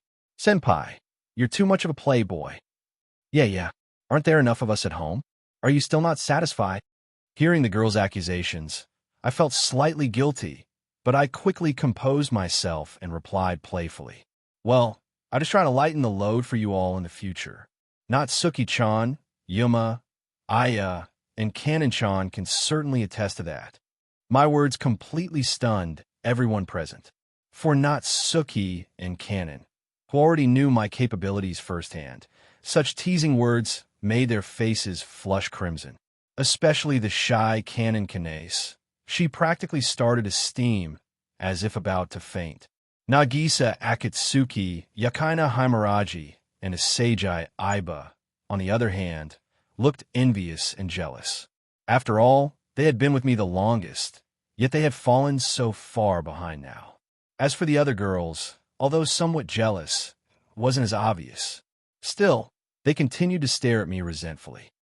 Ultimately, I had to use all sorts of methods to appease all the girls present, and this wave of jealousy finally subsided. Looks like I need to give these girls a proper demonstration of my prowess. Thinking of this, my gaze swept around, selecting tonight's victim.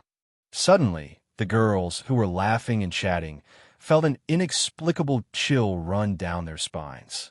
Yakaina Himuraji, in particular, felt as if she was being targeted by something.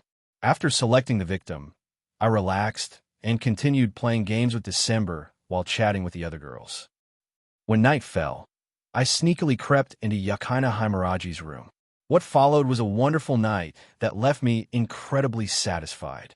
To be honest, I had wanted to thoroughly discipline Yakaina for a long time. After all, this tsundere girl constantly challenged me. Now that she had tasted my strength, let's see if she dared to get jealous so easily in the future. The next day, seeing Yakaina Himuraji still fast asleep, I carefully got out of bed and left the room. When I arrived at the washroom, I saw a Seijai Aiba looking haggard, with dark circles under her eyes. I said righteously, "Seijai, you can't stay up late at night, or you'll get fat." Seijai Aiba, whose fault do you think this is? Making so much noise and carrying on so late. And it was with Yakaina. You. As she spoke, Seijai gritted her teeth in frustration and rolled her eyes dramatically at me. Hearing this, I looked extremely awkward, unsure how to handle this embarrassing situation. Next time, I'll set up a soundproof barrier. I won't disturb you again. I could only reply with a sheepish smile. Hearing this, Seijai Aiba suddenly blushed, then seemed to make up her mind, saying assertively, "There's no need for a next time. Come to my room tonight." What? Seijai's words stunned me. I hadn't expected Seijai to be so terrifying when jealous. But well, since she offered herself up, there's no reason not to refuse. Actually, Seijai felt she had no choice. After all, there were already so many girls in the house now. She was starting to feel anxious, which led to this decision. After finishing breakfast, everyone was discussing where to go play in the living room. It was now August, and the academy was on break, which explained their cheerful mood. However, just then, Sayaka Kurisuka suddenly spoke up, her tone urgent. "Kyoya, news from the three saints of the Lion King Agency. The Huda in Kanawa Lake has gone berserk. Even wyverns have appeared. Lady Karaki and Lady Hizano are currently leading people to fight the rampaging beasts." What? Grandmother is in danger. Hearing this, Nagisa Akatsuki cried out, then frantically hugged me, her voice trembling. "Kyoya, please, go save my grandmother quickly." Hearing this, I patted Nagisa's head and comforted her with a smile. "Don't worry, Nagisa. I'll head to Kanawa Lake right now. I guarantee your grandmother's safety." With that, my figure instantly vanished from the spot. The next moment, I appeared directly above Kanawa Lake. Kanawa Lake itself held the legacy of the Kamiyota Temple, and its depths teemed with demon beasts known as Huda. Furthermore, the dragon girl Glinda was slumbering at the bottom of Kanawa Lake. Using my senses, I instantly located Kuraki, Sharona, and Akatsuki Hizano, assessing their current predicament. Right now, Kuraki Sharona, one of the three saints of the Lion King Agency, was using her Teocratia, God Protects the Queen, ability to command several hundred people struggling desperately against the Huda assault. Teocratia allowed her to transform her spiritual power into threads, weaving them into a net that spread throughout the entire area. This served as a central command tower, enabling the entire unit to achieve perfect coordinated combat. Thanks to Kuraki Shirona's command, the attack mages had slightly regained some ground, but they were still at an absolute disadvantage. Hasn't Kyoya arrived yet? Didn't the Lion King agency already request his help?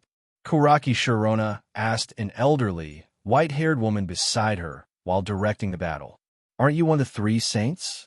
If you don't know, why are you asking an ignorant old woman like me? Akatsuki Hizano retorted speechlessly, then looked worriedly at the continuously surging Huda. The white-haired old woman speaking was none other than Nagisa Akatsuki's grandmother. Akatsuki Hizano, also a high-ranking member of the Lion King agency. Kuraki Shirona. Even though I'm one of the 3 saints, it doesn't mean I know everything. Could it be Shizuka and Yukari didn't manage to notify Kyoya? Damn it, I'm going to be killed because of them. It can't be helped. We can only do our best to hold our ground and pray that Kyoya arrives soon, Kuraki Shirona said with a bitter expression. Currently, they had to resist the Huda threat while also watching out for potential backstabbing from the Kamiota Temple terrorists. However, just then, the lake bottom surged violently, and an even larger swarm of Huda charged toward the attack mages. Witnessing this scene, everyone revealed expressions close to tears. We can't kill them all. There's no end to them. Just as the Huda were about to reach the attack mages. ZZZZZZZT. It was as if a world-destroying thunderclap suddenly sounded above Kanawa Lake. Simultaneously, a terrifying magic power descended from the sky, completely covering the entire lake. Immediately, a pillar of red magic light shot into the sky. Under this terrifying magic pressure, the Huda exploded like balloons pricked by needles, turning into clouds of blood mist. Looks like your situation isn't very optimistic. Need my help? A subtle smile playing on my lips, I flickered and instantly appeared beside Kuraki Shirona and Akatsuki Hizano. Hibari Kyoya. Hearing the voice, Kuraki Shirona and Akatsuki Hizano turned their heads. Seeing me, their eyes lit up, and they couldn't help but feel a wave of relief wash over them. Seeing this, I didn't waste any more time.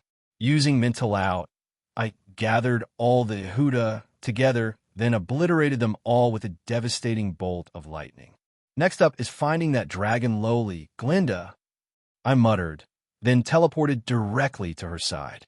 However, as soon as I appeared, I found a group from the Kamiota Temple attempting to abduct the unconscious Glinda. Without hesitation, I fired a light cannon at the Kamiota Temple group, blasting them into scrap. Then, carrying the still unconscious and adorable Glinda, I returned to Kuraki Shirona's side and said with a smile, "Everything's resolved. I'll be taking this lowly dragon with me. Also, the Lion King agency owes me a big favor. Well then, I'll be leaving now."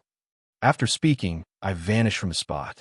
Watching me disappear, Kuraki Shirona felt helpless. It seemed the Lion King agency was going to have to pay a hefty price. Now, with the conclusion of various events, my life in this world became increasingly comfortable. Furthermore, besides the second primogenitor becoming my subordinate, and Nagisa Akatsuki and Giada Kukulkan becoming my women, I had become the recognized hegemon of this world. The eldest daughter of the Aldager Kingdom, La Folia, also confirmed her relationship with me, adding Canon Canese to the mix. I had become the ruler of the most untouchable empire. Because of the Huda incident, and also to strengthen their relationship with me, the Lion King agency actually sent Kuraki Shirona, one of the 3 saints, over. Looking at this youthful-looking but busted girl, I had indulged myself quite a bit. If it weren't for the others stopping me, I might have even abducted the other 2 saints as well.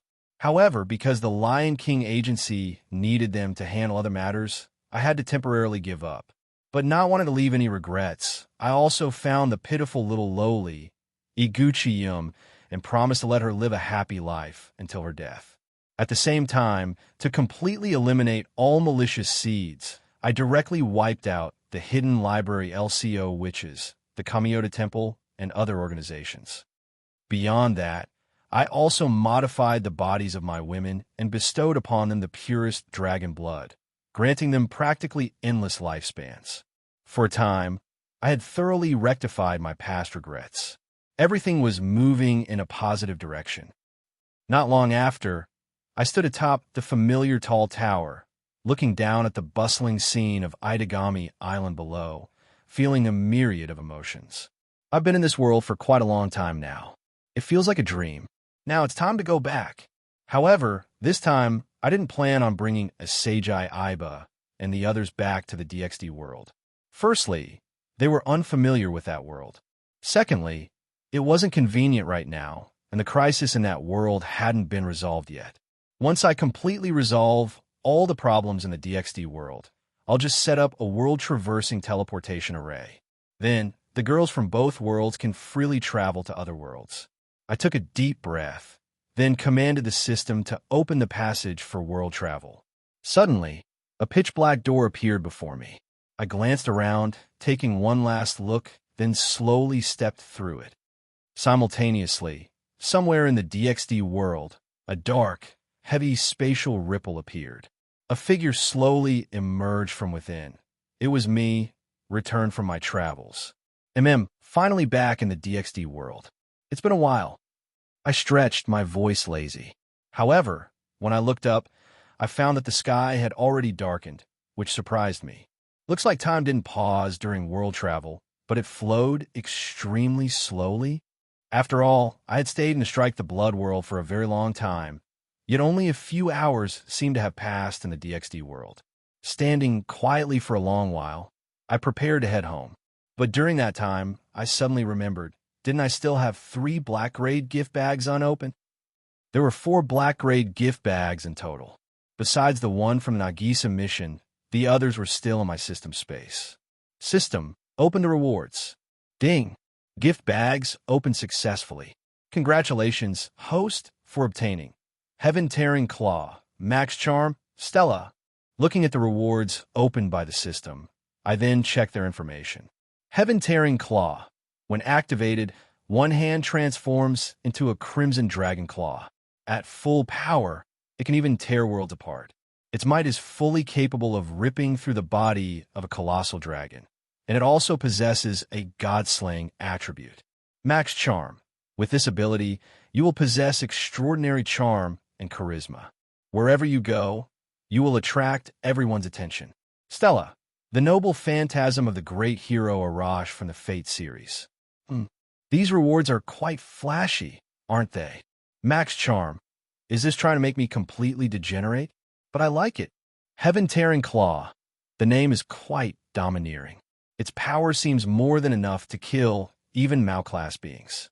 Moreover, it has a god-slaying attribute, making it even more effective against enemies from other pantheons. Perfect. As for Stella, this was the noble phantasm of the legendary hero Arash from ancient Persian mythology. It was an ultimate shooting technique, a single arrow fired with all his might. It possessed an extremely long attack range capable of tearing the earth, as the name implied, instantly ending any conflict. Arash used this noble phantasm to shatter the holy mandate of the Lion King, which had a magic power observation value of 3 million. However, it could only be used once, as the user, Arash, would inevitably die as a result. But with my strength, I could naturally use it infinitely. I wouldn't just drop dead after one shot, like the great hero Arash. Kyoya, where'd you run off to all day? I asked everyone, but no one saw you. Not long after, just as I returned home, a weak voice sounded. I slowly looked over, my eyes falling upon the girls of the household. The one speaking was Rias. At this moment, Rias looked troubled, her eyes staring resentfully at me. Seeing this, I honestly recounted everything that had happened. After all, my women would meet sooner or later anyway. It was better to just lay my cards on the table. Another world? Kyoya. You went to another world? Kyoya-senpai, what are other worlds like? Hearing my explanation, the girls swallowed hard, their eyes wide as they stared fixedly at me, somewhat astonished. Although they had heard me mention other worlds before, they hadn't expected me to have already gone to one. They couldn't help but ask curiously. Immediately, I described the general situation to Rias and the other girls, then explained about Asagi, Iba, and the others. Rias and the other girls. All the girls present were speechless. They had initially been amazed by the concept of other worlds. And now, in the blink of an eye, I had found them even more sisters. Seeing the situation wasn't right, I quickly changed the subject. Let's not talk about that. Rias, you said earlier you were looking for me. What's up? Hearing this, Rias was successfully diverted and replied with a smile. Isn't summer vacation coming up? There's something I need to discuss with you, Kyoya. Not long ago, Oni-sama contacted me. He said that during the summer vacation, an important banquet will be held in the underworld. He wants me to inform you and invite you to attend. Moreover, this time in the underworld, my coming-of-age ceremony will be held, as well as an underworld raiding game.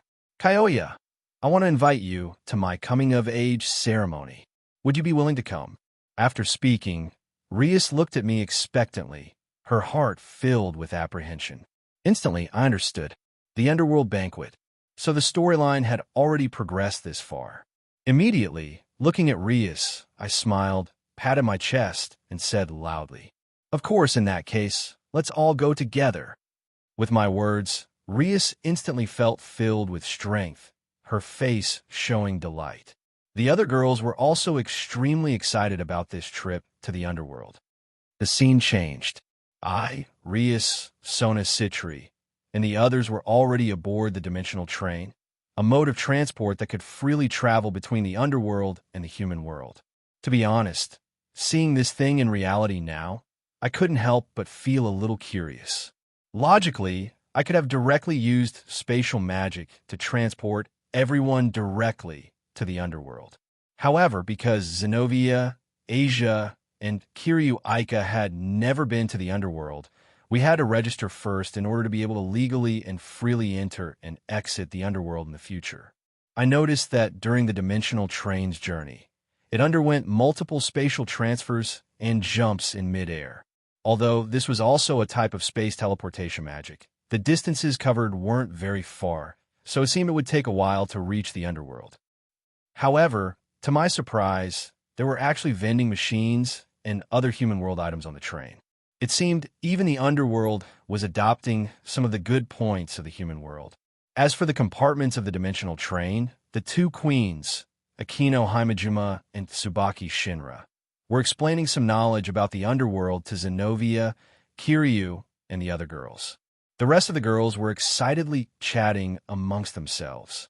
Suddenly remembering something, I approached Rias and asked, "Rias, I seem to have heard that the 4 great rookie kings of the underworld will all participate in this raiding game. Is that true?" Hearing my question, Rias and Sona beside her couldn't help but look a little smug. Of course. After all, this raiding game is quite a major event. Even important figures from other factions will come to watch. And Sona and I are also among the 4 great rookie kings of the underworld.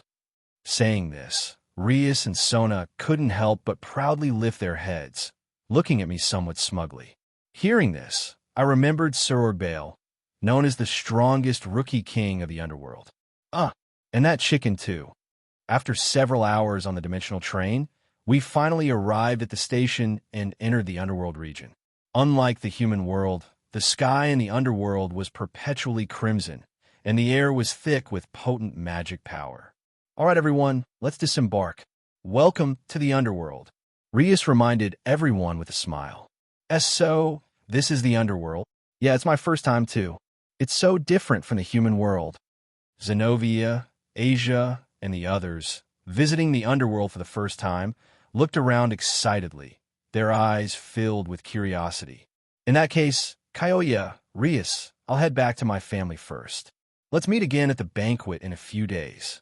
Suddenly, Sona Citri spoke up with a smile, looking at Rias, me, and the others. Hearing Sona's words, I glanced at her peerage members behind her and said with a grin, "No problem. We'll be staying at Rias's place tonight. See you at the banquet, Sona." After nodding, Sona led Tsubaki Shinra, Kiryu Aika, and the other girls towards the Citri family's territory. Once Sona's group was gone, Rias turned back and led us towards the Gremory family estate. The sheer size of the Gremory family's territory was incredibly vast. Calling it a kingdom wouldn't be an exaggeration. After all, the underworld was immense, and the number of pure blood devils had dwindled significantly, meaning the devil population wasn't actually that large. Even an average high-class devil possessed their own expansive territory.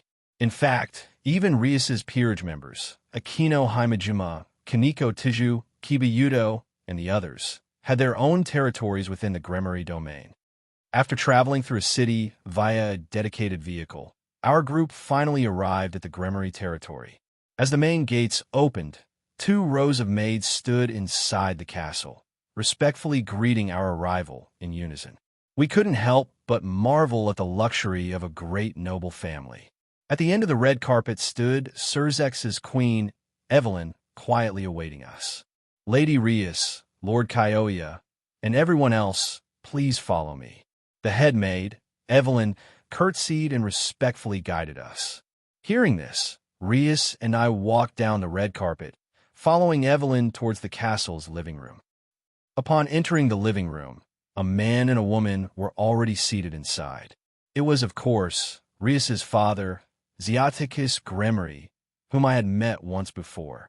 The other was a beautiful woman with light brown hair, Surzex, and Rias's mother, Madam of Extinction, Venelana Gremory. Lord Gremory, Lady Venelana, Lady Rias, and Lord Kyoya have arrived. Evelyn bowed respectfully, then stepped aside. "Uncle, we meet again, and this must be Andy. It's a pleasure to meet you." I first greeted Xiaticus, then turned to Venelana with a greeting. "We finally meet.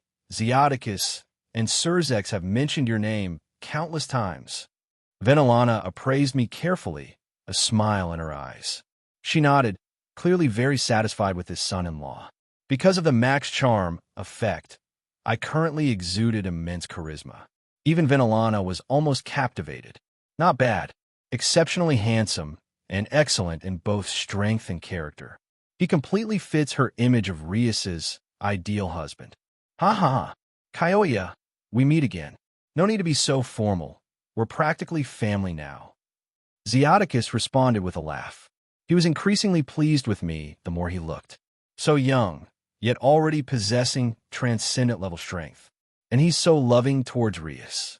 It's truly a match made in heaven. Compared to the Phoenix family, I was undoubtedly the best choice, second to none. This was a tremendous fortune for the Gremory family. Later, under Evelyn's arrangement, everyone began eating dinner in the living room. The atmosphere was lively and cheerful.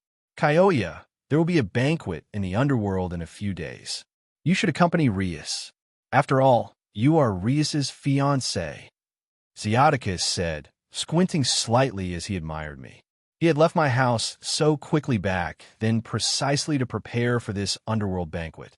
With such an outstanding and powerful son-in-law, he had to show Kyoya off to demonstrate the strength and support of the Gremory family. "Rias already told me about that. I will attend the banquet with Rias," I replied. "That's good to hear." Xiaticus nodded, satisfied with my answer. However, just as dinner was coming to an end, Venelana suddenly spoke, instantly stunning everyone present. "Kyoya, when are you and Rias planning to have children?" Venelana dropped the bombshell. Hearing this, not only Rias and I, but all the young men and women present choked. Undoubtedly, Venelana's words were too outrageous, completely stunning everyone. Xiaticus, upon hearing this, brightened immediately, praising the idea. "Exactly. Rias, look, your brother Surzex already has 2 children. You need to step up your game." "Father, mother, what are you talking about? We're still students." Seeing her parents acting so inappropriately, Rias turned as red as a boiled shrimp, steam practically rising from her head. Akino, Kaneko, Asia, and the other girls stared at me with complicated expressions. Even Kiba Yudo and Gasper watched the scene with amusement, their expressions strange. We're only in high school right now. Isn't it too early for that? How about we get engaged first during Rias's coming-of-age ceremony? We can talk about marriage later. Finally, under immense pressure, I broke out in a cold sweat and managed to come up with this compromise. An engagement? That works too. Hearing this, Zeoticus and Venelana were also very satisfied. After all, this would firmly establish the relationship between Rias and Kyoya. The other girls also breathed a sigh of relief.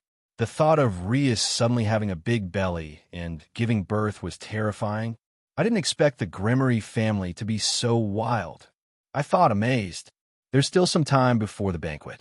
Let Rias take you all on a tour of the underworld these next few days. After dinner, Venelana suggested. As for tonight, Kyoya, I'll have to trouble you to stay with Rias. Before anyone could react, Venelana immediately instructed Evelyn to arrange separate rooms for everyone else. Her intention was clear, to force the issue. Aquino and the other girls, though somewhat dissatisfied, were helpless. Rias, on the other hand, blushed crimson, seemingly aware of what was going to happen tonight, feeling nervous, shy, and expectant. Having a piece of meat delivered to my doorstep, how could I refuse? Looking at Rias's shy expression, my lips curled upward slightly. That night, after a fierce battle, Rias successfully completed her transformation from a girl to a woman. A few days passed in the blink of an eye. My days in the Grimmery household were quite pleasant. I even got to tease the innocent Irina Shidu from time to time. However, today I had serious business to attend to. After searching for several days, I had found a black-gray target. System target, Tiamat, the Chaos Karma Dragon. Task grade, black. Task condition, subdue. Therefore, after informing Rias, I headed alone to the familiar forest. Upon sensing the aura of a dragon king-level being, I quickly flew towards Tiamat's resting place. Speaking of which, I had never seen the human form of Tiamat, the only female dragon king among the 5 great dragon kings in this world. After subduing her, I must have her transform. Just as I was pondering this, I had already arrived within Tiamat's territory. Sensing the draconic aura emanating from me, Tiamat immediately let out a dragon roar, attempting to warn me not to cross the boundary. Roar! I paid no mind.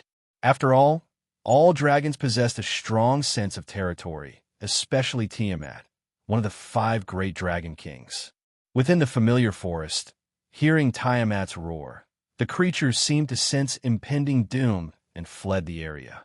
Even some individuals who were originally trying to capture familiars, upon realizing it was the roar of a dragon king, scrambled away in terror, fearing for their lives.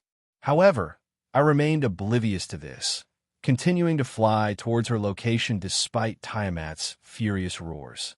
The awakened Tiamat, sensing the unfamiliar draconic aura relentlessly approaching her, couldn't help but become enraged. Seeing this, Tiamat directly assumed a battle stance, ready to face this unfamiliar dragonkin enemy. However, upon seeing me clearly, Tiamat paused for 2 seconds, a hint of surprise in her heart. This is clearly a human youth. Why is the draconic aura on him so potent and strong? Just who is he? Just as Tiamat was curious about my identity, I walked up to her, continuously sizing up this female dragon. Tiamat had the appearance of a Western dragon. Her entire body was predominantly cyan, with parts adorned in purple. A pair of light purple dragon horns grew from her head. While I was observing Tiamat, Tiamat was also sizing me up. I have no memory of this dragon aura, and I've never seen this human before. However, he seems quite charming, and he even gives me a sense of comfort. Tiamat grew even more curious. This was natural. After all, the stronger dragon, the more it could attract the attention and closeness of other dragons. Human, who are you? Why have you trespassed into the territory of Tiamat, one of the 5 great dragon kings? Tiamat couldn't help but ask. Let me introduce myself. I am Hibari Kyoya. My purpose in coming here is naturally to subdue you and make you my familiar. Why else would I travel all this way to find you? Without any beating around the bush, I directly stated my intentions. What? You're Hibari Kyoya? Tiamat's dragon pupils constricted, looking at me with disbelief. After all, my deeds were now known throughout the three realms, gods and devils alike. Killing the fallen angel cadre, Kokabeel, instantly defeating Kateria Leviathan, and single-handedly taking on both the Red Dragon Emperor and the White Dragon Emperor. I was practically a legend. Because Surzex and the others had kept it a secret, very few people knew about my Azure Dragon power. But even so, my track record was still terrifyingly impressive. No one dared to underestimate me anymore. Wait, did you just say you want me, a Dragon King, to become your familiar? Are you insane? Recovering from her shock, Tiamat roared angrily, flailing her claws. I'm quite serious. After all, among the 5 great Dragon Kings, you're the only female dragon. I'm not interested in those other 4 males. I first pouted, then looked at Tiamat with a beaming smile. Tiamat, so I should thank you for taking an interest in me. Hearing this, Tiamat's massive dragon eyes rolled dramatically at me. My remarks during the 3-faction summit had spread throughout the 3 realms. Now, he was even targeting her. Don't think you can talk so big just because you defeated Valley and the others. Tiamat roared through her massive dragon maw. She was one of the 5 great dragon kings.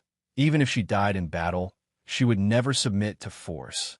A dragon's pride and dignity were not to be trampled upon.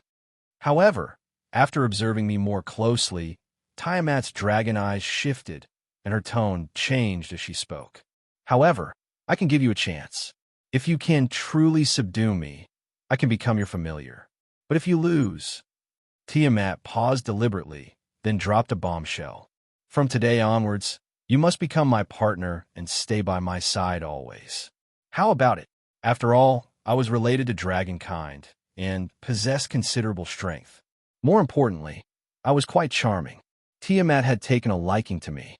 Hearing this, I looked speechlessly at this female dragon. Damn, she's actually interested in me. I came here to subdue you. How did you end up taking a liking to me and trying to subdue me instead?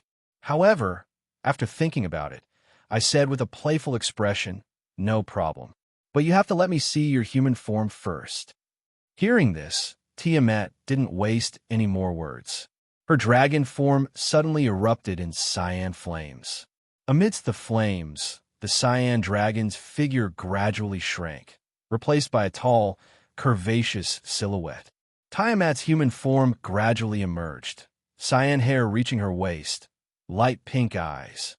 The pair of cyan-purple dragon horns on her head and the pair of wings on her back remained. Cyan scales formed armor across her chest, simply rule-breakingly beautiful. Her entire being radiated a heroic and valiant aura. The imposing chest armor outlined alluring curves, a beauty that made my heart tremble, making it almost impossible for me to look away. I hadn't expected Tiamat, the Chaos Karma Dragon, to be so stunningly beautiful in human form. I'm stunned, aren't you, boy? Tiamat glanced at me, her exceptionally beautiful face showing a hint of smugness and a confident, charming smile. My reaction greatly satisfied Tiamat's vanity. How is my figure? What do you think of my appearance? Tiamat took a few steps towards me, looking at me playfully and asking. Perfect, like a work of art. I praised her without reservation. A strong, yet alluring figure, coupled with the bonus of being a dragon girl. I had to cherish this. Come on, let's fight. I can't wait to capture you and make you my partner. The impatient Tiamat urged. Hearing Tiamat's words suddenly, I froze, then my face quickly darkened. Seriously? Does Tiamat think I'm some kind of prize to be won? Looks like punishment is necessary. A few minutes later, Tiamat had been completely crushed by me and was lying on the ground motionless, looking utterly defeated. My strength had far exceeded her imagination. Ha ha ha! I couldn't help but burst into laughter. Then I walked over, squatted down, and ignored Tiamat's angry and embarrassed expression as I pinched her cheek. Well, Still want to conquer me? Now, be a good girl and become mine. With that, I lifted Tiamat and placed her gently in a beautiful spot, then set up a barrier. Hibari Kyoya, WW, what are you going to do? Tiamat felt uneasy and flustered, looking at me with panic in her eyes. However, it was useless. A mischievous smirk spread across my face as I cracked my knuckles and leaned closer. What followed was an earth-shattering battle. An hour later, you're quite persistent, but let's see how long you can last. Saying this, I attacked again. Several more hours passed. Looking at Tiamat's defiant face, I continued my charge across the battlefield, beating her until she cried out in pain. This battle lasted until nightfall. I looked down at the battered Tiamat, a faint smile on my face. Tisk, Tiamat, do you yield now? I'm not even tired. Looking at my mischievous face, Tiamat shivered, then said weakly, I submit. I'll never fight you again. Recalling the earlier battle, she finally realized just how terrifying this man truly was. At the beginning of the fight, I had instantly unleashed a horrifying draconic aura. The pressure from that higher-level bloodline had filled her with both awe and a strange sense of closeness. Besides that, I had even let her attack freely, yet she hadn't been able to inflict any injuries on me. Even in the other battle, she had been utterly defeated by me. Tiamat had completely submitted. Seeing the dragon blood left on the ground from the battle, I couldn't help but smile. Now you're one of my wives, understand? I said, wrapping one arm around Tiamat's waist, while my other hand roamed freely. I understand. Tiamat nodded vigorously, her face flushing crimson as she buried her head in my chest. I'm currently staying with the Grimory family. Because of the Devil Banquet and the raiding game, I'll be staying there for a while. Do you want to come to the Grimory household? I asked, holding Tiamat close, whispering near her ear. You can also stay in the familiar forest first. After the underworld matters are settled, I'll come pick you up. Hearing this, Tiamat pondered for a moment, then finally decided to stay in the familiar forest for now, as she wasn't accustomed to the troublesome etiquette and rules of devils. I agreed with Tiamat's choice. After all, I also preferred a life without constraints, rather than being tortured to death by noble etiquette. After cuddling for a while longer, I kissed Tiamat goodbye, and my figure transformed into a streak of white light, disappearing from the familiar forest.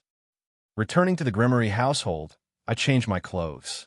When I arrived in the main hall, I found Rias and the others already dressed and ready to go. Because today was the day of the banquet for the new generation of devils in the underworld. Almost all young devils would participate. Even the Maos, devil nobles, and high-ranking officials would make an appearance. They naturally attached great importance to the growth of the new generation of devils. The purpose of the banquet was simple. New generation devils could only participate in official raiding games after reaching adulthood.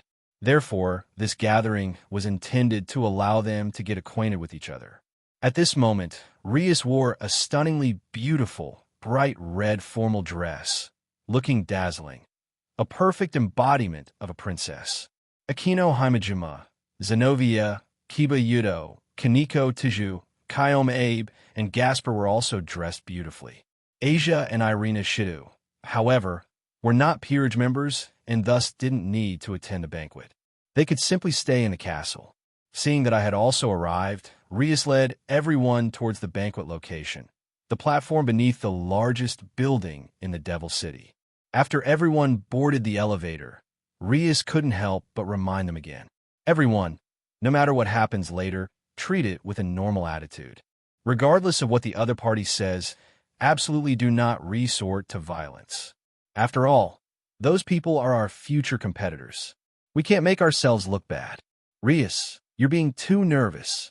After my guidance, you all are definitely the strongest among the new generation. Why worry about them?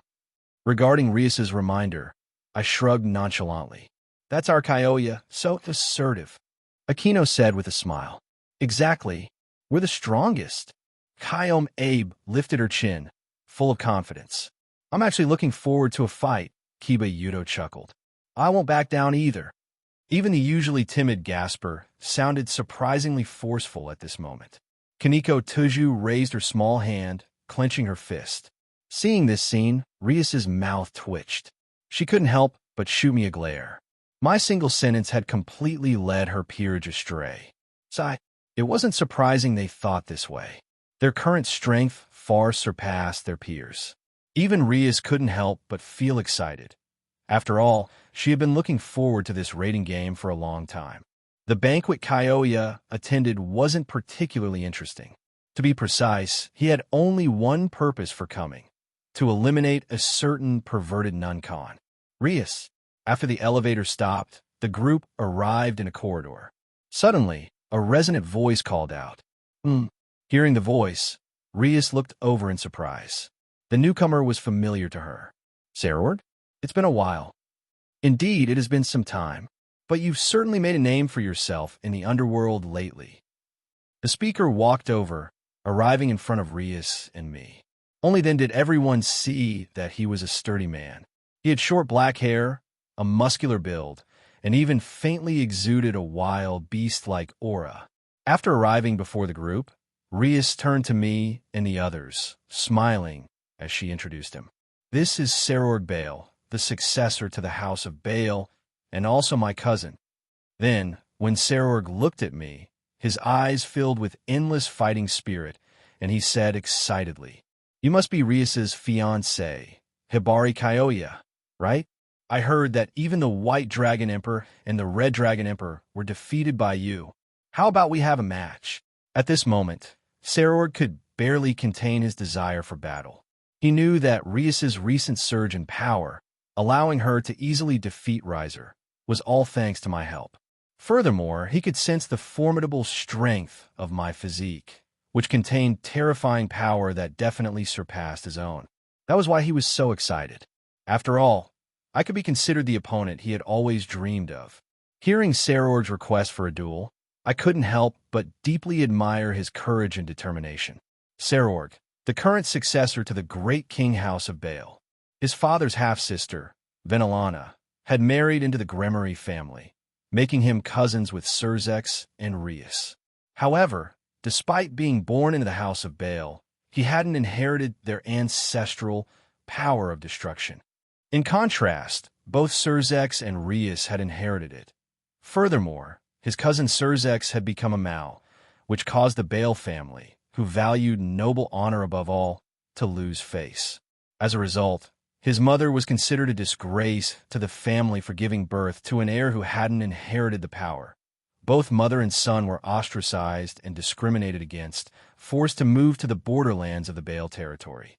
Although he was mocked by his peers for his low magic power from a young age and bullied by his peers, after being constantly encouraged by his mother, he stopped crying and subjected himself to rigorous training. Through insane levels of exercise, he gained strength, aspiring to become a Mao and create a world where dreams could be realized based on strength alone, regardless of family background. Later, his mother fell into a long sleep due to illness. Sarord returned to the House of Bale, defeated his younger brother Magdaran, and reclaimed the position of successor. Among the 6 rookies who debuted in the new generation of Devils, his magic power and support stats were the lowest. He relied solely on his physical strength, which vastly surpassed others. In fact, relying purely on strength, he had even tamed the rampaging sacred gear, the Regulus Nemia, Lion King's battle axe, and reincarnated it as a devil using 7 pawn pieces. To put it bluntly, Sarord was practically like the protagonist of an anime. Unfortunately, he lacked plot armor and ultimately lost to Issei Hayudu in the raiding game finals in the original story. To be honest, Sarord was one of the few true men whom I genuinely admired. Therefore, I naturally wouldn't refuse his request for a duel, and moreover, Sarord, Red Grade, defeat him using only physical combat skills, making him wholeheartedly convinced. Seeing the marker on the system, the corners of my mouth tilted up slightly as I looked at Sarord with a smile. Since you want to spar with me, I'm more than happy to oblige. However, let's wait until after the banquet and the raiding game are over before we spar. Hearing me agree to his duel, Sarorg smiled excitedly. No problem. After the Underworld Conference ends, we'll have a proper match. After speaking, Sarorg extended his hand towards me. I also politely reached out, shaking his hand firmly, as if sealing a pact. Watching the two of us lock gazes, sparks almost flying between us, Rias and the others were utterly speechless. Is this how men greet each other? Also, they knew my true strength. Without using the dragon phantom, I possessed power comparable to the god of the Bible. Sparring with Sarorg? Aren't you just trying to bully him, Kyoya? Thinking of this, Rias and the others turned their heads, looking at Sarorg with pity, hoping he wouldn't be too crushed. After chatting for a bit, Rias suddenly asked with confusion, Sarorg, why aren't you going inside? What are you doing standing in this corridor? TCH, it's too boring inside. Besides, the Agar's family and others have already arrived. But Zephyrdor started arguing with others as soon as he arrived. It's so lame. Saying this, Sarorg's face even showed a look of disgust. At that moment, a loud crashing sound suddenly came from a room nearby. Everyone was startled and quickly rushed towards the main hall. They saw a shattered door, and inside, a man and a woman were glaring at each other with murderous intent. Behind them, the devils from their respective factions were also holding weapons, radiating cold, killing intent. A battle seemed imminent. Zephyrdor, if you want to fight here, I'll gladly oblige. Even if I kill you, the higher-ups probably won't blame me. A female devil wearing glasses looked coldly at the male devil opposite her, speaking ruthlessly. However, the male devil seemed unfazed by her murderous words. Ha ha, just you bitch. I was just being kind enough to take you to a private room for a round. The young lady of the Agar's family is so annoyingly conservative. That's why you're still a virgin. Tisk, you even reek of virginity. I really can't stand it. That's why I wanted to help you open up. Hearing Zephyrdor's words, even Sarorg and I frowned. And this is supposed to be the successor of a noble devil family? He's worse than a street thug. I feel like even that chicken riser is better than him. Seeing this, I couldn't help but curl my lip, looking at Zephyrdor with disdain and commenting bluntly. Hearing this, Rias and Sarorg remained silent. After all, what I said was indeed the truth. Among the current devil nobility, there were too few devils with genuine talent and learning. Most were just spoiled brats. Even Riser Phoenix, although somewhat spoiled, was not weak in terms of strength, possessing the power of a high-class devil. And Zephyrdor? Not only did he act like a hooligan, but his strength was also pathetic. He was an embarrassment to all devils. My voice was loud, and almost everyone present heard it clearly, turning their gazes towards me with strange expressions. Bastard, were you mocking me just now? A mere low-life human ant dares to attend a devil's banquet. After a moment of silence, Zephyrdor turned his gloomy face towards me, his tone extremely hostile. He had disliked me from the moment he saw me. Rias, as the princess of the House of Gremory, was exceptional in status, strength, and appearance. Countless devils in the underworld were infatuated with Rias, and Zephyrdor was one of them. Now, seeming not only close to Rias, but also surrounded by a bevy of beauties, he was completely consumed by jealousy. Hearing his words, my brow furrowed, and my tone turned ice-cold. Here's some free advice. Shut your filthy mouth and get lost, or face the consequences. Who do you think you are, brat? Get away from Princess Rias right now. Seeing Zephyrdor still spouting garbage, even Sarorg couldn't stand it anymore and cracked his knuckles. However, I acted first. I had no intention of tolerating him any further. I raised my hand and slapped him. Smack! A sharp slap echoed through the hall. Zephyrdor went flying, crashing into the wall and even creating a large hole. His mouth was twisted, teeth knocked out, spitting blood as he lay motionless on the ground. If it weren't for showing some respect to Surzex and the others, I would have used much more force than that tiny slap. Otherwise, Zephyrdor's life would have been forfeit right then and there. Lord Zephyrdor. Seeing their master in such a state, Zephyrdore's peerage members' faces changed drastically, ready to lash out at me. You really... However, I merely glanced at them. They immediately spat blood and knelt on the ground, too terrified to utter another word. Hiss! A collective gasp echoed through the banquet hall. They had thought they were in for a good show, but they hadn't expected this human to be so ruthless and powerful. Before the other devils present could even react, Zephyrdour and his peerage were already in such a miserable state. At this moment, my face remained cold, and I spoke calmly. Get this trash out of here immediately. If I weren't here as an invited guest, both he and all of you would be dead already. Hearing my words, they scrambled to carry Zephyrdour and fled the scene as fast as they could. They were terrified that if they delayed even a second longer, their lives would be forfeit. Seeing this situation, the hall fell into absolute silence. Rhea sighed helplessly, rubbing her forehead, speechless but saying nothing. Sarorg, on the other hand, was even more excited now. My way of handling things completely suited his temperament. If it weren't for his status as the successor to the House of Baal, he would have stepped in himself, at the very least, beating Zephyrdour half to death. Just then, Sarorg noticed me looking around and asked curiously, "Are you looking for someone?" Hearing this, Rias and the others also became curious about who I was searching for. Could it be Sona and her group? Yeah. Do any of you know who Diodora is? I asked, my sharp gaze sweeping across the devils in the hall. Diodora Astaroth. I remember him being a blood relative of the current Mount Beelzebub, and also the next head of the House of Astaroth. Don't tell me you have a grudge against him?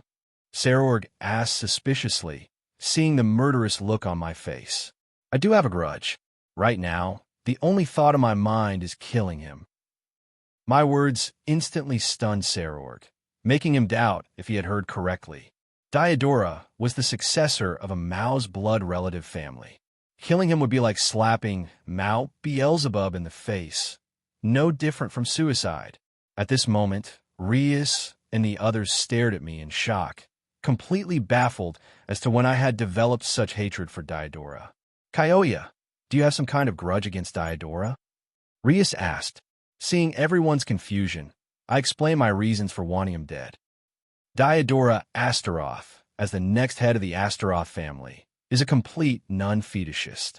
His entire peerage consists of former nuns and saints. He's also the devil who got saved by Asia back when she was known as the Holy Maiden, which is why she became a witch. But it was all a charade, an act orchestrated entirely to get close to Asia. He exploited her kindness, waiting for her to be expelled from the church before swooping in. Now, however, I intend to make him pay tenfold for the pain he caused Asia.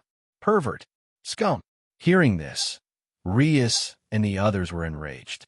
Zenobia, especially as a former member of the church, cursed him furiously. Even Sarorg, who had initially wanted to urge me to calm down, now had an extremely grim expression. He hadn't expected Diodora to be such a vile and despicable person in private. He was simply disgracing the name of devils. So, Sarorg, that bastard hurt my family. I can't let him go. Now you understand, right? Hearing my words, Sarorg nodded in understanding. No wonder Kyoya wanted to kill Diodora badly. If this had happened to him, he would have staked his own life to take revenge. After all, nothing was more important than family. As time passed, the young devils of the underworld gradually arrived at the banquet hall. Just then, Sarorg's gaze sharpened. He saw a male devil with an innocent, harmless appearance, always smiling, walk into view. This person was Diodora. Noticing Sarorg's gaze, I also reacted, immediately walking towards Diodora. I grabbed his arm and applied slight pressure. A miserable scream echoed throughout the banquet hall. The originally lively scene instantly fell silent. Seeing me, Diodora's eyes suddenly turned gloomy, and he roared angrily, "Bastard, what is the meaning of this?" Seeing this, I didn't waste words. I directly used Mental Out, completely tearing away his hypocritical and ugly mask. Watching the rambling, vile nonsense spewing from Diodora, The devils in the hall were all stunned. They hadn't expected the seemingly harmless Diodora to have such a fetish, obsessed with nuns, and employ such despicable methods, especially the former nuns and saints who were part of Diodora's peerage. After hearing the truth, their eyes glazed over, their minds completely shattered. In their hearts, the perfect, kind, and gentle Diodora's true face was actually so hypocritical and despicable. Then, I pulled the snake of Ophis out of his pocket and showed it to everyone, slowly explaining, "The snake of Ophis. You're also a member of the Cow's Brigade, aren't you?" "What? Join the Cow's Brigade? Is this the snake of the infinite dragon god, bastard Diodora Astaroth? As the successor to the house of Astaroth, you actually colluded with the Cow's Brigade. Are you trying to betray the devils?" After seeing the item in my hand, Reus, Serorg, and all the devils present were enraged. They had thought Diodora was just a despicable person, but they hadn't expected him to join a terrorist group like the Cow's Brigade and even act as an inside agent for their attacks. Everyone stared at Diodora with gloomy eyes filled with killing intent, as if looking at a dead man. Immediately after, I grabbed Diodora's neck with one hand, and black flames instantly crawled over his entire body. What followed were piercing screams, but he still stubbornly threatened me. "Bastard, I'm a blood relative of Mao Beelzebub and the next head of the house of Astaroth. You can't kill me." To this, Reus, Serorg, and the other devils watched coldly, unmoved, quietly observing Diodora being killed. Blood relative of Mao Beelzebub or not, even if you were the Mao himself, betraying the devils would still warrant the death penalty. As the black flames continued to burn, Diodora was reduced to ashes, completely disappearing from this world. As for Diodora, I could only describe him as utterly useless. He didn't even warrant a system task. Although this is your devil's affair, this guy had a significant grudge with me. So, I apologize, I said, flicking my hand and walking across the banquet hall towards Reus and Seror with a smile. Diodora probably would have marked spatial nodes to launch attacks on the underworld later. So I guess I did a good deed. Hearing this, Reus, Serorg, and the others, who knew my true strength, twitched their lips and rolled their eyes at me. Although I had my back to them, I could clearly feel countless gazes focused on me. And murmurs came from behind him. "Is this guy really human? Isn't he too abnormal?" "Yeah." Zephyrdor and Diodora were both instantly defeated. "I remember him. He's Lady Reus's fiancé." "What? Could he be the human who defeated the Red Dragon Emperor and the White Dragon Emperor? Is this guy a monster?" As they spoke, the new generation of devils looked at me with faces full of admiration. Hearing the devils' discussions, my heart remained exceptionally calm. After all, I knew very well, this was a world where the strong preyed on the weak. Strength was everything, especially for devils, who worship power. Great strength naturally earned their respect and admiration. However, after such an incident occurred, the devil higher-ups quickly sent people to handle the aftermath. Not long after, Surzex's queen arrived at the banquet hall and announced the official start of the Underworld Conference. She led me and the new generation of devils to the Underworld's main hall. At the very top of the hall sat the four great Maos of the Underworld: Surzex Lucifer, Seraphol Leviathan, Ajuka Beelzebub, and Falbium Asmodeus.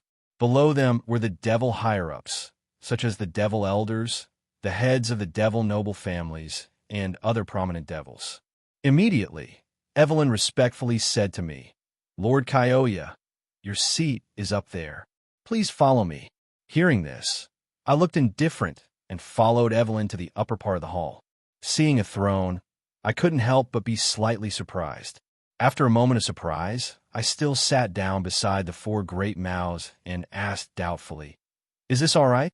After all, I'm just a guest in the underworld." "Kyoya, your status is even higher than ours, and you've helped us immensely," Surzex replied with a smile.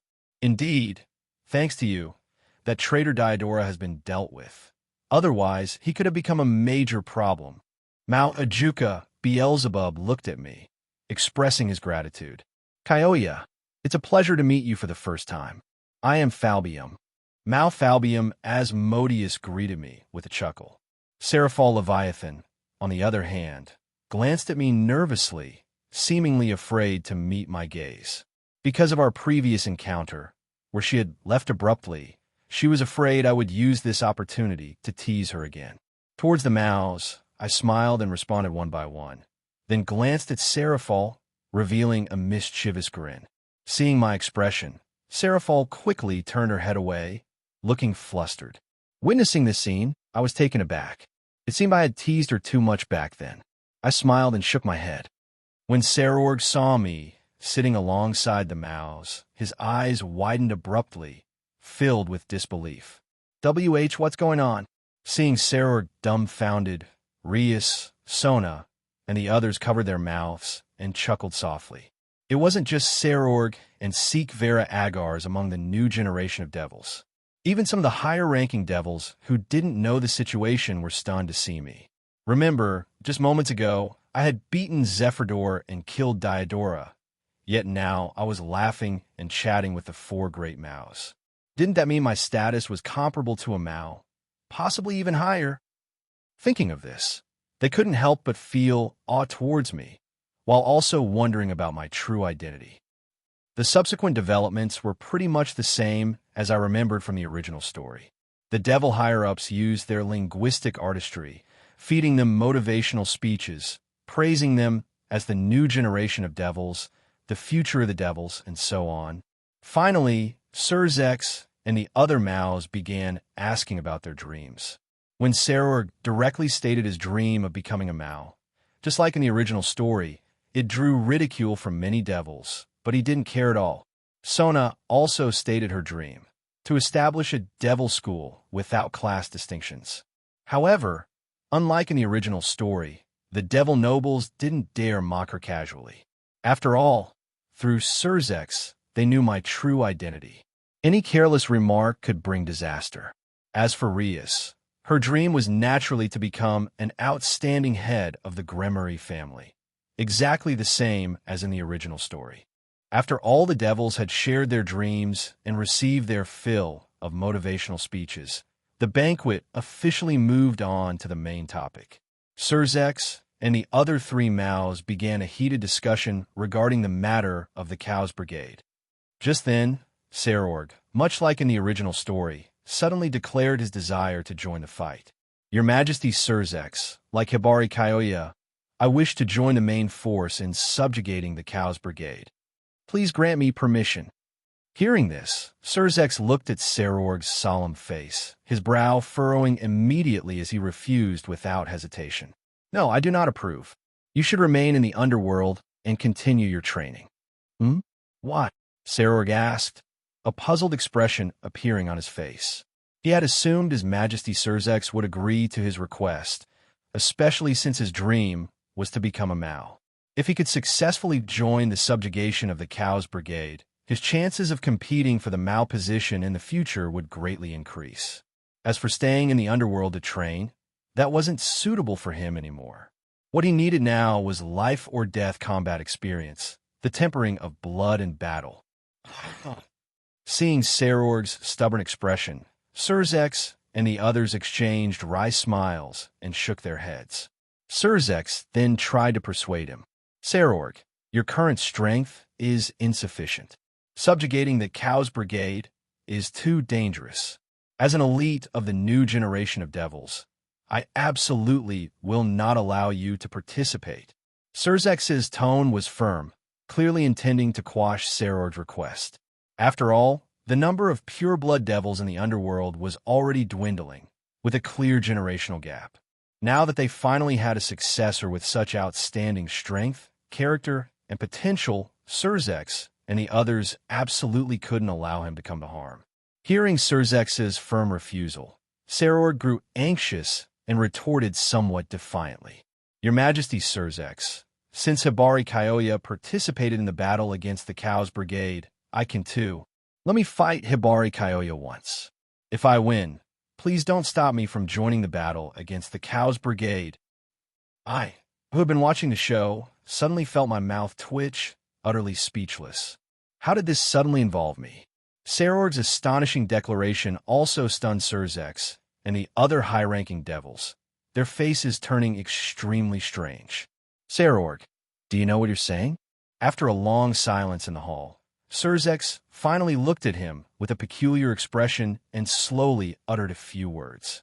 Mawajuka Beelzebub also tried to dissuade him. Sarorg, you should give up. Seriously? Wanted to fight Hibari Kyoya? You got guts, kid. Talk about reckless youth. Forget just you. Even if the entire Underworld's devil population teamed up, they probably wouldn't be enough for Kyoya to handle.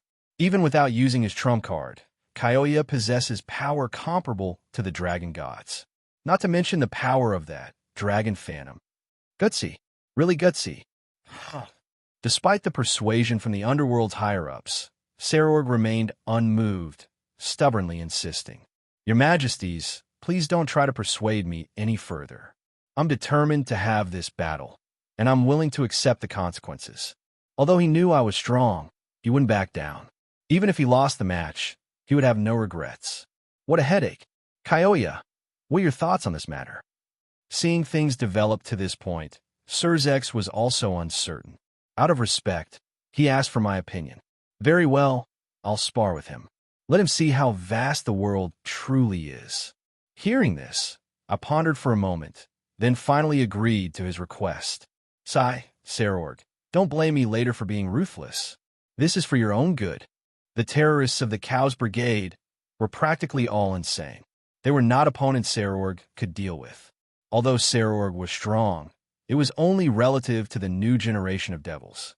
If he encountered Chow Chow, Rise of Levon, Lucifer, Valley, and the others, he'd be no match for them and might even lose his life.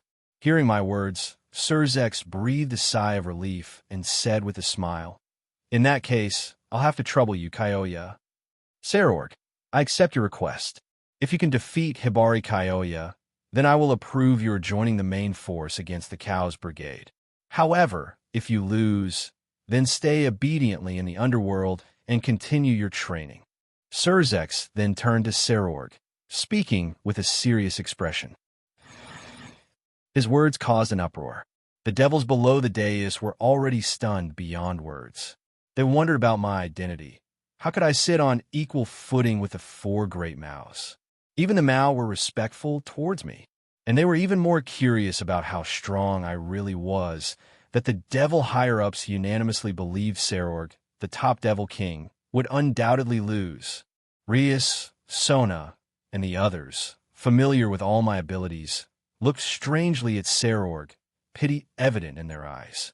Sarorg, you could have challenged anyone. Why did you have to challenge Kyoya?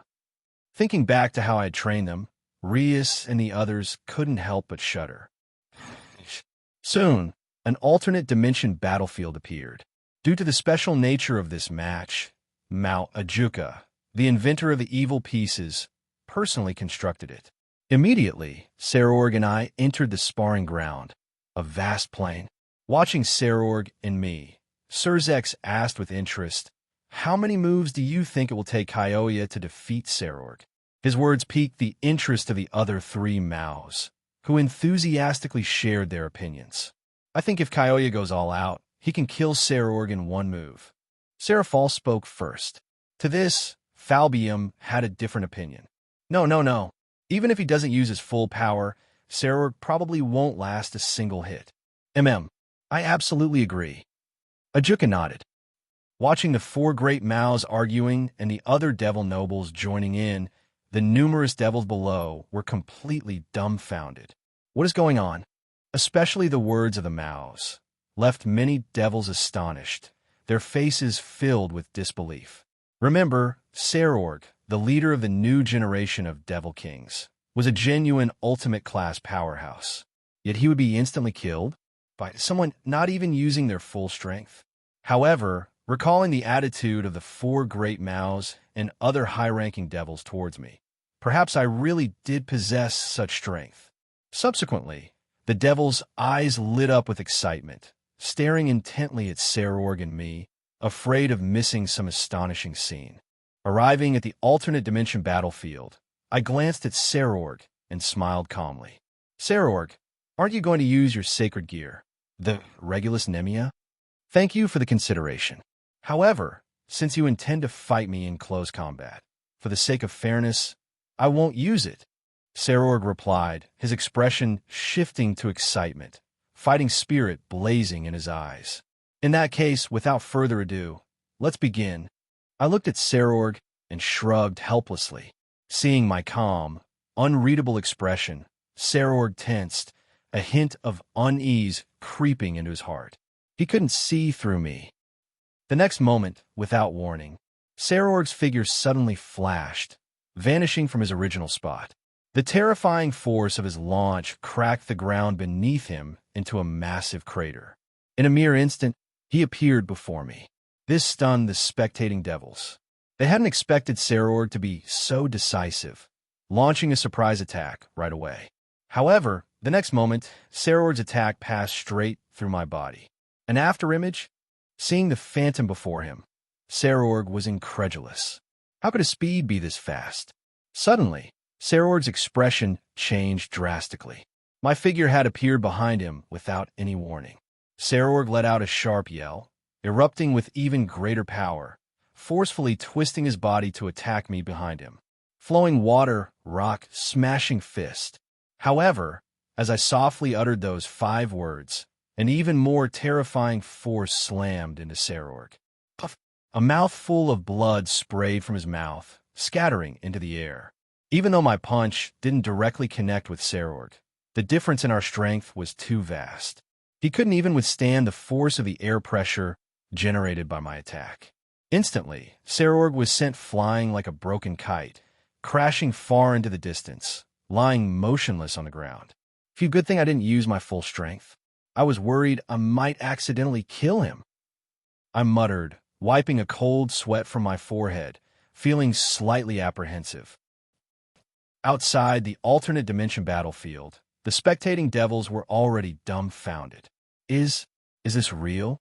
Sarorg was taken out in one punch. So the Maos weren't joking. But this is just too ridiculous. Relying solely on physical strength, without even making contact, Sarorg was sent flying. Is the difference in their strength really that big? The numerous devils below the dais were extremely excited, their gazes fixed on Kyoya, filled with adoration. Kyoya's strength has grown again, Surzex remarked with emotion. Every time, he manages to redefine my understanding of him. It seems we don't need to worry about the Chaos Brigade and the otherworldly crisis anymore. Surzex smiled faintly, relief washing over his face. After all, I was Ria's fiancé, his brother-in-law. Perhaps, in the future, the Gremory family would become even stronger. TCH, you act like you don't know how terrifying his true power is. If he got serious, the sheer pressure alone would be enough to crush Sarorg. Seraphal pouted, feigning indifference, but her heart was actually in turmoil. Wah, Sona-chan, this lecher is getting stronger and stronger. I'm probably going to suffer at his hands soon. Surzex nodded silently in agreement. The miserable state of the 2 heavenly dragons, Valley and Lux, was still vivid in his mind. As for Mauzajuka and Falbium, along with the other devil nobles, they were even more horrified internally. Crushing an ultimate-class powerhouse with just aura alone? That's just absurd. However, they firmly believed it. After all, I was a true monster. Meanwhile, back in the alternate dimension battlefield, after a long while, Sarorg finally staggered back to his feet. However, Sarorg was already drenched in sweat, his face pale, as if just standing up had drained all his strength. His eyes held a hint of bewilderment. My strength made him feel a profound sense of powerlessness. If you had been willing to use your sacred gear, perhaps you wouldn't be in such a miserable state, I said, a trace of regret showing on my face. After all, I genuinely respected Sarorg. That was why I had deliberately held back. I had dodged his attack, then used the flowing water rock smashing fist to defeat him. I didn't want him to lose too disgracefully. Otherwise, he wouldn't have even gotten a chance to make a move. Using a fist technique rewarded by the system to defeat Sarorg could be considered a sign of respect. I had wanted a fair duel. I just hadn't expected the difference in our strength to be so vast, an insurmountable chasm. Sarah replied with a wry smile after recovering slightly. I concede this match. Suddenly, Sarah shouted towards the outside of the field. Ding! Congratulations, host, for completing one red grade gift bag task. Just as Sarah conceded, the system's voice sounded as expected. After returning, Sarah was taken away for treatment due to his somewhat heavy injuries. Strangely enough, even though Sarah suffered a crushing defeat this time, the number of underworld nobles supporting him increased dramatically. Perhaps it was because devils worshipped the strong and also respected those who dared to challenge the strong. Next, the banquet continued, and Surzek specifically emphasized the upcoming devil raiding game. Soon, the banquet for the new generation of devils officially ended. Afterward, Surzek and the others began discussing the matter of the Dragon Phantom with me. Regarding this matter, my suggestion is to reveal everything, the crisis of the otherworldly evil gods, as well as your identity, during the raiding game, as people from various pantheons will be present. We can use this opportunity to make it public. Hearing Surzek's words, I agreed nonchalantly. Weren't you staying at little Rias-chan's place? Why are you following me back? Looking at Kyoya's narrowed eyes, Seraphal puffed her cheeks angrily. Originally, I had been staying at the Gremory household. Sona and the other girls hadn't seen me for a long time, so during the banquet, Sona invited me to the Citri house. Naturally, I readily agreed. Besides, I could thoroughly tease Seraphal, this magical girl. It was killing two birds with one stone. And along the way, I found various excuses to touch her all over. Looking at the aggrieved Seraphal, I chuckled. Do you think someone I've set my sights on can escape?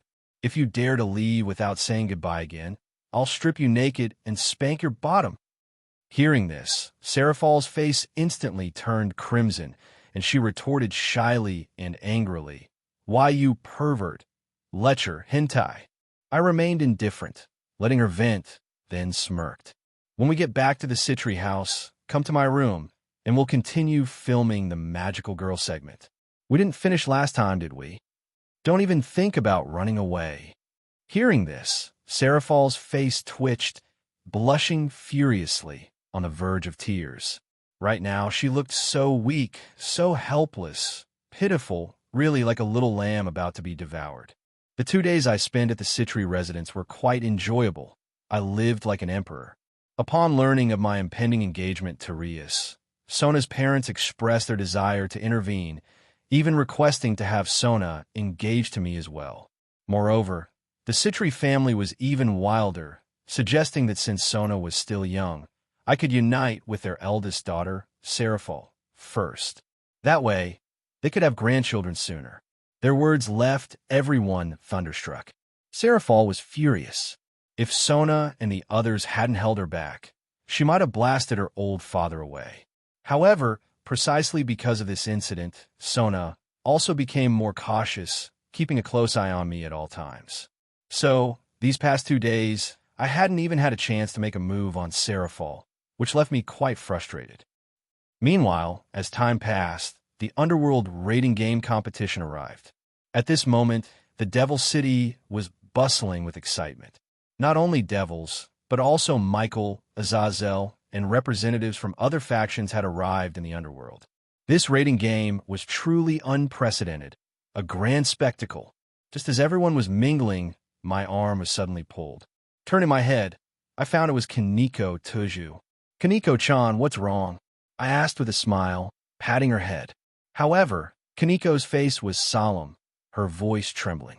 Senpai, it's Wani-chan. I sense Wani-chan's aura. She must be nearby. So that's it. No wonder Kaneko looked so serious. It must be Kuroka deliberately revealing her aura to lure Kaneko out. This plot point happened in the original story too.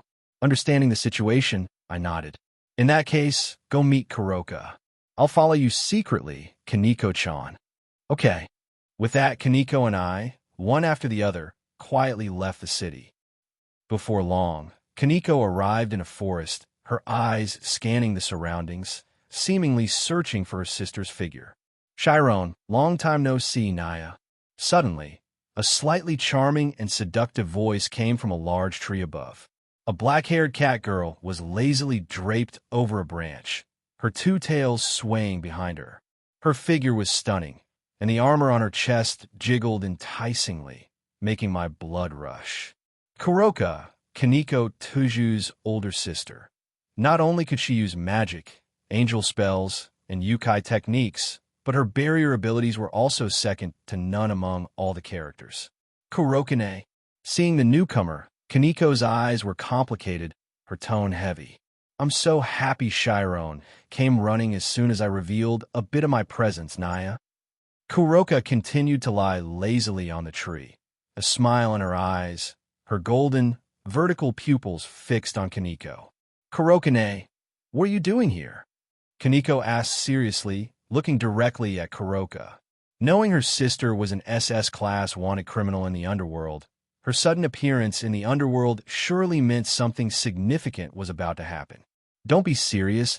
I came all this way just to see my little sister Chiron. Kuroka winked at Kaneko, acting cute. However, Kaneko didn't believe her. She knew her sister must be hiding something. Kurokane, what is your real purpose? If you don't tell me, I'm leaving. Kaneko took a deep breath and asked again.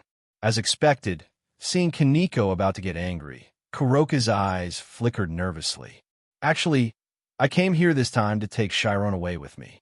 Back then, it was your big sister who only cared about escaping and didn't take you with me, so... However, before Kuroka could finish, Kaneko interrupted her, revealing the truth with a complicated tone. Kurokane, I already know what happened back then. You killed that devil to protect me, and to avoid implicating me, you chose to leave alone. I already know everything. Hearing Kaneko's words, Kuroka's pupils constricted, her pretty face filled with shock. She hadn't expected Kaneko to know the truth of what happened back then. But perhaps, for her, this was also a good thing. Chiron, since you know the truth, then come with one each on. I have the power to protect you. I won't let you suffer anymore. Saying this, Kuroka moved, appearing directly in front of Kaneko, ready to take her away. I won't agree to you taking Kaneko-chan, Kuroka. Just then, I suddenly emerged from my hiding place, then glanced towards another spot and said indifferently, the one hiding in the dark, come out now. Or do you want me to personally drag you out? There's someone else? Kaneko exclaimed in shock. The next second, a young man appeared behind Kuroka, carrying a red iron staff with a golden circlet on his head. This was Biko. Yo, I remember you're called Biko, right? But why don't you have any fur? That's a bit strange. I teased with a smile. Hearing my words, Biko stumbled, almost falling. His mouth twitched as he looked at me speechlessly. Seriously? Usually, he's the one making fun of others. When did it become someone else's turn to tease him?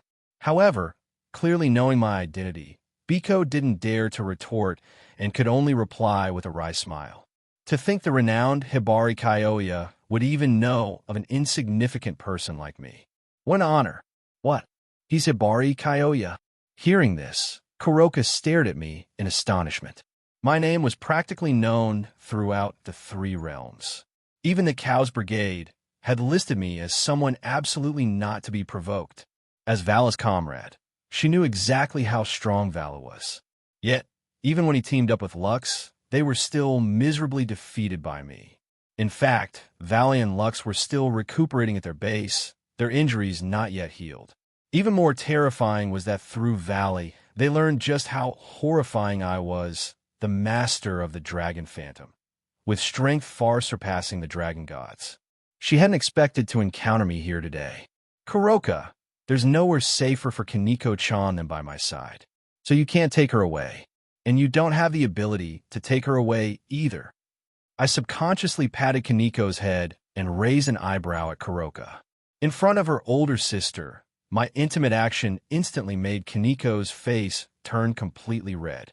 Seeing this, Kuroka knew her sister was deeply in love with me and quickly reminded her. Hibari Kyoya, Chiron is still young. You can't make a move on my sister, Naya. Hearing this, I raised an eyebrow, looking playfully at the seductive Kuroka, and said flirtatiously, "Oh, can't make a move on Kaneko-chan? Then how about you take her place? A pair of catgirl sisters, just perfect." As senpai, pervert. Kaneko blushed furiously upon hearing my words, puffing her cheeks and glaring at me, looking utterly adorable and naive. Kuroka, on the other hand, couldn't help but lick her lips, her expression becoming even more captivating as she chuckled. "I wouldn't mind. The children we have together will surely be outstanding in the future, Naya." As a Nekashu, Kuroka was already in heat, and I, possessing bloodlines surpassing even the dragon gods, was naturally her ideal partner. Kaneko looked resentfully at her older sister. They had just met, and she was already trying to steal her man. "In that case, everything is much simpler now," I said, stroking my chin, then turned to look at Biko with a smile. "I'm keeping Kuroka. Any objections?" Sensing my playful gaze, Biko gulped, speechless. "The hell? Can I have an objection? If I say one wrong word, I'll probably end up like Valley, crippled if not dead." Seeing Biko's awkward expression, Kuroka suddenly spoke up with a smile. "Biko, why have you become timid? Just tell Vala truthfully that I'm staying with Hibari Kyoya, Naya." Hearing Kuroka's teasing, Biko couldn't help but roll his eyes. Easy for you to say. However, realizing he was just a messenger, and that Valley would be the one dealing with the headache later, it wasn't his problem. He simply nodded and left. Seeing this, I took Kaneko and Kuroka back to the Mao's party venue, preparing for the raiding game competition scheduled in about 10 days. As a member of Rias's peerage, Kaneko naturally had to participate, so I took Kuroka to the spectator area. At the entrance of the conference room, the guards respectfully said, "Lord Kyoya, His Majesty the Mao and the other lords are already waiting for you." Entering the conference room, the first thing I saw were the leaders of the three factions. Seeing me, Azazel, still looking disheveled, greeted me with a smile. "Yo, Kyoya, long time no see." Although he was still a bit upset about being extorted for several artificial sacred gears last time, he didn't seem too bothered. Archangel Michael also greeted me with a smile. "Kyoya, thank you so much for your help last time. Thanks to my intervention, Heaven's system was finally functioning normally, and quite a few pure-blooded angels had already been born." Michael was in a great mood, a heavy burden lifted from his shoulders. He felt very grateful towards me. However, when Michael noticed Kuroka, he asked in surprise, "Kyoya, the one behind you, could it be the SS-class stray devil, Kuroka?"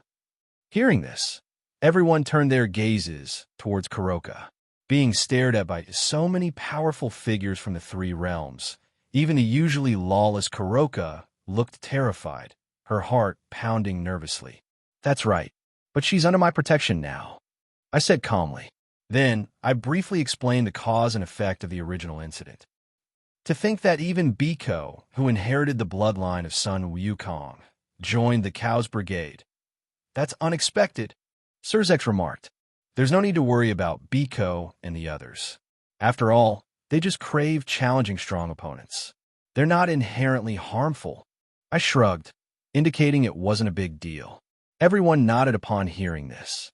Compared to the truly terrifying terrorists of the Cow's Brigade, Valley and the others were indeed small fry. By the way, regarding Kuroka, I hope the warrant for her arrest can be revoked, I suddenly reminded Surzex. "No problem," Surzex readily agreed. Watching the powerful figures treating me with such respect, Kuroka felt as if she were dreaming, too shocked to speak. Don't you young people know how to welcome this old man?" Just then, a weathered voice sounded, and someone pushed open the door to the conference room. Everyone looked over and saw an old man and a young girl walk in. The old man wore an old hat, an eye patch over his left eye, and had white hair and a long beard. His attire wasn't particularly fancy, just a simple black robe. Perhaps due to back problems, he leaned on a staff. The girl beside him had white hair, wore silver armor, and had two conspicuous cowlicks on her head. I immediately guessed their identities. The old man was the chief god of Norse mythology, Odin. As for the girl behind him, she was Odin's Valkyrie bodyguard, Rosweiss. Well, long time no see, you old geezer from the north. Azazel greeted them with a chuckle. Indeed, it has been a while, you fallen scum. I feel a headache every time I see you all getting along so chummy. You're not planning some other ridiculous scheme, are you? Odin replied slowly, sitting down on the sofa and stroking his beard mockingly. We're not like you backwoods gods. Young people should break through and not be bound by the past. Azazel shot back. TCH, the typical mentality of a complete loser. Just a bunch of kids who lost their god in mouths. Odin scoffed. What the? Your mouth spews nothing but bullshit. You damned old geezer. Azazel cursed. And you lot acting like a bunch of kids playing house. You fallen punks. Odin shot back. I watched the two curse each other with great interest. Kuroka was completely stunned. Is this really the image of a god, she remembered? Why do they look like street thugs? Watching Odin and Azazel argue and curse, Surzex felt a headache coming on and had no choice but to interrupt helplessly. Odin didn't hold back against the devils either, continuing his verbal assault. He fired off insults indiscriminately, roasting almost everyone present. I couldn't help but feel my eye twitch. This Odin's mouth was like a machine gun, just rattling on and on. Everyone in the hall had dark lines forming on their foreheads. Yoho, you must be that Kyoya kid who's been stirring up trouble lately, turning the world upside down. I heard you even shouted about wanting a harem during the 3-faction summit. Not bad, kid. We should exchange notes sometime. Odin looked at me, his expression utterly lacking the dignity expected of his station. Lord Odin, what nonsense are you spouting? It's completely indecent. This is unbecoming of the name Valkyrie. Hearing Odin's words, Rosweiss pouted and retorted. Oomph. You, a useless Valkyrie whose age equals her dateless history. What do you know about dreams? Hearing Rosweiss contradict him, Odin mercilessly berated his own Valkyrie. Wah wah. Unexpectedly, Odin's words actually made Rosweiss burst into tears. Stop crying, you useless virgin Valkyrie. It's because you're always so stiff and proper that you can't even snag a hero or a man.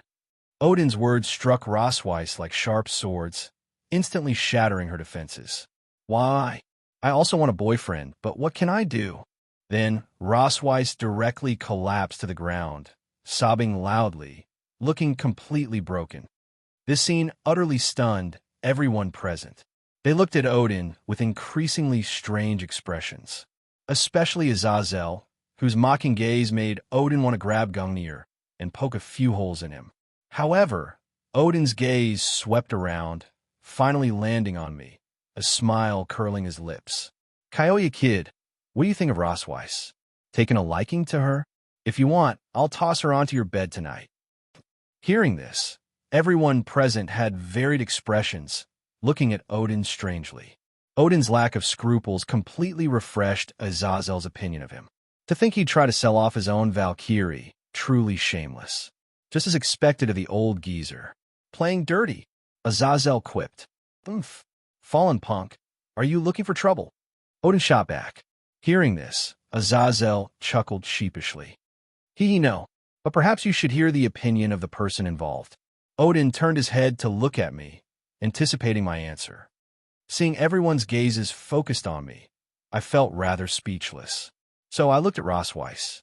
Just like in the anime, she was indeed a beautiful, white-haired Valkyrie beauty.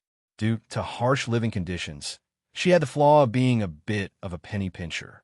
And as Odin's Valkyrie bodyguard, her standards were quite high, hence her complete lack of romantic history. Raised by her grandmother since childhood, she loved her grandmother dearly and sent all the money she earned from her devil work home. A very filial girl. Moreover, Rosweiss also had a red task marker associated with her. Sign-in character, Rosweiss. Task grade, red. Condition, abduct her home. Well, I quite like Rosweiss. If she want, I can be her boyfriend, I replied, looking at Rosweiss, feeling quite pleased. Hearing me agree, Odin's reaction was even more excited than Rosweiss, as if afraid I would go back on my word. Hey, useless Valkyrie, how about letting Kyoya be your boyfriend? Kyoya is not only strong and handsome, but also very rich. He's more than enough for you, Odin said, looking meaningfully at Rosweiss, tempting her with her weaknesses, try to push her towards me. After all, Rosweiss was really annoying, always managing him and undermining him. He had wanted to replace his bodyguard for a long time. Hearing this, Rosweiss' gaze shifted towards me, her face flushing crimson as she fell into a fantasy. Boyfriend, is that really okay? But how does one do that? Is it going shopping, eating, watching movies, and then go to Love Hotel? Instantly, as if a switch had been flipped, Rosweiss started rambling nonstop. This stunned even Odin. What has this useless Valkyrie been watching? Has she really never been in love? But Odin didn't have time to listen to her rambling. He smacked her on the head and urged loudly. Stop blabbering. Just say yes or no. Woo, but if I leave, who will protect Lord Odin? Rosweiss asked doubtfully. I don't need your protection. As for a bodyguard, I'll find someone else to replace you. As a girl, you must pursue your own happiness, understand? Odin squinted, putting on I'm thinking of your well-being expression. Is that so? Rosweiss looked at me upon hearing this, her eyes immediately shining. In that case, let's try dating first. Then, Rosweiss murmured shyly, her face completely flushed. After all, no single Valkyrie could guarantee she wouldn't be moved when faced with such an outstanding man. Even though I had many women around me, and had even declared my intention to build a harem, Rosweiss didn't seem to mind. Odin burst out laughing upon seeing this. He had wanted to get rid of this useless Valkyrie for a long time. Finally, he could go find some beauties and enjoy himself. Seeing Odin's reaction, Azazel and I shot him disdainful glances. Dirty old man. But not bad. Not only did I complete the task and get a red grade gift bag, but I also gained a white-haired Valkyrie beauty. Big win. System, open all the gift bags. Ding. Red grade gift bags opened successfully. Congratulations, host, for obtaining one Magic Power promotion card and the 9 Shadowcon armies. A Magic Power promotion is not very useful to me now. I'll give it to one of my women later. As for the Shadowcon armies from Jackie-chan Adventures, they're like all shadows. They can merge with and travel through shadows and have the ability to phase through solid matter. There are 9 distinct legions. However, with the enhancement of my magic power, their strength should be significantly increased. They can help me handle some trivial matters. Not bad. Everyone, the battle between Rias, Sona, and the others is about to begin. Let's watch first. Surzex reminded everyone with a smile. Hearing this, everyone sat down, waiting for the raiding game to start. You guys really have a wicked sense of humor. These 2 girls are your sisters, and they're best friends, yet you're making them fight each other. Odin stroked his beard, looking playfully at Surzex and Seraphol. Hearing this, the 2 remained unfazed, firmly believing their respective sisters would win. However, just as Rias, Sona, and the others were teleported into the alternate dimension space, an accident occurred. Strange magic circles continuously appeared around them, gradually increasing in number and surrounding Rias, Sona, and their groups. In the blink of an eye, hundreds, even thousands of devil legions surrounded them. Simultaneously, a dense white fog appeared around the conference room, trapping Kyoya and the others inside. They're allied with the Cow's Brigade, the old Satan faction. Wait, this white fog. This is the ability of the sacred gear, Dimension Lost. Could this be an attack by the Cow's Brigade? This series of sudden events caught Surzex, Azazel, Michael, and the others somewhat off guard. Even the chief god of Norse mythology, Odin, now removed the eye patch from his left eye. The crystal-like object in his eye socket shimmered with mysterious runes. A moment later, Odin's expression turned solemn. This is tricky. Even I can't break this spatial ability of Dimension Lost. At best, I can only open a one-way passage. Enter only, no exit. Hearing such bad news, Surzex could only smile wryly and turn to me for help. Kyoya, I'm afraid we'll have to rely on you for this. Hearing this, I chuckled softly and waved my hand dismissively. It's a trivial matter. Leave it to me. Actually, I wasn't too worried about this. After all, Rias and the others, having received my blessing, some of them practically possessed ultimate class strength. Coupled with the protective spells I placed on them, I wasn't concerned about them getting injured. Looks like you have a way to deal with this, Seal. Don't tell me you're going to use the power of that mysterious dragon. Odin asked, his interest instantly piqued.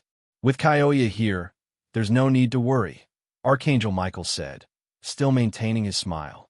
Hurry up, Kyoya. Show me what mysterious power you're going to use this time. Azazel urged excitedly, his eyes wide. I stood up, took out the Astel manuscript, and muttered an incantation. Connect to the Library of Pride.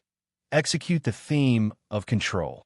As soon as I finished speaking, a black coat instantly appeared on me, adorned with partial gold trim, looking somewhat ornate.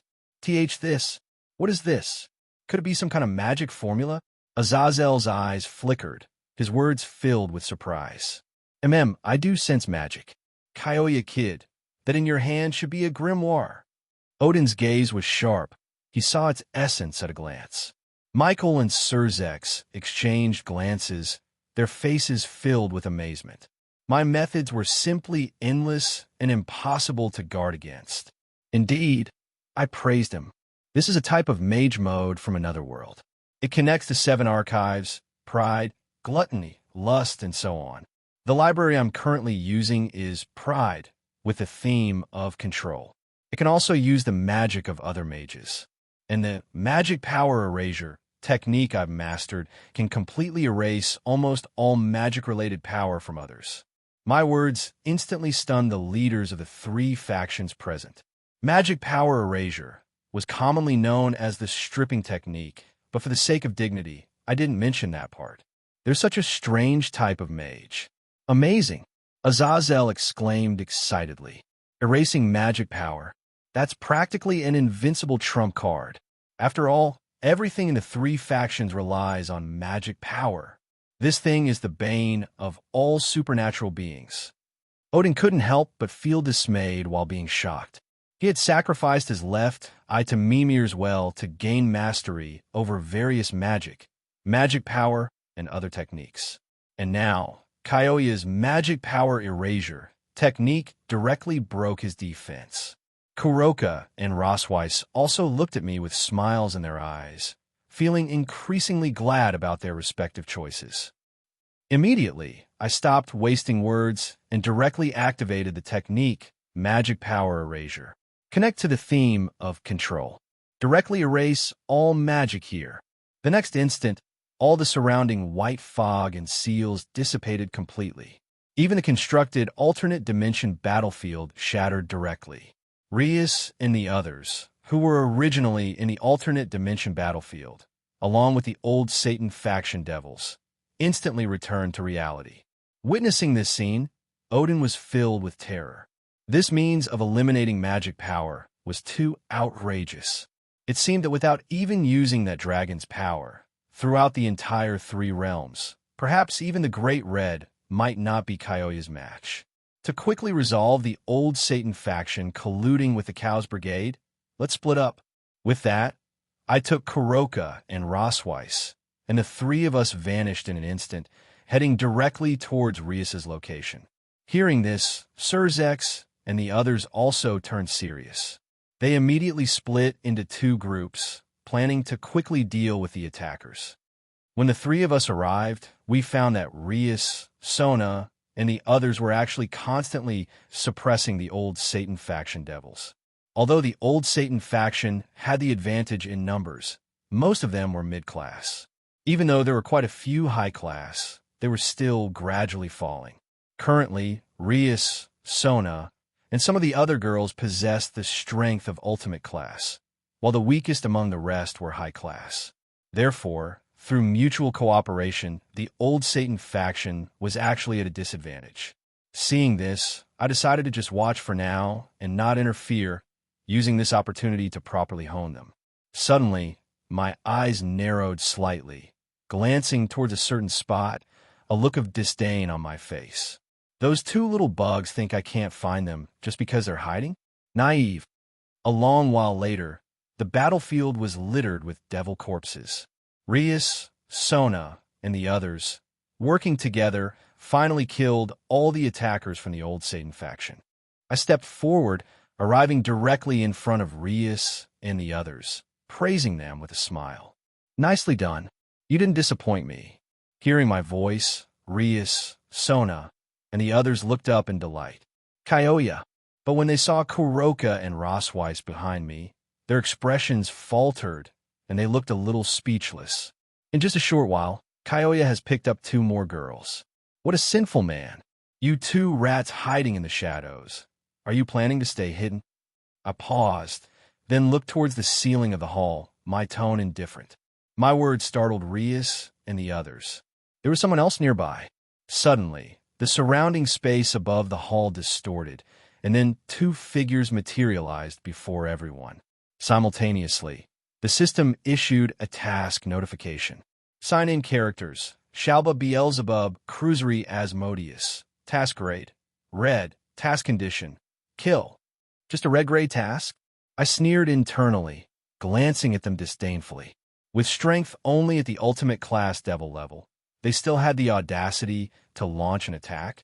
Shalba, as a descendant of Mao Beelzebub, had used one of the snakes of the infinite dragon god Ophis to obtain power comparable to a Mao. However, he was brutally defeated by Issei Huda's incomplete Juggernaut drive and later rescued by Hades. He was ultimately eliminated by Issei. As for Cruisery, he was completely insane. To reclaim the position of Mao Asmodeus, he had attempted to single-handedly take on the 3 top powerhouses, Surzex, Azazel, and Michael. Ultimately, he was instantly killed by Mao Surzex with overwhelming power. They were both absolute morons, idiots who delivered themselves to their deaths. Hibari Kyoya, we know you killed Kokobeel and even defeated Kateria Leviathan, along with the 2 heavenly dragons Valley and Lux. However, you are absolutely no match for the 2 of us. If you agree to work for us, we can spare your lives. Otherwise, you'll just die here. Shalba and Cruisery spoke arrogantly, looking confident of victory. Hearing this, I looked at them with contempt. Idiots! My insult instantly enraged Shalba and Cruisery. They replied coldly, Bastard! Go to hell! Without further hesitation, Shalba and Cruisery absorbed the power of Ophis's snakes, their strength instantly reaching the level of Mao's. A couple of weaklings relying on external power to reach Mao level. Immediately, Shalba raised his hand and unleashed a beam of light, an attack resembling the light-based powers of angels and fallen angels. Cruisery, his face twisted in a ferocious grin, gathered immense, violent purple magic power in his hand. A purple pillar of energy burst forth. Facing such feeble attacks, I simply raised one hand and condensed a blue ripple of energy, instantly swallowing their attacks completely. What? Seeing their attacks effortlessly erased by me, Shalba and Cruisery's faces paled. They were very aware of the power of their own attacks. These were attacks capable of easily destroying an entire country. Yet, they couldn't even scratch me. Impossible. Absolutely impossible. That's all you've got? Now it's my turn. Saying this, I gripped Excalibur. Countless rays of light gathered within the blade. Furthermore, I activated the Logos Art and Outer Alchemic spells from Trinity 7, amplifying the Holy Sword's might. This is bad. We need to retreat. Even these ignorant fools could feel the intense wave of mortal danger. Cold sweat dripped down their foreheads. They were well aware of the terrifying power of this attack, especially an attack from such a powerful holy sword. They were surrounded by the aura of death itself. So, they quickly turned and tried to dodge my holy sword attack. But could they possibly escape my grasp? The answer was obviously no. I looked coldly at the 2 figures fleeing in the distance, then swung down Excalibur with all my might. Excalibur, facing the terrifying beam of light hurtling towards them from behind. They had nowhere to run. They could only use all their magic power to create a defensive barrier. No. However, following Shalba and Cruisery's desperate and unwilling roars, their magic barriers, along with themselves, were directly swallowed by the beam of light, turning to ashes and completely vanishing. And it wasn't over yet. The beam of light released by the holy sword continued on its path, piercing through the boundary of the underworld and reaching even the human world. The powerful energy poured out completely, illuminating the dark night of the human world. Rumble, rumble, rumble. Even the underworld trembled violently. It took a long time for the tremors to subside. Damn, no wonder they emphasize upgrading equipment in games. An enchanted Excalibur is simply ridiculously powerful. Seeing the devastation I caused, I couldn't help but click my tongue and marvel. The full power of Excalibur, combined with the logo's art and outer alchemic spells, had greatly amplified the Holy Sword's might. Even against Trihexa, the Beast Emperor 666, I wouldn't hesitate to face it head-on. This single strike could likely heavily injure it. Looks like I need to develop more new moves in the future. At this moment, all the powerhouses observing the Holy Sword attack were dumbfounded, unconsciously swallowing hard. Valley, let's not go after Kyoya. I think Kuroka will do just fine with him. Biko wiped the sweat from his forehead, looking at Vala beside him, his mouth twitching. Vala, Arthur, Lu, Fei.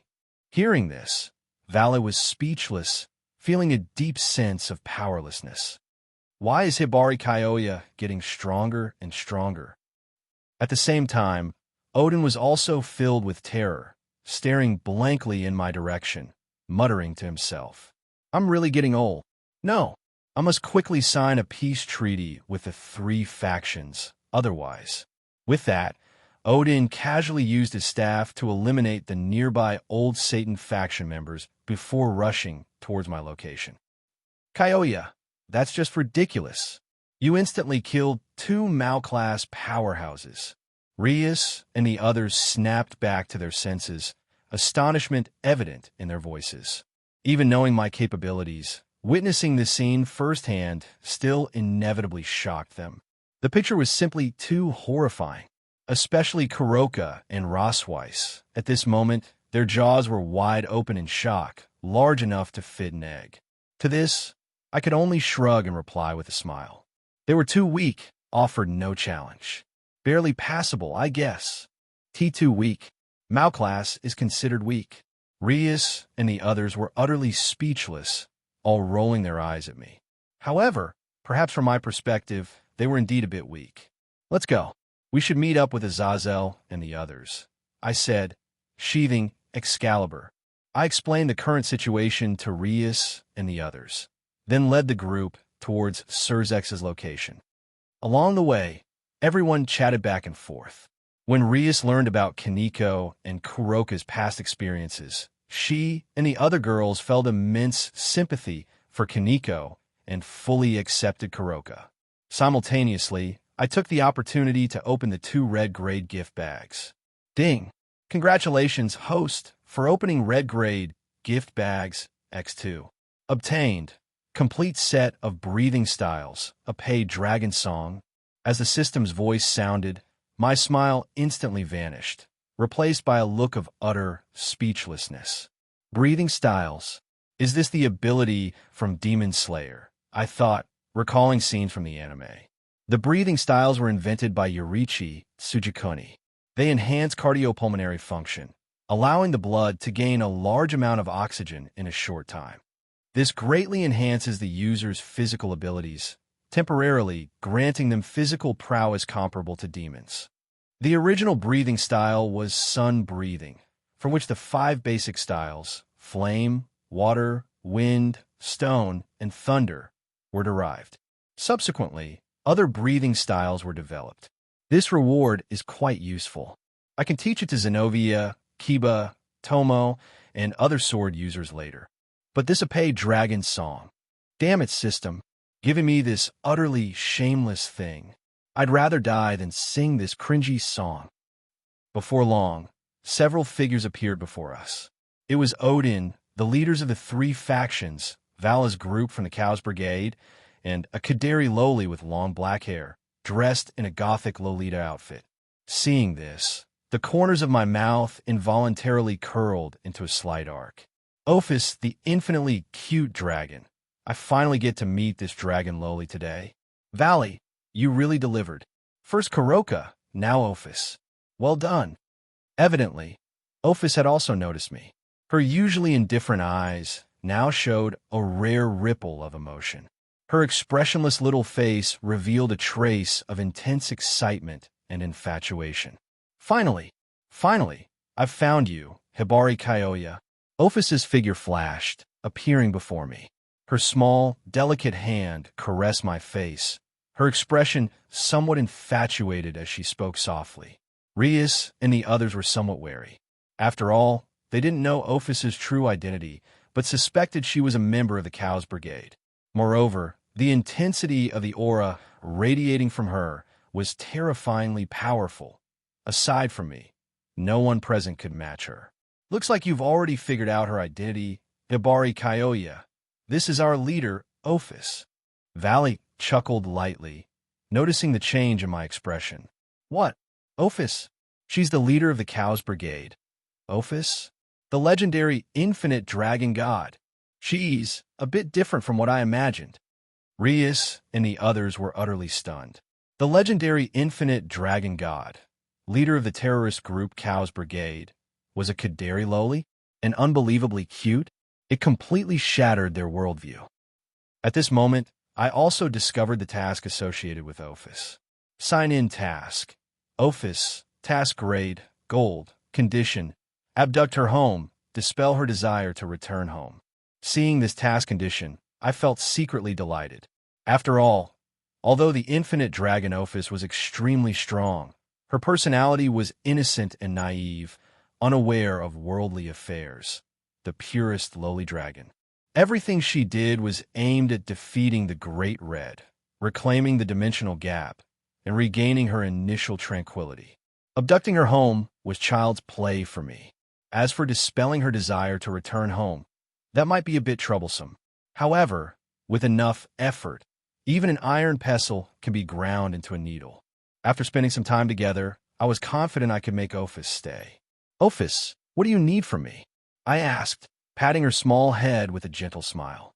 Towards my intimate gesture, Ophis showed no resistance at all, instead becoming even more infatuated with me. The power level of the dragon within you surpasses even Great Red. I need your help to defeat her and reclaim my initial tranquility. Ophis's red lips parted slightly as she hugged me, shaking her head adorably. Is that why you came looking for me, Ophis? I sighed. Even after existing for countless eons, the cute dragon Ophis was still as pure as a blank sheet of paper. Precisely because she was too pure, coupled with her terrifying power, the Cows Brigade emerged, aiming to deceive and exploit her. Even though Ophis knew their intentions, she still held onto a sliver of hope. After all, she just wanted to return to the dimensional gap where she was born. I don't quite understand either. Deep down, I just want to see you, want to stay with you always. This feeling is very strong. Ophis's inner turmoil grew even stronger, feeling my presence. Hearing her words, my gaze softened. This is probably the mutual attraction between dragons. And the stronger the dragon, the easier it is to attract the opposite sex. Ophis, how about staying with me? Once I recover my strength, I'll help you defeat the Great Red and reclaim your place of tranquility. At this point, I began my persuasion technique. As for power recovery, that was pure nonsense. I could already borrow the Azure Dragon's power anytime, anywhere. However, to abduct the cute dragon Ophis, I naturally needed an excuse to keep her by my side. Witnessing this scene, Rias and the others rolled their eyes at me. However, this time, Rias and the others didn't resist. After all, abducting the leader of the Cows Brigade would greatly weaken their greatest support. Dealing with them in the future wouldn't be too hard. I want to be with you. Saying this, Ophis tilted her head slightly and lightly pecked my lips. This is what I saw humans call a thank you gift. After speaking, The infinite dragon's expressionless little face seemed to flash with a hint of red, looking incredibly cute. Hearing this, although I was greatly shocked by the cute dragon's actions, the joy in my heart was already overflowing onto my face. Azazel, witnessing this scene, revealed a smug grin, looking utterly punchable. Surzex glanced at Rias, feeling helpless. Rias, your ambition to seize the position of the main wife might just fall short. Hello, everyone.